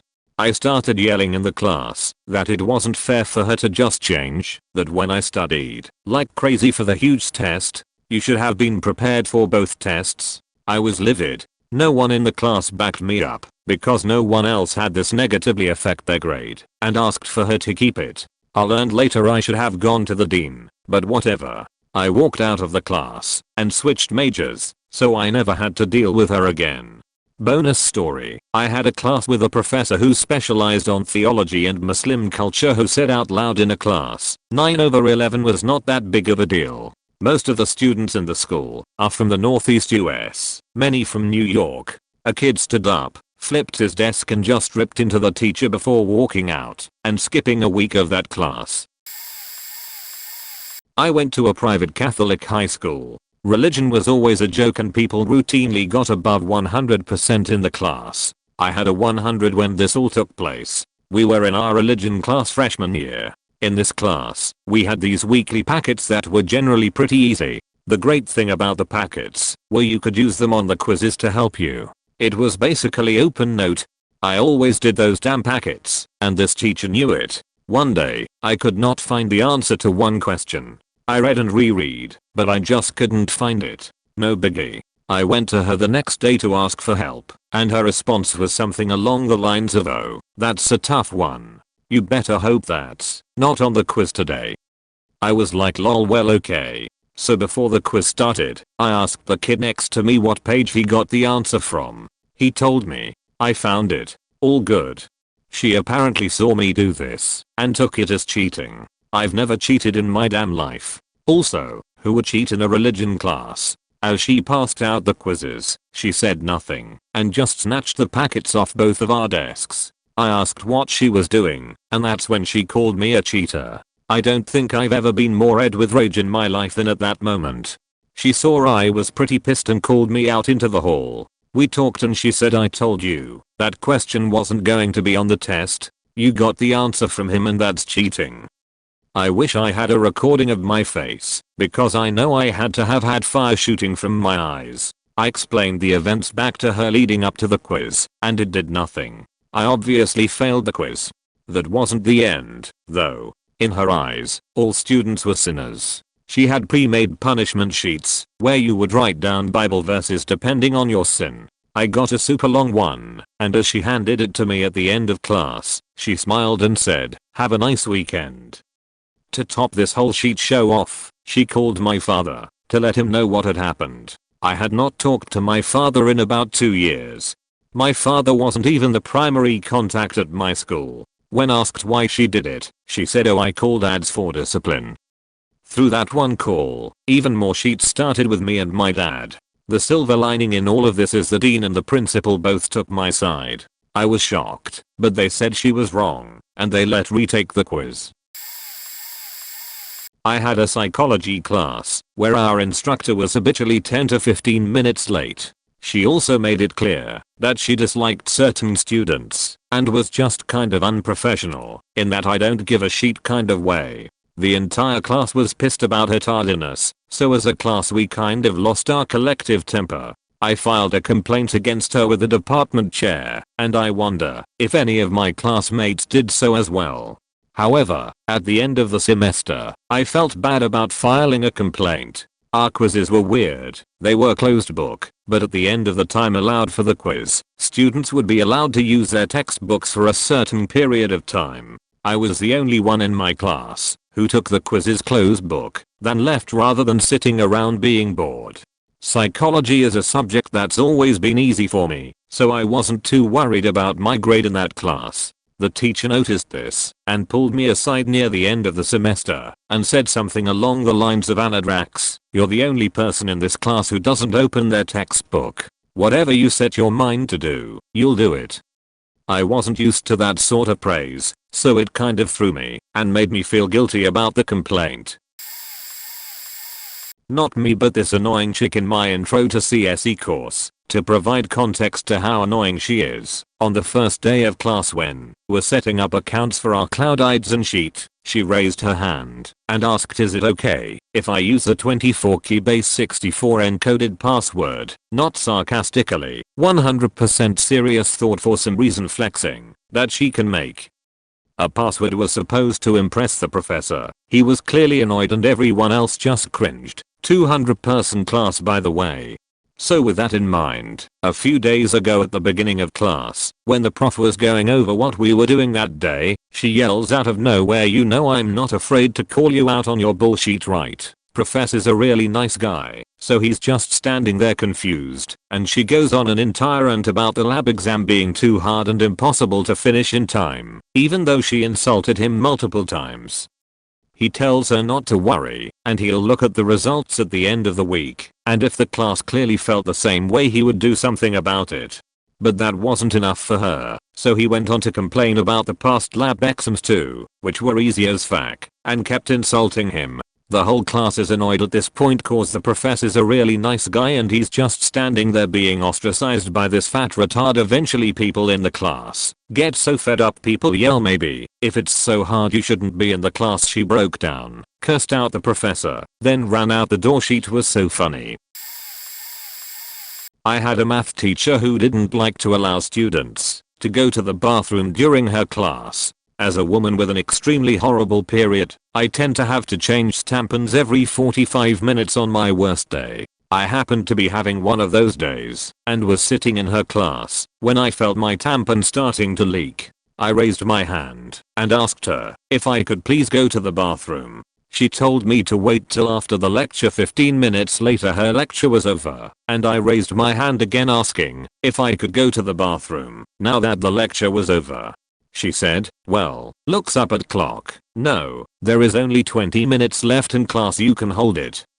Me, no, I really need to go. I gave her those desperate "we are both women, I have other things to take care of" kind of look, hoping she would get my drift. She still wouldn't let me go, and I finally snapped, "Fine. If you're not going to let me go to the bathroom, I'm going to make sure to get period blood all over your chair for your next class." I uncrossed my legs and squared my vagina up to the chair in a weird superhero kind of way. The classroom went silent until someone broke out with, Did she just say?" The teacher looked horrified and sent me to the office, where I proceeded to yell about how big of a bitch the teacher was to the principal. I didn't get a detention that day, and my mom ended up sending emails to all of my teachers telling them to excuse me whenever I needed to use the bathroom, because I have a heavy period. I got some funky looks from teachers all week. I don't really understand why we even have to ask to use the bathroom. TLDR, lost my sheet on a psych teacher in high school, and then ended up in her class the next year, to which she apologized to me for not being there to help me at the time. I was in high school at the time when my dad killed himself, so this is kind of a blur. I still suffer from memory loss about a lot of events after he passed, but one day I was doing my antisocial routine and not going to the cafeteria, but rather walking through the halls, which I guess wasn't allowed, when a teacher I had never seen before began telling me nicely to go to the cafeteria. Well, during the moment I was having a breakdown, but trying to keep it together, and I just snapped when she confronted me and lost my sheet on her, telling her to fuck herself and the whole 9 yards. Eventually she got the idea and let me be. Roll to the next year, I'm in a psychology class, and who is the teacher but the lady I flipped my lid on, and at this point I was much calmer, and when I saw her I felt like a giant piece of shit, so I planned on waiting until after class to talk to her. End of class comes, and rather than me talking to her, she asked me to stay behind for a moment, which scared the shit out of me, but she walked up to me and apologized to me. Turns out she checked up on what my deal was right after I flipped out on her, and she felt horrible for what happened to me and wished she had known, because she would have offered to talk to me about it. I apologized to her profusely, and she was always there to talk after that. I had this app physics teacher in high school who was the worst. Nobody liked him, aside from the select few prized students he liked, but even some of them hated him. He was arrogant and had a temper. He once actually flipped a table in class because he caught some students cheating, but also constantly acted like a goofball in a way that eventually became more annoying than it was funny. He never taught from the textbook, and he routinely gave us tests and assignments he had in no way properly prepared us to do. Absolutely no one in my class tested high enough to get the app credit at the end of the school year either, though he did give everyone an A in the class after enough parents complained to the school about how BS his class was. Anyway, there was one day in class where he was lecturing and I rose my hand to ask a question. He called on me. I was only a few words into the sentence when he interjected and said, "You know it's so rude, interrupting my class like this." He said it in this Whitney way, and I knew he meant it as one of his lame jokes, but I was feeling annoyed with him already by this point. So I said, "Yeah, well it's rude to cut someone off in the middle of a sentence, especially when you've given them permission to speak." He didn't say anything for a moment and just dead stared at me. I dead stared back. The entire classroom was silent for that second or two. Then he proceeded on with class. I don't remember if I was ever able to ask my question. Afterwards, a couple of my classmates came up to me to say how I made their day or something, and apparently people gossiped about what I did in other classes too. Small school, hardly anything happened, but it was definitely overhyped. Not that it really mattered, and it was quickly forgotten about. The teacher kinda hated me from that point on though. Not a teacher, but the principal. I still don't regret what I said to him, but I wasn't the best person at that time. So to start I'll give some minor background information. I was the student body president for my high school. The principal was new and came from another school, never confirmed this is an assumption. Anyway, one of the policies was the vice president of the student body would have to run for student body president. This happened in my case, and even though I didn't want to be president I was voted in. Friends all wanted me to do it. Story time. So here comes the first meeting regarding fundraising a dance. Now the principal needs to approve of the idea, which was never an issue. We came up with a lot of solutions like a car wash at the school parking lot one weekend, a raffle ticket, etc. The principal for some reason always found a reason to reject our ideas. He states we can't do a car wash because what if someone falls and hurts themselves, we would be liable for that. Okay, that can happen, but literally did. That every other year never had an issue, but fine, I can see where it can be an issue. Raffle tickets for contests is promoting gambling, so we shouldn't do that. At this point of time I'm looking at him confused as to how he wants us to get money. His reply, maybe we shouldn't have a dance because someone can get hurt. I stop him there as I know people love this dance and go all out. I say we can talk about the dance another day. How about we focus on fundraising because there are a lot of school events we need money for. I then proposed a photo with our sports team / players. Literally, a camera and the guys and girls who rep our school. He says no because phones, probably what we are going to be using to take photos, are not allowed to be used. At this point of time I'm just livid looking at him. I decide to end the meeting as this is getting nowhere and we should just meet another time. Well, I didn't forget the conversation we had. To be honest, I remember talking to my girlfriend that night just fuming as to how he expects me to get the funding and run events without money. She didn't really help, but made me more mad at the principal. I know it isn't right to blame someone else, but I remember talking to her I just got mad and had to end the call cause I was being loud at my house. The next day comes, and before class I talked to some of the people in student council and told them I'm going to talk to the principal and step down. They all agreed they will too. So I walk into the principal office and ask if he busy. He said no and wanted to talk to me. He said that I need to be on his side and agree with what he says as I have a lot of say with the student body. At this point I just lost it. I told him that I cannot work with or for such an incompetent person ever. Needless to say people were shocked. Never got suspended or expelled, but I did have a lot of issues / problems that would suddenly arise in my final year of high school, but didn't affect my goals I set for myself. It was senior year. As a senior, we were all allowed to leave school 5 minutes early on Fridays. These 5 minutes were crucial as once the rest of the school got out, the parking lot was basically deadlocked. Basically, the 5 minutes got you home 15 to 20 minutes earlier. One day, we had a substitute teacher for my last class of the day. When it came time for the seniors to leave, he let the other 3 seniors leave, but wouldn't let me leave. Supposedly, my actual teacher had warned him about students that sit in my general area. coupled with the fact that I have always looked young for my age. He didn't believe I was a senior and just thought that I wanted to leave early. I kept arguing with him, but he wouldn't budge. He was standing in the doorway preventing me from leaving. I know I shouldn't have done this, but I lost my cool and literally pushed the teacher out of the way and left. I was called into the principal's office. When I got to school on Monday, I walk in, and the principal and the substitute teacher was there. I had never really gotten in trouble in school before, so I had to apologize and was given a lecture for 5 minutes, but otherwise, I didn't get into trouble. I was sure I was going to get at least suspended.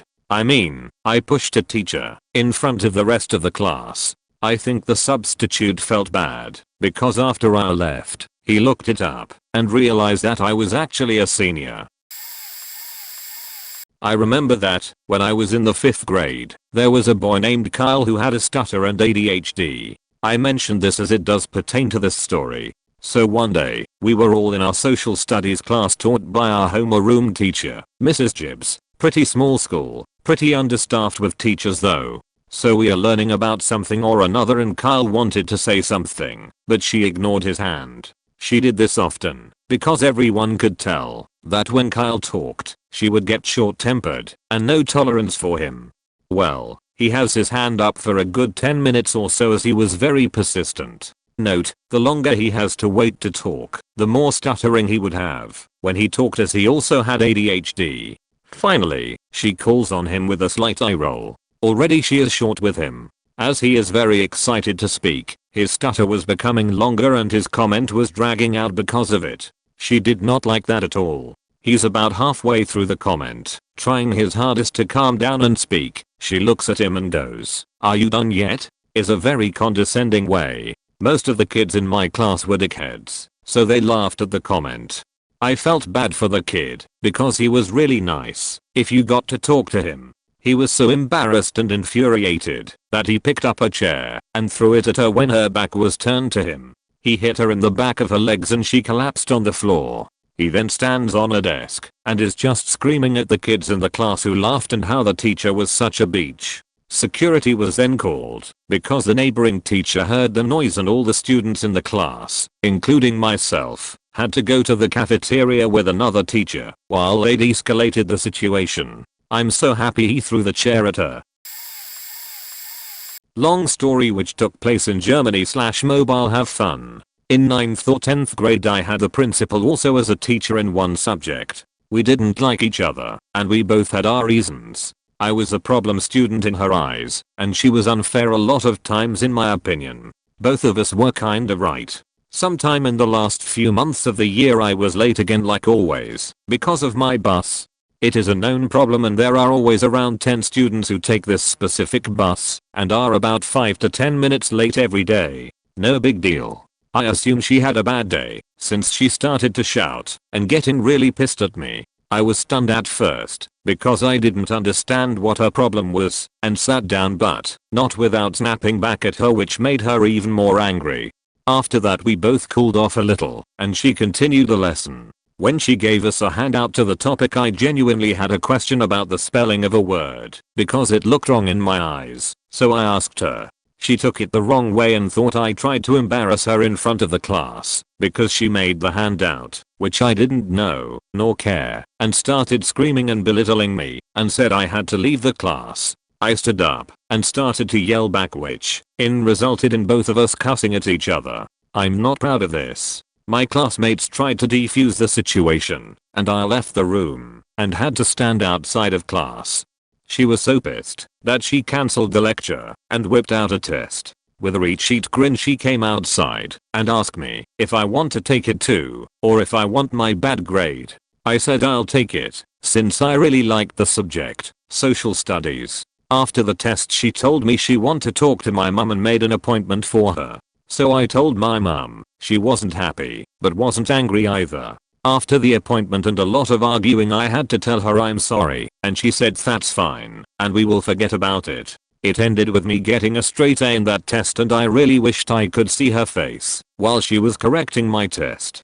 1 week later I got an admonishment. Letter from school if you misbehaved. Send at my home. And my mum got furious at me because she thought I started a fight again, and after she learned it was because of the thing she already was in school at, she was mad at the principal, but told me to let it go and forget about it, since the year would be soon over. I really hated that person at that time. Now I pity her. I got into it with a bunch of my teachers at boarding because I had the bad habit of standing up for myself and my peers. The worst one I ever got into was actually with my absolute favorite teacher. I was in journalism club, and he was making fun of a student and their grades to another student. The student he was making fun of was my suitemate and my friend, and I knew that she worked really hard, so I got a little snotty and told him, in front of everybody, that he shouldn't be talking about another student by name like that to other kids. He immediately flipped out and told me to get out, which I ignored, and he continued to yell at me. I went to the English teacher next door and cried because, like I said, he was my favorite teacher, and I had never seen him flip out on anybody, let alone expected him to go off on me. I explained to her what happened, and she agreed that it was really out of character, and went on to explain that his beloved cat was experiencing some health issues and he'd been kind of short with other people too. I avoided him for a while because I was really intimidated, but at some point it was my birthday and I had gotten a bunch of cupcakes, so I stopped by his classroom while he wasn't there and left a cupcake. Later he sent me an email asking me to please stop by, and he apologized for snapping. I thought it was pretty nice of him. Come to think of it, most of the arguments I got into with teachers ended with apologies between us. I actually kind of consider them good experiences. I learned how to stand up for something, disagree, and come to an amicable conclusion with adults. I always was an A student. I can memorize stuff, I'm good at comprehending connections, and also I was a pretty quiet, polite kid, so my teachers always liked me. In 8th grade, we had chemistry with Mr. Boer. He was, in literally everyone's opinion, including other teachers, a complete asshole. Let's list the asshole things he did. Before I even had him, I heard stories from older kids who told us that he had them experimenting with chemicals that could potentially blind them, and refused to open up the locker in which the safety goggles were because it wasn't worth the effort. On the same note, he once told me to perform an experiment in front of the class because I was already wearing my own glasses. He once burned parts of classmates' eyebrows and told her to shut up when she started crying. One day, the school bell was being maintained and didn't ring, so some people were coming in a little late. He locked up the door the minute the lesson started and refused to let them in, noting everyone who was missing as absent. He was the first and only teacher who ever told me to leave class. He thought that my neighbor was copying my notes and started yelling at her, so because I knew she wasn't, I tried to tell him. He then turned onto me and told me I was not to speak without permission and that I had to leave the room for 5 minutes. I already knew that he would forget about me and there wasn't a clock on the hall, so I actually counted to 300 and went back in. Another kid who had a passion for chemistry and cared a lot about the opinion of teachers was once annoyed by his neighbor. They were sitting right in front of the teacher's desk and Mr. Boer ignored it for minutes. Then the kid went, "Leave me alone already," and he immediately started yelling at him for speaking without permission and told him to leave. His neighbor actually tried to defend him, but it didn't work. Kid gets up, silently crying, and leaves the room. 5 minutes later he walks in, sits back down on his chair, waits for the next question, raises his arm, and gives an absolutely perfect answer. You could have printed that sentence into a school book. It was so beautiful. No one ever made fun of him for crying. This is how much we all hated this teacher. Then, one day, a friend of mine was talking to her neighbor, and he absolutely freaked out. He started talking shit about her parents, insulted her, and then, of course, told her to leave. She looked him dead in the eyes, yelled "fuck you," took her stuff, and left for good. He went completely mental, started yelling at all of us and everything that was apparently wrong with our generation. He made a note about her behavior for her class teacher. Plot twist, her class teacher used to be one of his students and hated him just as much as we did, so nothing ever came out of it. I then started campaigning against him, mobilized parents and actually got him removed from school. He moved to China, where he then taught, which my philosophy teacher once called the opposite of developing aid. Grade 9 math in Canada. I was really good at math in school, and I heard that if you took the really easy math, the teacher would let you write the tests and not have to do any work, as long as you got over 90% on each test. So I took Math 9A. Sure enough, he let me just start challenging the tests. First test I got 100%, but he told me I needed to show my work better. I asked if we were graded for anything other than the correct answers. He said no. I told him, if the answers are correct, you figure out how I did it. Next test same thing. I did this for 2 weeks until the final test for the whole year. I wrote it, and it came back with an F and a big 0 on it. I took it up to him and asked how could the answers be wrong if I got 95% to 100% on all the previous tests. He said the answers were correct, but I didn't show my work, so he gave me a 0. I told him I wrote it directly in front of him, with him watching the entire time. If the answers are right, I'm finished this class, and I won't be coming back. He tells me I have to repeat the entire class over again, completing all the schoolwork, and rewriting every test I already aced. I told him to fuck off. He got inches from my face, and said I was doing the whole year over again. I walked out the back of the class, and, just before leaving, whipped a big whiteboard marker at him, and hit him square in the chest, and told him he was a faking idiot. I walked to the principal's office, told him exactly what happened, and he backed the teacher up, saying he was in charge of the class, and I have to repeat the year over. I said fuck that, I'll switch classes. The only class that had room left was Advanced Math 9, the most difficult one. So I went to that class, started 2 weeks behind, and still finished with 95% on the year in that class. I had this professor multiple times, and I liked him. He was energetic, knew his subject material, and had high standards for his students. He was a big fan of group presentations, and my group was going first in the semester. We had all had him before, and we knew his standards and what he wanted out of the presentation. One of my group mates had a new presentation software, Prezi, which would look like a very simple flowchart at the beginning of the presentation, before zooming in on more details and segments throughout the presentation. It was different from the standard PowerPoint, but still allowed us to get all the element we knew he wanted, so we were pretty psyched. We get up to do our presentation, and the flowchart shows up on screen, and I can see the professor is unhappy. He starts fidgeting through the opening remarks, and right before we are about to press the button to do the cool zoom in, he explodes, going on about how he has standards. What are we doing? He knew us and thought we could do better. How could we think this was okay? And on and on. I finally shouted, "Professor." He stopped, looking affronted. "Just wait," I said. "Just give us a second and wait." He looked miffed but allowed it. The person doing the intro finished the one sentence she had left. We pressed the button, and the cool zooming commenced. Professor was duly awed, I was smug, and we got an A on the presentation.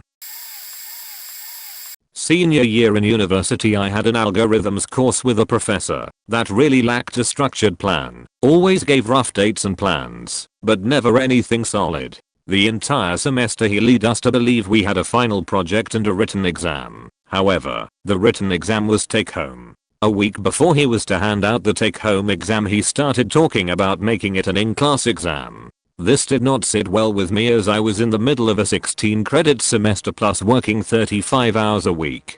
I had spent the entire semester carefully planning when to study for what subject, and when I needed to complete projects by, and this sudden change put me at risk of potentially failing my final for his course. I could tell that other students in the class were not happy with this news, but no one was saying anything. I finally spoke up and went off about how I was depending on this exam being take home, and how most of us have been planning around this fact and changing it this close to the date of the exam.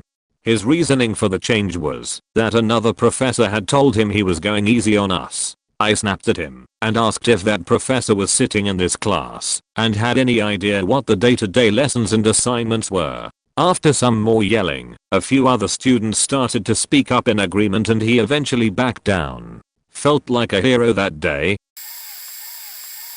Do teaching assistants count? I'll try to make it short cause years later, and I can still rant about this. Science major. Took an anthropology class in magic spring semester of senior year cause I thought it'd be fun. Easy class. Got A's on first 2 papers, then a C+/B on my third. Only thing flagged by TAR was the word mankind in my opening paragraph and use of male pronouns as default. This is notoriously liberal school in US, but I thought I was being stylistic. Sent TAR an ML to talk. We sit down. She gives vague answers about neutrality. I push. We both start getting more and more upset. Then she says the tone of my paper was imperialistic. This is literally a paper on magic, mind you. Not very heated topic. And say I think she was personally offended by my language. It was a snap reaction and I didn't mean much by it, and immediately regretted it. She was a gay Muslim immigrant and she took it very personally. She screams, storms out, and then that night sends me an email saying my new grade was a C+. Then instead of trying to clear the air I really lost my sheet, replied and I said how you can't do this, and this goes against everything our school stands for, and I hope we both learned something today, and that I demand to only deal with the professor from now on. It was objectively intense, but nothing terrible. Anyway, I get called into Dean's office. I actually thought she was going to apologize. She had demanded that I do the same. She and the professor had apparently threatened a disciplinary hearing, which would follow me my whole life, and could lead to me not walking at graduation. It was a mess. Cause I can be paranoid and thought something was up with her grade from the get-go. I had actually recorded the conversation when I sat down with my TAR with a recorder for one of my language classes. I listened to it and realized I didn't actually say anything bad, but that she had. So I played it for my dean and told him to let the TAR and professor know that I was sorry about how things developed, but that if I was brought up on school charges I would bring her up on them too. Kind of like a mutually assured destruction scenario. Dramatic, I know, but I was upset. I don't really know what happened after that, but I got an A in the class, so I guess things worked out. TLDR, accidentally insulted my TA while discussing a grade and then sort of threatened her to fix things. My grade 10 geography teacher was a complete prick. He already had it out for because he taught my older brother, whom he also never liked. He'd always make snarky comments to me about being typical Smith, just like your brother, or I guess the apple doesn't fall far from the tree, A. Smith. Was in class one morning and all of a sudden it hit me. I had to take a crap really bad. I raised my hand and asked to use the washroom. He says why? Why? I say because I have to use the washroom. He says, well, why didn't you go before class? Because it just hit me all of a sudden. Now can I go or not? He says no. Like what the fuck? So I just said fuck it, got out of my seat, and started walking towards the door. He gets up and stops me at the door and says, where do you think you're going? I say to the washroom. He goes, absolutely not. And I said, look, if you don't get the fuck out of my way I'm going to shit my pants on the floor, and that he had no right to deny me a bodily function. And I kinda shoulder shoved him out the way. He tries to grab me again, but I pushed his hands away. When I got back from being 2 seconds away from sheeting my pants on high school, the principal was waiting for me in class. He started to give me shit, but fortunately, my classmates stuck up for me and told the principal the teacher was being a dick. After that he mostly left me alone for the rest of the year faking dick.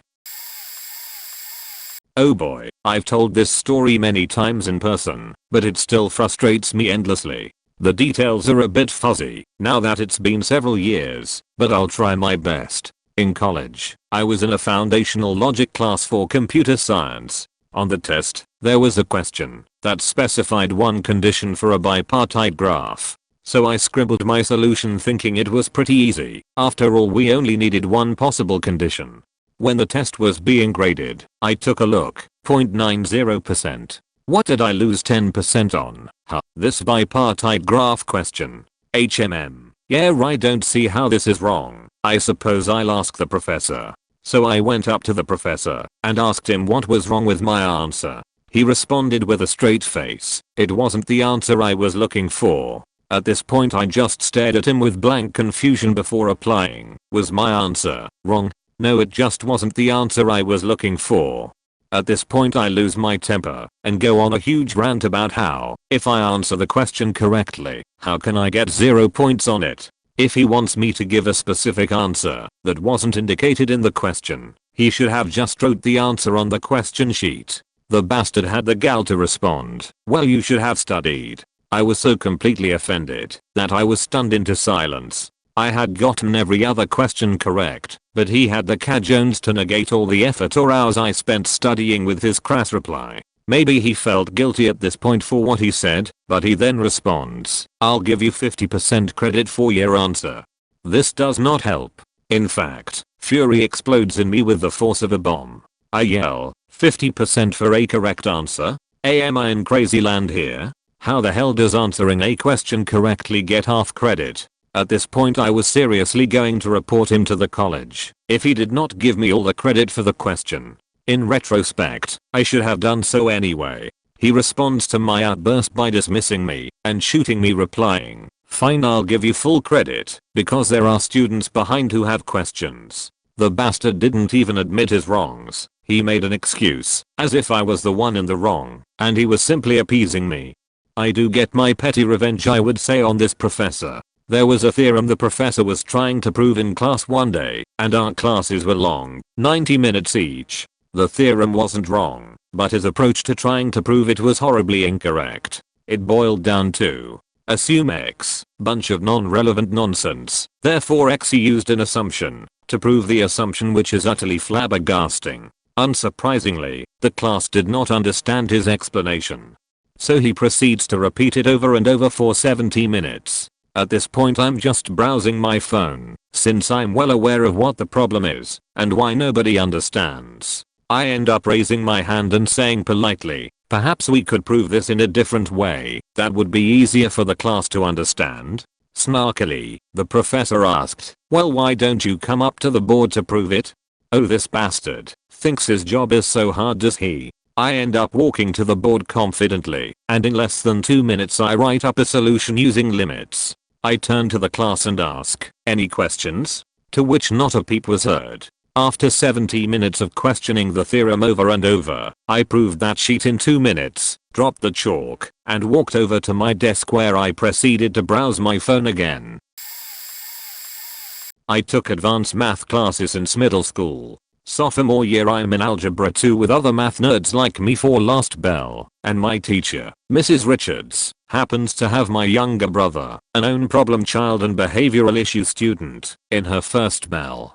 Due to the fact we look almost exactly alike, but with different genders, most people knew we were related, but she was not aware, because it was her first year at the district. The difference in size and gender, I'm tall and skinny, he was even taller and almost 300 pounds, probably prevented her from knowing too. Then one day we accidentally switched math notebooks, so he stopped by my class to trade. The look on her face went dark instantly when she realized one of her worst students was related to me. In the span of a week I went from straight A's to flunking grades, even though, comparing my answers to my friends, she and I had the same answers, but mine were marked wrong. Much to the disgust of me, my brother, our parents, and some of my friends, she insisted that both my brother and I repeat our classes with her the next year. The problem with that is that, being good at math, I knew everything she was teaching already, and the school had updated their policy to prevent things like that from happening again. I passed the second class with straight A's, as I should have. And very first day of that class, I made sure my classmates knew exactly what she had done, publicly. Fuck you, Mrs. Richards. Just yesterday I got in a fight with my EDU teacher. I'm in community college getting my prereqs for my education degree, wanna be a teach. The teacher who is supposed to teach her students how to be teachers sucks as a teacher. She regularly forgets the point of her only picture slides and asks us to color posters but teaches nothing. Every single post to the website is from 2016 and she gets mad at us for looking at old prompts when that's all she posts. She now calls me names and interrupts every question I ask. This all started when we had a Build Your Dream School presentation. I was one of the first to present. During our next class I asked if she had graded it and if she needed me to give her the slides and notecards. She then asked to present it. I had an exam in the next class and she asked me to do it again because she didn't remember it, but then proceeded to give students who haven't presented A's. I told her I couldn't with my next class having an exam and just showed her the slides. She explained it was because she left for a trip between classes, yet I'm at fault when something is late despite having 5 other classes and 3 part-time jobs. The class has a final exam, despite never having any previous assessment of any kind. Due to this, I asked what the exam would look like, to which she said there will be no pencils, pens, papers, chairs, or anything, which I was clearly confused about, and asked her to elaborate, to which she stormed off, since I couldn't read her mind. Our last encounter was questions about the final project. I asked about some of the things we had never gone over, and if we would go over them / if they were still required. She ignored me for a good minute and I repeated myself. She told me she was tired of me, her words, and sent me back to my group. I waited till after class and asked her if that's the proper way to speak / treat a student. It's a class about how to be a teacher. Your teacher should be an example of this. And she said that she had too much going on in her life right now. Not to be rude, but everyone has something, including every single student, and to use it as an excuse is not fair to me or anyone else, especially if you're the one we have to look to for help and information. She ended the conversation by saying I need to calm down and think about my grade. I left the room explaining I need to speak to her boss. Mary was super nice and helpful, and I have screenshots of all my grades. Last month of school, here we go. This isn't a rant about how it's not okay to have things happening in your life. Those are valid and do need attention, but as an authority figure it was unfair to disregard any question or assignment with stuff is happening. No one in the class is affected by her BTS life like it has affected me, then disregard what happens in my life because it is my responsibility as a student. That's a double standard. Lost my temper, but not directly with a teacher. Spring semester 2018. I transferred from education to the College of Nursing. I had my classes set up and was ready to start attending school. I was scheduled to attend an art class, but I no longer needed it as some things within the program were changed. So as my advisor said, I no longer needed it and she would take it off my schedule. Sweet. One less class. Although, we still hadn't started classes yet. The semester goes on and my advisor leaves her job as she was offered a better position elsewhere. So now I was getting a new advisor. I'll call her H. The semester is practically over as I had continued with my classes and was ready to schedule for next semester. I went in and H said I was failing a class and my scholarship was going to get taken away. What class? Art. Why? The professor said I wasn't turning assignments in and that I go to class when I want and leave when I want. In actuality, I had never set foot in that classroom. I had never even seen that professor. I don't know his name. I spoke to a few classmates who have had him previously, and they all said he doesn't do his job and just randomly marks the attendance. I told H what happened with the previous advisor, that she said she would take it off. I don't know why she didn't take the class off. H said she thought it looked funny because it was the only class I wasn't doing well in, so it looked like it was out of the norm. H said she would speak to him. He changed the story and now insisted that I had gone to the first few weeks of class and then never showed up. She confronted him, asking why he hadn't dropped me from the class after 4 unexcused absences, so we should get the dean involved as well as the head of his department to investigate what was going on. He quickly took back his arguments and said he made a mistake and would clear me from the roster. I got my scholarship back and she still reported his shenanigans. I was raised in a military household. Teachers were to be treated as an authority figure. You do not talk back. So when I did argue with a teacher, the person displayed themselves as being incompetent enough that I did not respect them as an authority figure. Since I graduated with my master's in 2010, I'm no longer a student. But I have a son. It turns out intolerance for stupidity runs in the family. Yesterday we received an email that a 6th grader was being argumentative that day, followed by the typical suggestions for correcting the behavior at home. I have learned that when teachers write vague notes about discipline, there's a story. Unfortunately, it tends to be that the teacher does not have control, but I always ask for the kid to tell me what happened.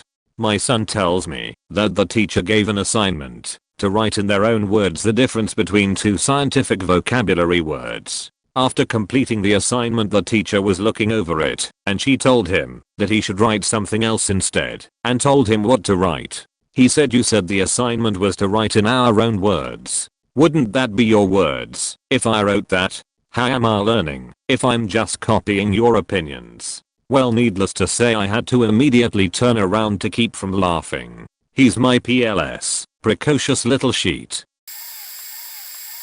I lost my temper with my teacher over this, but in retrospect I think it's hilarious, and if he had done that to me today I would laugh my ass off about it. I was kind of an asshole in high school, and I didn't really focus much on my studies, because I was more of an extracurricular centric person. Theater, choir, band, orchestra, etc. So the night before the incident I had stayed up late into the night playing old school RuneScape like an irresponsible dingus. I made it through most of the day, until I got to my honors English class, which I had no business being in with the way my grades had been. My teacher for that class had the most monotone voice you have ever heard in your life, like Ben Stein monotone bad. I was barely making it through, my eyes were drooping, and I was slumping over in my seat, and without realizing it, I fell asleep into my arms, folded on my desk. My teacher let me sleep the last 30 minutes of class, then he got the entire class to get up quietly and leave the classroom, where he finally switched the lights off and left me in the classroom. Luckily I woke up before I missed much of anything, but I saw him in the hallway while I was running for my next class, and he just started laughing to himself, and I gave him a couple of big middle fingers in the air as a drive-by. I got stopped by him, and he explained that it was a harmless joke, but not to fall asleep in his class again, but I just sat there and glared at him the whole while. I feel like a lot of these stories are people getting upset because their teachers were terrible to them, so I figured I would share one where I flipped out because I'm a moron. Mr. Neary, if you read this, I'm sure you know who it is. Well played, sir, and wad up. I was such a shy, quiet, obedient kid, so while this story probably sounds pretty calm, it was a big deal for me to act like this towards a teacher. I happened to be decently close to this particular teacher, so that helped. He said something kind of douchey to my friend. I don't remember exactly, but this guy wasn't tactful or good at giving criticism delicately, and my friend was sensitive. Afterwards he gave us some free time in class, and I saw my friend was getting upset, so I suggested to her that we go to the water fountain in the hall directly outside the room, so she didn't have to start crying in front of several other kids. He came out into the hall, had to have seen her upset, and made some comment like, "I didn't say you guys could wander," and I stared him down. Just gave him a death glare. Didn't say a word. And my face must have been really scary, because he just said okay dismissively and walked off. My friend went to the bathroom to clean herself up, and I returned to the classroom, only to have my teacher ask what we were doing. I wasn't sure how he didn't notice her crying, so I just kind of threw him another death glare and muttered, "She's not feeling well." He asked if she went to the nurse. I honestly gave up on him at this point, and walked off without saying much. Wasn't being obviously rude or aggressive, but it was enough that he eventually figured out I was pissed. When I asked to go check on her later and bring her backpack, I didn't get any more shit. His composure had completely changed. Funny. I got back to the room after, and he stopped me again and asked if she was actually sick or if she was upset, lol. I told him what he did and how she took it, and he actually found her to apologize. Felt powerful. TLDR, death glared my teacher into feeling like an asshole and apologizing. Prefacing this with, I went to a predominantly black/Hispanic high school for a year. When my family moved to the city, predominantly as in I could count the other white kids on one hand, as a blonde-haired blue-eyed girl from the middle of nowhere, TX. I stuck out like a sore thumb to say the least. I had a criminal law teacher, black lady, former cop, who would repeatedly say how much she hated white people, and how all white people were evil, and so on, and so forth, while I sat very uncomfortably in the front row in my assigned seat. This went on for months. She would lose my assignments, mark my open-ended homework wrong, that I answered straight from the book, not let me leave 5 minutes before the bell, when I broke my ankle, when I had a note from a doctor saying I had to leave early for safety reasons, and snide comments to me in class about how quote my people wouldn't promote her within the police force, when she was an excellent officer. My family decided to move a month after Christmas break. So on my last day she said something about the world being a better place without white people, and I stood up, called her a racist cunt, the worst thing 15-year-old me could think of, and walked to the library where I called my mom, told her what happened, what I said, and asked if she would come pick me up. I then transferred schools with a 37 average in her class, which in turn tanked my GPA. Fuck you millisecond Johnson. When I was in 10th grade I had a teacher that I did not really care for. She was always kind of beachy and not that great of a teacher, but I was always polite to her until one day. We were all working on an assignment individually, and the teacher was walking around the room and helping students that had raised their hands with a question. My friend that sat next to me had a question and raised her hand. The teacher walked right by her 3 times without coming over to help. It wasn't like she didn't see her, because she literally walked right past her desk. I raised my hand too so that the teacher would come help my friend. She never stopped to help her, so I just helped my friend and beached about the teacher ignoring us in a not so quiet, but not loud voice. I'm not sure if she heard me, because nothing was said. Well, the next day in class got worse. The way our desks were lined up, there was 2 right next to each other with the sides touching. Then an aisle, and then 2 more desks. There was a male friend of mine sitting in the desk on the other set of desks. Well, my female friend next to me leaned over to look at a paper on his desk, and when she did she grabbed the leg of the desk to support her. Here comes Miss Beachy teacher at the front of the class yelling out, "Hey, Samantha, stop touching John in an inappropriate way." My friend said that she wasn't and was confused. The teacher said, "Yeah, you are. You are just being trailer trash and are master baiting him." Oh man, did I get mad. My friend was upset and started to cry. And no, she was not trailer trash. I went off on the teacher telling her that she must be blind because she was just grabbing the desk, and that she was the pervert for even thinking that's what was happening when you could clearly see that my friend did not have her hand anywhere near his business. Well, I got sent to the principal and told him everything that happened that day and the day before, and he said he talked to the teacher. I'm not sure if she got in trouble, but she kept teaching and mainly just ignored us for the rest of the year. That's fine though, because we were only like 3 months away from the end of the year. I had a contempt class one year that fell just before our regular SGA meetings that I had to attend as class president. I would always get up and leave 10 minutes early to give me time to walk across campus, something I informed him would be a regular occurrence. One class he decided, for whatever reason, to humiliate me in front of our large class. As I was walking out he stopped what he was doing and said, "You know, if you're going to disrespect my time and the effort of your fellow classmates, your passing grade in this class will be in jeopardy." I stopped and glared at him for a solid 20 seconds. Few friends said it looked like I was going to kill him. I controlled myself and left for my meeting.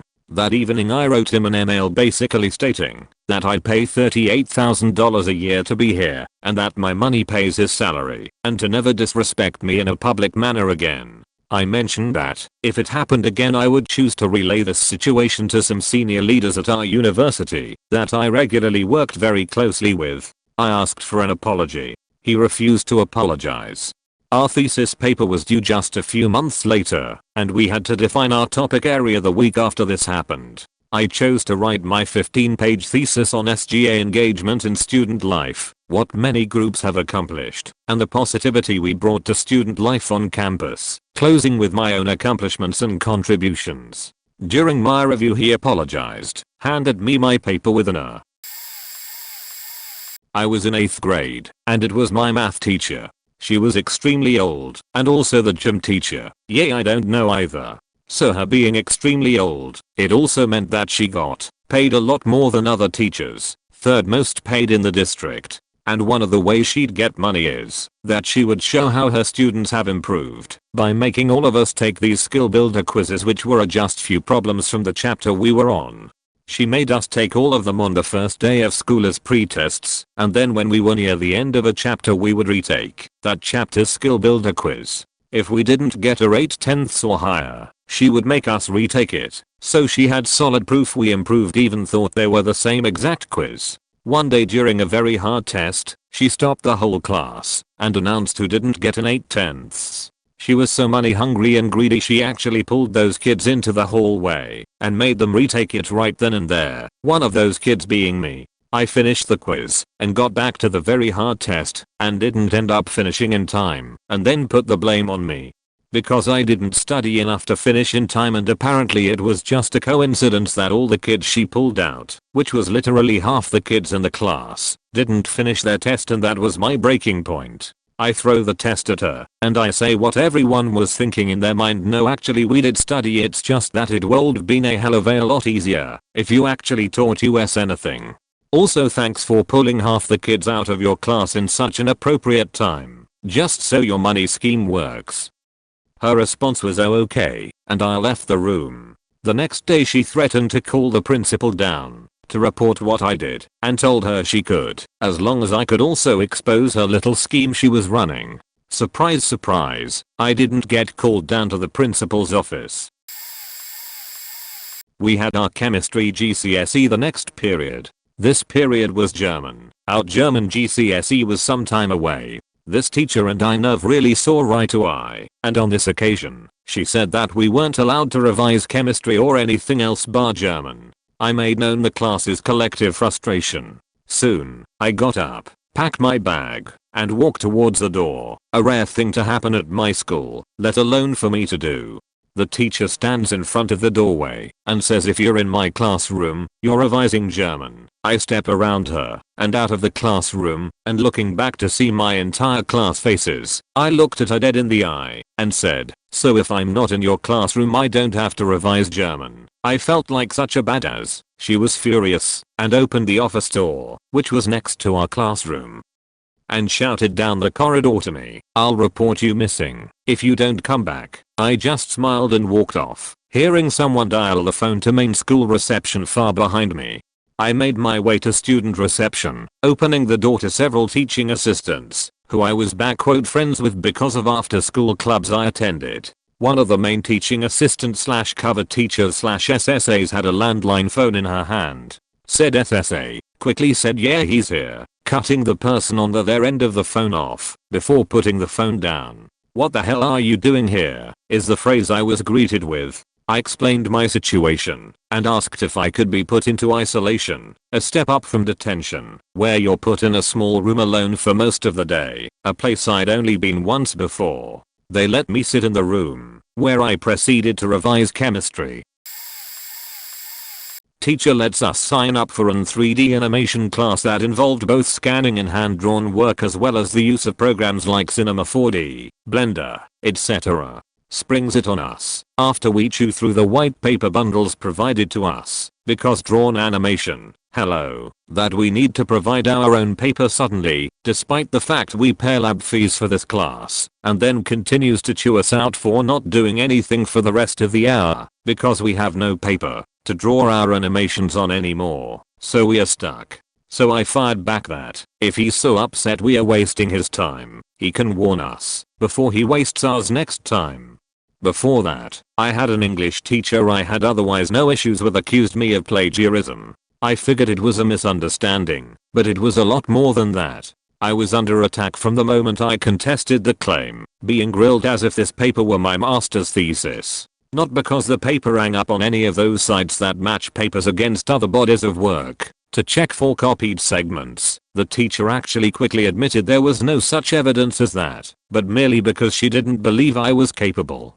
As an A student who felt that paper wasn't even his best submitted work, that hurt. I took that hurt, my paper, and some choice words to the principal, and brought her by the English teacher's classroom during lunch. I did at least receive credit for my paper, ultimately. It's petty, and in hindsight unsightly of me, but I held that grudge for the remainder of high school, and would continue to give that teacher a hard time 4 years onward, even when I didn't have her for any classes.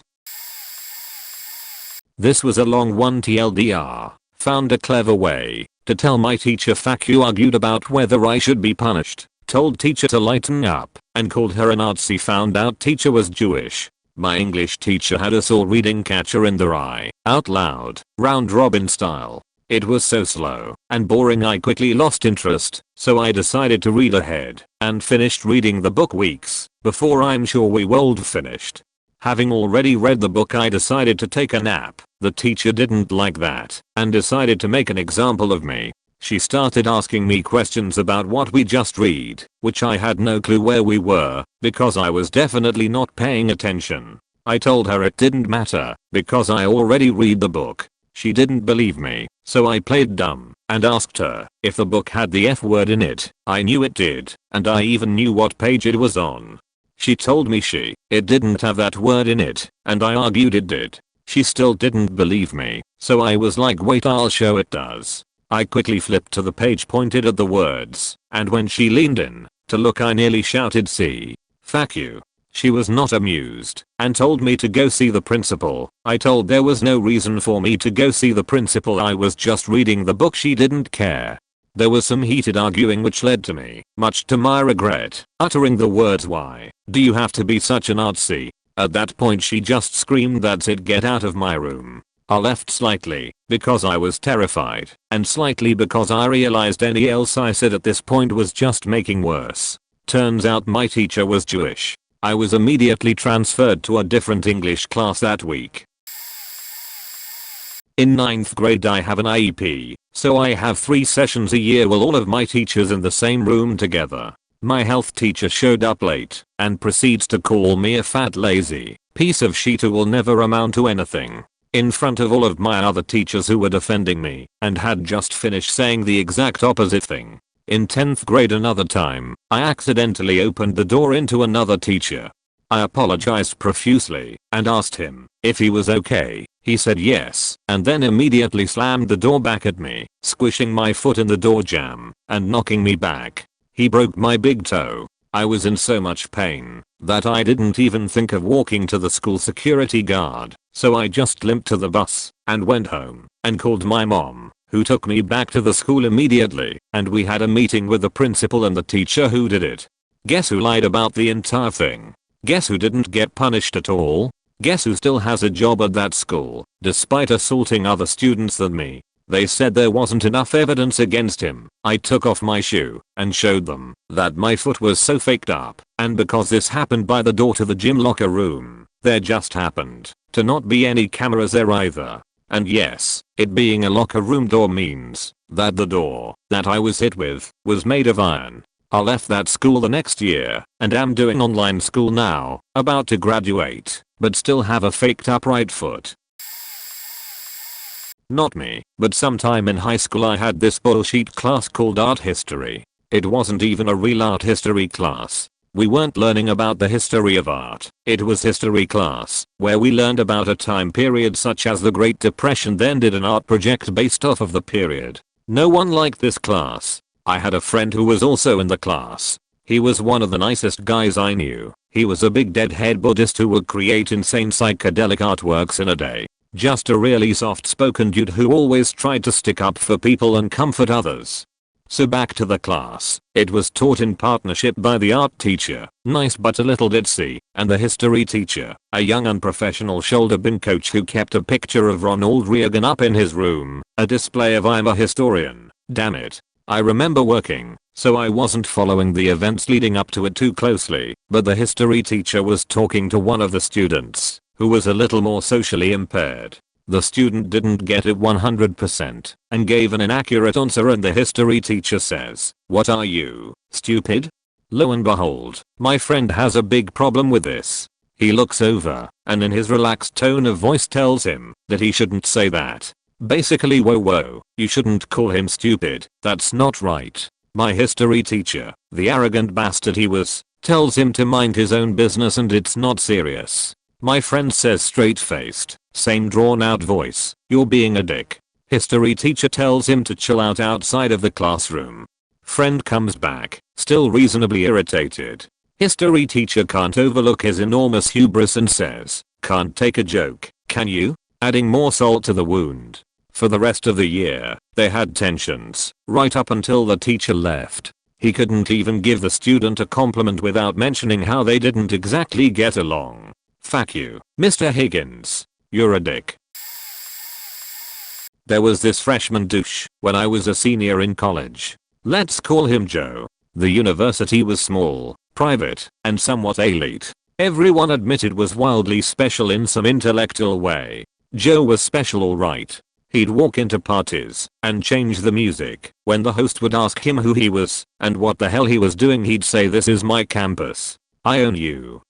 He wouldn't leave when politely asked, and eventually security would be called because he was always threatening to fight. He was a real charmer right off the bat.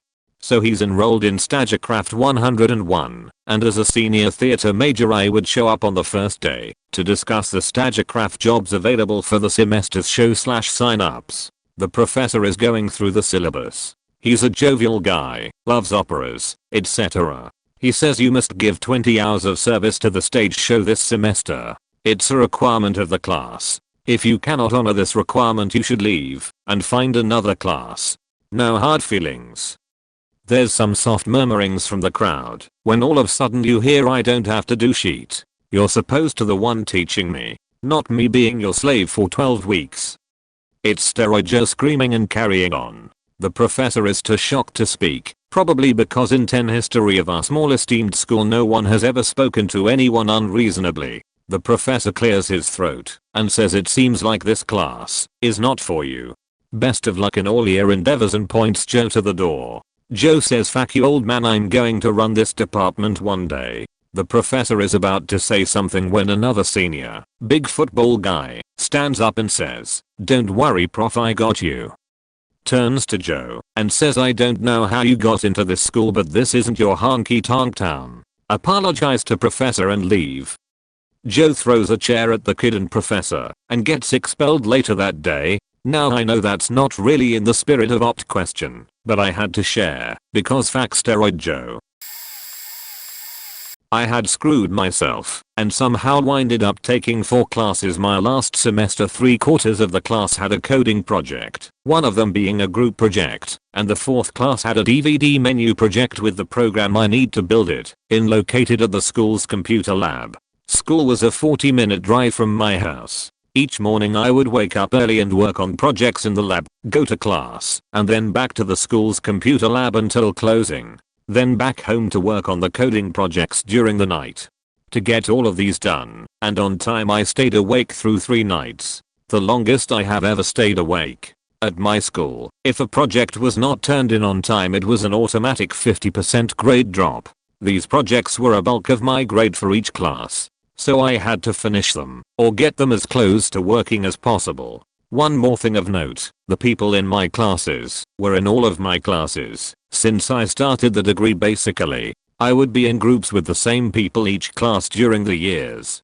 Normally I would do most of the work on the group projects. Well, this group project I just didn't have time, so I had to rely on them to do most of it this time. When it was time to turn in all my projects, I saw the work they did, and being up for 4 days straight, well, I lost my temper. And each project we turned in we had to present to the class like they were a client of ours. After the presentation, the teacher asked us to come in the hall to talk and asked us what happened and to let us know we failed that project.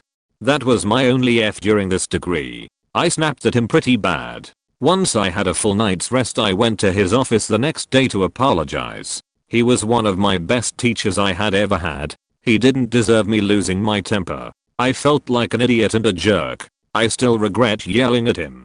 Thankfully he took it really well. I think he was more surprised at seeing me angry than anything else.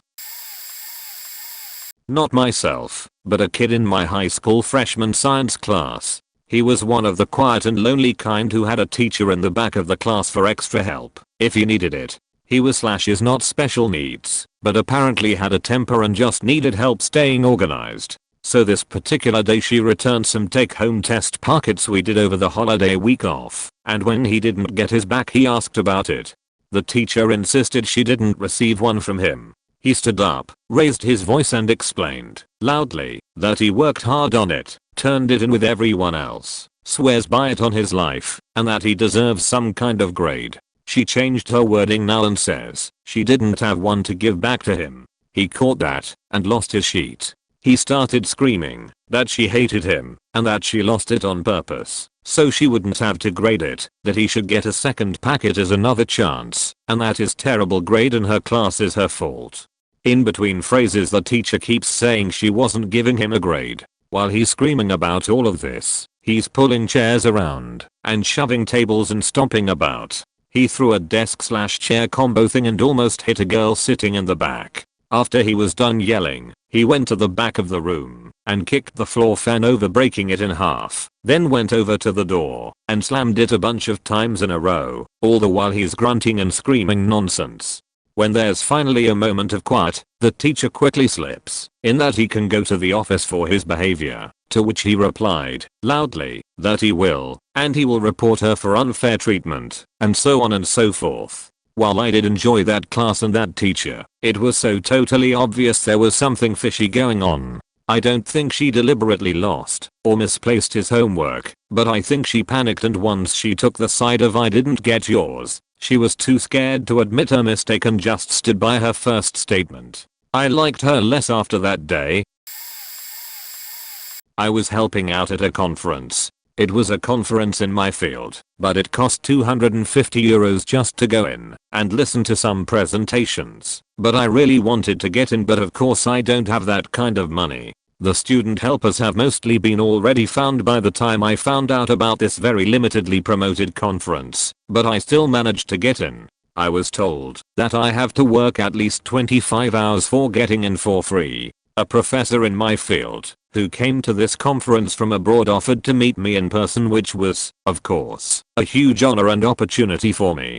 So I agreed to work and asked for some modifications in my prepared schedule so I can meet her. I'm sure I pissed off the organizers with this a bit. During the orientation the day before, we were told we would also get the lunch tickets the presenters get, so we can get lunch for free. I had to work from like 10 AM to like 6 PM and didn't pack any lunch. During my break I went to the office to ask for my lunch tickets, and the woman said I was not on the list and I should talk to her boss, the main organizer. He told me that I didn't have enough working hours totally. They gave me like 16 to 17 where most people did around 10, and please understand you have to work this and this much, and you signed up to late and whatever. I was hungry and I had like 30 minutes break, not enough to go somewhere else to eat. University canteen was booked for the conference. I wouldn't mind spending my own money on my lunch, but it was impossible to go buy and eat something in 30 minutes. If they only told me you don't get the promised lunch tickets, because fuck you, that's why, I could have at least brought my lunch in a Tupperware. There I faking lost it. Working a lot, not seeing half the presentations I wanted to see, and being treated like some little sheet. The organizer not even apologizing for not informing me about the lunch situation. I was crying and almost shouting with him. I have never been disrespectful to any professor during my previous 5 to 6 years at university, but this was too much. Then he gave me a lunch ticket and an extra 30 minutes. Interestingly enough, by the next day they somehow found out I wasn't just another MA student participating as a student helper, so I don't have to hand in an assignment, but a linguistics topic of the conference, PhD student, and I got called to the office, and I was told that I'm free to attend presentations, no more work for me. Surely enough, I didn't even feel free or relieved, but I felt like crying again from the shock of what I must have done to be fired. Damn it. At the end of our year we have our IPAS project, which is your individual proper-use assessment. So you needed to create a web application. I had trouble coming up with a use case diagram. When I showed him the one I made, I was hyped for this, so I went all in. Everyone started in July, and I started in May. He was like, "It's too big, you need to change this, or cut this." When I came home I lost my motivation. I was so hyped, and what the fuck do I need to do now? I went to another teacher and we built something together. The next Monday I came to my teacher's class to confirm it's correct. It was. When I presented my application and he was reviewing the presentation, he was like, "That use case diagram is wrong." So I was getting pissed and started to be like, "But you said it was correct." He denied. I still got a good grade for the presentation though. Later that week we got the notes. I got an F. I reviewed my grading matrix and I saw that my application wasn't good. Looking at the grades, I handed in practically nothing. Time to redo this course. I used Angular and that generated like 1 or 2 folders which name was generated. So when I had the conversation with him about my application, he was like, "So what part are you going to retrieve for a better grade?" And I was like, "Not so fast." Turned out grading in his dictionary was equal to just clicking random folders. And he kept clicking on the Angular folders, and that was all generated, so he didn't understand cheat. He completely skipped my folder with source code. I got a 6.4 my lowest. I couldn't get any better, because the rest of the questions were subjective questions. Like, is the project complex enough for that problem? So I couldn't convince him on that. TLDR. Teacher said it was good, but at the grading it wasn't, and he skipped my source code folder. I was doing a journalism course, and we had to do a mock article on a person with schizophrenia. Throughout the article I referred to the person in question as if she had active schizophrenia, though a point in the article was that she should be able to keep her job because despite the illness she hadn't had an episode in 10 years due to good medication, and so is trustworthy to keep her job.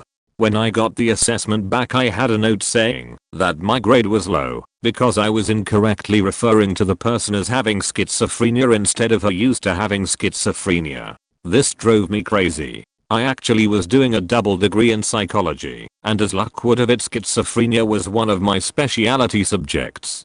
I told the teacher they were wrong and his argument was, if she hasn't had an episode in 10 years then clearly she's in remission. I told him, if someone with diabetes doesn't have insulin shock in 10 years are they still diabetic? He said no, they are clearly healed because they haven't had any problems. I lost my sheet and started yelling, calling him an uneducated idiot, saying I must be taking crazy pills for someone that out of touch with the world, being a person of authority. He apologized after the class and said I was right, but I'm certain he still believes what he believes. Had this professor in college who was impossible. He taught communications like intro to advertising and marketing, etc. His exams were ridiculous. They had 5 multiple choice questions where 3 could potentially be the right answer. We'd constantly ask him why X was the right answer after he'd pass back exams, and he told us we would need to cross-check the book. He expected us to memorize things verbatim instead of have a real-life understanding of them. I'm not a good test taker, but I did well on his papers. That's the only way I passed his class. Well, one day we were going over a midterm where everyone did particularly bad and students were getting heated, myself included, arguing with him about answers on the exam and how his wordplay wasn't fair, etc. Well, there was actually one section of the exam that was an essay question, and I was particularly interested in it and tutored another student in it, so I had it down pretty well. A chunk of the multiple choice came from the same topic. Even though I generally suck at memorizing things, this stuck. Students were grilling him on this topic of questions and I knew he was wrong because I knew exactly in the book where it was. So I raised my hand and I was possessed by the angel of eloquence because I delivered why he was wrong and exactly where to cite it, and walked up to the lecture hall and showed him. Shut him up real fast, and he gave us all 20 points extra credit. This was back in the first couple years of the 90s, which is why I didn't get in much trouble. Had a teacher, whom I pretty much despised, who was assigning us a descriptive writing paper. She called me out on something. I have no memory of what anymore, but it tripped my trigger and pushed me off. I then proceeded to write the most descriptive paper my well-read wannabe edgelord could come up with. I described her insult of me, my seething anger, and my fantasy reaction of standing up, going over to her, putting my hands around her throat and killing her. Parts of the text I remember include the spray of her blood as my thumbs ripped out her jugular, the taste of droplets of said spray I licked off my lips, The horror of the other students as they were covered in blood spray, and my bloody-mouthed smile as I stared into her eyes as the light faded in her eyes. Obviously, I got sent to the office, but she totally acted as if it was just another day. I did get a A+ on that and most other papers I wrote for her, but she has also made a point of making me the subject of humiliation when she handed the papers back, which I totally deserved. Mrs. Ganton Bean, I hated you as a teacher, but you were the most effective teacher I ever had. This wasn't me, another kid, but undoubtedly anyone in the entire class would have done the same thing if he hadn't been so quick. In 5th grade, everyone was required to take some kind of music class. The choices were choir, orchestra, or band. If you didn't do any of those, you were put into a weird class called general music. This was, as I later learned, was infamously known as the class where all the lazy and troublemaking kids went into. I was a quiet cooperative student, the complete opposite of everyone else in the class. So, I kept to myself and did everything the teacher asked to get a good grade. I did end with an A, but I absolutely hated every second of the class and nearly lost it several times. Some other kids actually lost it, but nothing compared to the time a student, who we'll call Jim, found the perfect opportunity to unleash. The teacher, Mrs. C, was a beach. The kind of beach that knew they were a beach and absolutely enjoyed every second of it. She thought herself the prodigal musical teacher, gifted unfathomable musical talent by the gods. Her skill was unrivaled. In reality, she knew a lot about music, but only because she's been going over the textbook for the class for years. She also taught choir, where she expected everyone to worship her like a god. Unfortunately, a lot of people did, because it guaranteed a good grade, even if you sung like a dying ostrich. I was always nice to her and pretended to cherish all the advice she gave me, and she always gave me a lot of advice because I absolutely sucked when it came to every instrument or other music related lesson that wasn't logical or factual in any way. Anyways, she was one of the dreadful teachers who only treated her students and their grades kindly if you inflated her ego. In a class full of delinquents and easily irritated 10-year-olds, that wasn't gonna happen. Basically, she was a beach all the damn time. Then, the stars aligned, and Jim did what all of us were contemplating doing for a long time. One day, the power went out in the school, one of the generators died or something. But the room immediately fell into pitch darkness. There weren't any windows and all the lights died, so it was as if someone had blindfolded everyone at the same time. That kind of darkness. Everyone started screaming, because I guess that was an appropriate reaction. We were watching a weird documentary. Mrs. C felt she had to pause and consistently explain obvious things to us.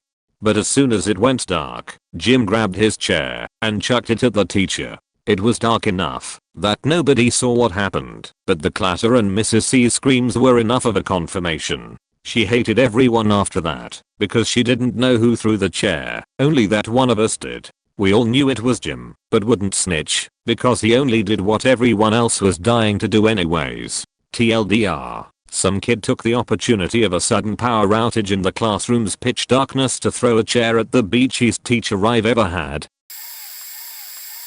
It was an elective that was recommended to me by my app physics teacher.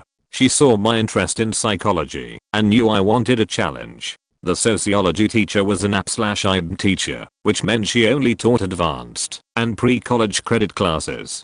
Being an elective, no one thought it would be too demanding. Ms. David was her name. She demanded we do one essay every week, due Fridays, as well as one group project, Wednesdays, and one personal project, due Thursdays. We also had to do bi-weekly current events, go see a movie, museum, or exhibit bi-weekly, and write essays about them. It was a lot of homework for an elective class. What was worse is that Ms. David constantly lost our projects because she wasn't adept with computers. Instead of admitting her mistakes or letting us resend our work to her, she would just give us zeros on the assignment. Well, I had a project that I had to get in or else I'd fail the class. I turned it in, and she lost it. When I showed her the sent email, proving that I sent her my work complete and on time, she refused to acknowledge it, going as far as to accuse me of forging the date/time on the email, so she could say proved nothing. We were in the middle of our final exam project, an autobiography. She straight up said, "Don't even bother finishing the final. I won't grade that either." She admitted to not grading my work, claiming it was just lost and my fault. In a fit of tears, I screamed at her that she had ruined my chances of graduating. "You're a sheet teacher and a sheety person. You're ruining my chance to graduate because you're a petty and lazy cunt, fuck you." Despite my outburst, enough kids in the class heard her admit to not grading my work. There was an investigation, and she was fired because she was purposely not giving out the grades she should have. She went as far as to just give kids zeros because she was lazy. After posting my previous comment, I do have a story where I stood up to a professor's BS. I was taking a beginning ethics class. I loved it. I fell in love with the textbook, which I kept and didn't wrestle after I finished the course. The only problem was with how sheety the professor was. It was an old dude with a male-in-length beard that was tinged yellow towards the bottom. He had a bad habit of cancelling classes last minute with just a note on the door, no text or email, and constantly reminding us to check online to make sure we didn't miss any online assignments or tests, but wouldn't grade sheet for faking weeks after submission. What was the point of doing anything on time if he was going to put off grading it for 3 to 4 weeks? Well, we got into a discussion one day about whether prostitution should be legal or not. For anyone wondering, I'm for it being legal, but one student was against it. This caused the professor to go on a rampage. He started screaming, slamming his hands on the podium and even throwing whiteboard markers. I mean, I didn't agree with the kid either, because clearly his motives were low-key trad conservative white nationalist based, but at least the dude was being calm and had an indoor voice. This went on for 15 minutes as the class got exceedingly more uncomfortable being there. I started packing my sheet and everyone around me turned their attention to me subtly, and I stood up in the middle of his tantrum and walked out of the classroom. I doubt the teacher even noticed. I was so upset. I walked straight into the Dean of Humanities office to file a complaint. The worst part was to get there I had to walk to the opposite side of the building, and as I walked out the door I could still hear him wailing from there. My Spanish teacher gave us our assignment and me and my group of friends went up to her class one of the days and gave it to her. All my friends literally saw me hand it to her as they did with this. Later when she was giving out the corrections I asked where was mine, and she was like, "Oh, you never gave it up," in a smart tone. And at first I was like, "Oh okay, I probably forgot to." And then my friends just turned to me and was like, "John, you handed it up with us, remember?" And I realized that and told her, and she kept denying it and then went on a rant that she wouldn't have lost it and him targeting her. Yeah, I know. What the fuck? This continued and my friends backed me up as witnessed, and then I faking lost. I slid back from my chair, slammed my arms on the table while standing up, and started screaming at her that she's a sheet teacher and her absolute psycho and the fact she was blaming me for not giving it up. After about 10 people saying I did made me just start absolutely cursing her out, leading to me getting kicked out the classroom. For reference, the teacher in my school was known for being a crazy bitch and actually got fired a month or so after from a lot of reports from parents and students. It's still brought up a year later, and I was told after the class when I left everyone was laughing their ass off and apparently I was so cool, but I was just seriously pissed off. I had rheumatoid arthritis when I was 11. A bacterial infection caused my knees, ankles and big toes to swell up to pretty painful levels. My doctor prescribed painkillers and anti-inflammatories. He also recommended that I wear boots rather than shoes. As this was the 80s, I already had a pair of Converse high tops, Converse Cons 360, which were exactly the type of moon boot that helped support the ankle. I had a religious education teacher who was certain I was faking it because of some reason. She went out of the way to make life hard for me. I had to have a dated doctor's note every day or get detention for being out of uniform. My mother worked as a surgery nurse, so that was doable, though irritating. The doctor ended up calling the school and telling them to tell her to stop the requirement. She then moved on to being a bit more underhanded. She'd often mention things in class as snide comments, such as a commentary on lying.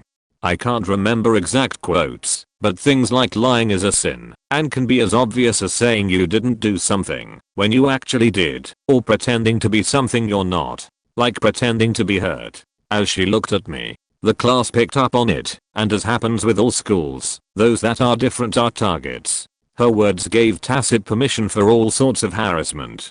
Drinks dumped on me, general push and shoving, taking my bag, and running away, so I couldn't get it back. It was pretty bad. The thing was, my upper body was fine. I was always very active as a kid, and played Australian football, basketball, baseball and swam. After a couple of months of this treatment, I had one kid wrap me on the legs with a cricket bat and ask me if I could feel it. I assume he was confused between arthritis and paralysis, or maybe leprosy, which we covered in re for some reason. I could absolutely feel it, and it faking hurt, so I punched him in the face as hard as I could. I was pretty strong in the upper body, but not strong enough to do any damage beyond a bloody, not broken, nose. Still, there was a sheet storm. The same re-teacher was on playground duty and came over to yell at me, and I lost it at her. I told her that these assholes only did this stuff because she had convinced them I was faking, and that she was a useless teacher, Christian and human being. I'd been holding all this crap in, was in a fair bit of pain, and just unloaded with every criticism I could level at her, but avoided swearing oddly enough. The kid who hit me in the legs was a swimming champion, so he got away with it. The school was the smallest in the district, so having the best of anything was a big deal. The teacher sent me to the principal. I explained everything. He said he'd look into it. The comments slowed down a bit, but picked up a couple of months later, after I got better, but by then I'd learned to respond in kind. Strangely enough, she taught me to think quicker, so I could fire off retorts, and to question everything she stated so confidently. Turned me into an agnostic at a young age. As an epilogue, part of my recovery was physical therapy, which included swimming. I had to stop all other sport, except swimming. I was in the pool before school for an hour, and after school for an hour and a half to 2 hours every weekday, plus camp on Sunday. As well as getting better, my swimming improved dramatically. At the next swimming carnival, I won all the freestyle and backstroke events against the cricket bat kid, but lost the backstroke and butterfly ones. With the added distance events in freestyle, plus a win in the medley event, it was enough to claim the age championship over my tormentor. He complained to the faculty that it wasn't fair, that he won 2 strokes to my 2, but they ignored it and told him to make it up next year. I changed schools before the next year. The re-teacher claimed that I changed schools for better swimming competition, ironically, since she championed cricket bat kid's case to the faculty, but we still competed in the same inter-schools competition, where I gave him an absolute bath. I spent the intervening year keeping up with my swimming schedule, and even though backstroke was my weakest stroke and his strongest, I beat him in that too. I went to state titles. He quit the sport. Sophomore year of high school, US. I had a humanities/lit/history teacher. Class was somewhat ambiguous, whom I did not get along with, but I'm doing well in his class, and putting the minimum of effort in to get an A, which he did not like. We are supposed to have a play near the end of the semester, when my mom, siblings and I have to move out of an abusive household. This will be important later. I slept on a floor with nothing but my school backpack and the clothes I took with me for nearly a month, and ended up missing about 2 weeks of school. I came to campus a couple of days into my missing school. It was close enough I could take public transit, and explained the situation, which was accepted by most of my teachers, but not this one scumbag. I completed all work asked of me, and emailed it into them. He said I had to hand in paper copies. I didn't have a printer. I didn't even have a bed FFS. So I missed the play, and cannot complete his work for a couple weeks. But I'm thinking NBD I have an A and the combined points for the missed work don't add up to much, so I'll have a B in his class at worst. End of the semester rolls around, and I have an F in his class. Turns out he had given me a 0 for my part in the play and missed work. Unfair, but expected, but then had also subtracted points from participation for missing the play and his class. I confronted him about this, and it took everything I had not to punch his scrawny, pompous Libert's face while I was going through all of this. He had removed points that were his sole discretion and effectively failed me, and it took complaining to the dean and principal, and the front desk lady. Don't underestimate the clout they hold, to get my grade changed to a passing C. If you're out there reading this, you can go straight to hell, Pat. I wasn't ever a great student. My attention span was too short to pay attention or do homework, so my grades were awful from 3rd grade up until senior year, when I got on ad medicine. Anyways, in my 8th grade English class I had one teacher who particularly did not like me, and the feeling was very much mutual. I talked too much in class, she didn't have the patience to deal with it, but instead of sending me out she just yelled at me. About halfway through the year I decided to try and kick it in gear and started to stay after school doing makeup work every day to try and bring back my grades, which were far past failing at that point. One night I had finished a stack of missing English work that took me all night to do. I hadn't slept at all, I was pissy and just ready to turn it in so my grade could go back up to passing. I walked up to my teacher as soon as she finished her regular daily class introduction and plopped it down on her desk. She started rummaging through the pile and looked at me and said, "All of these are late." Of course I was aware of this, and I told her I didn't care if they were late grades as long as they weren't zeros anymore.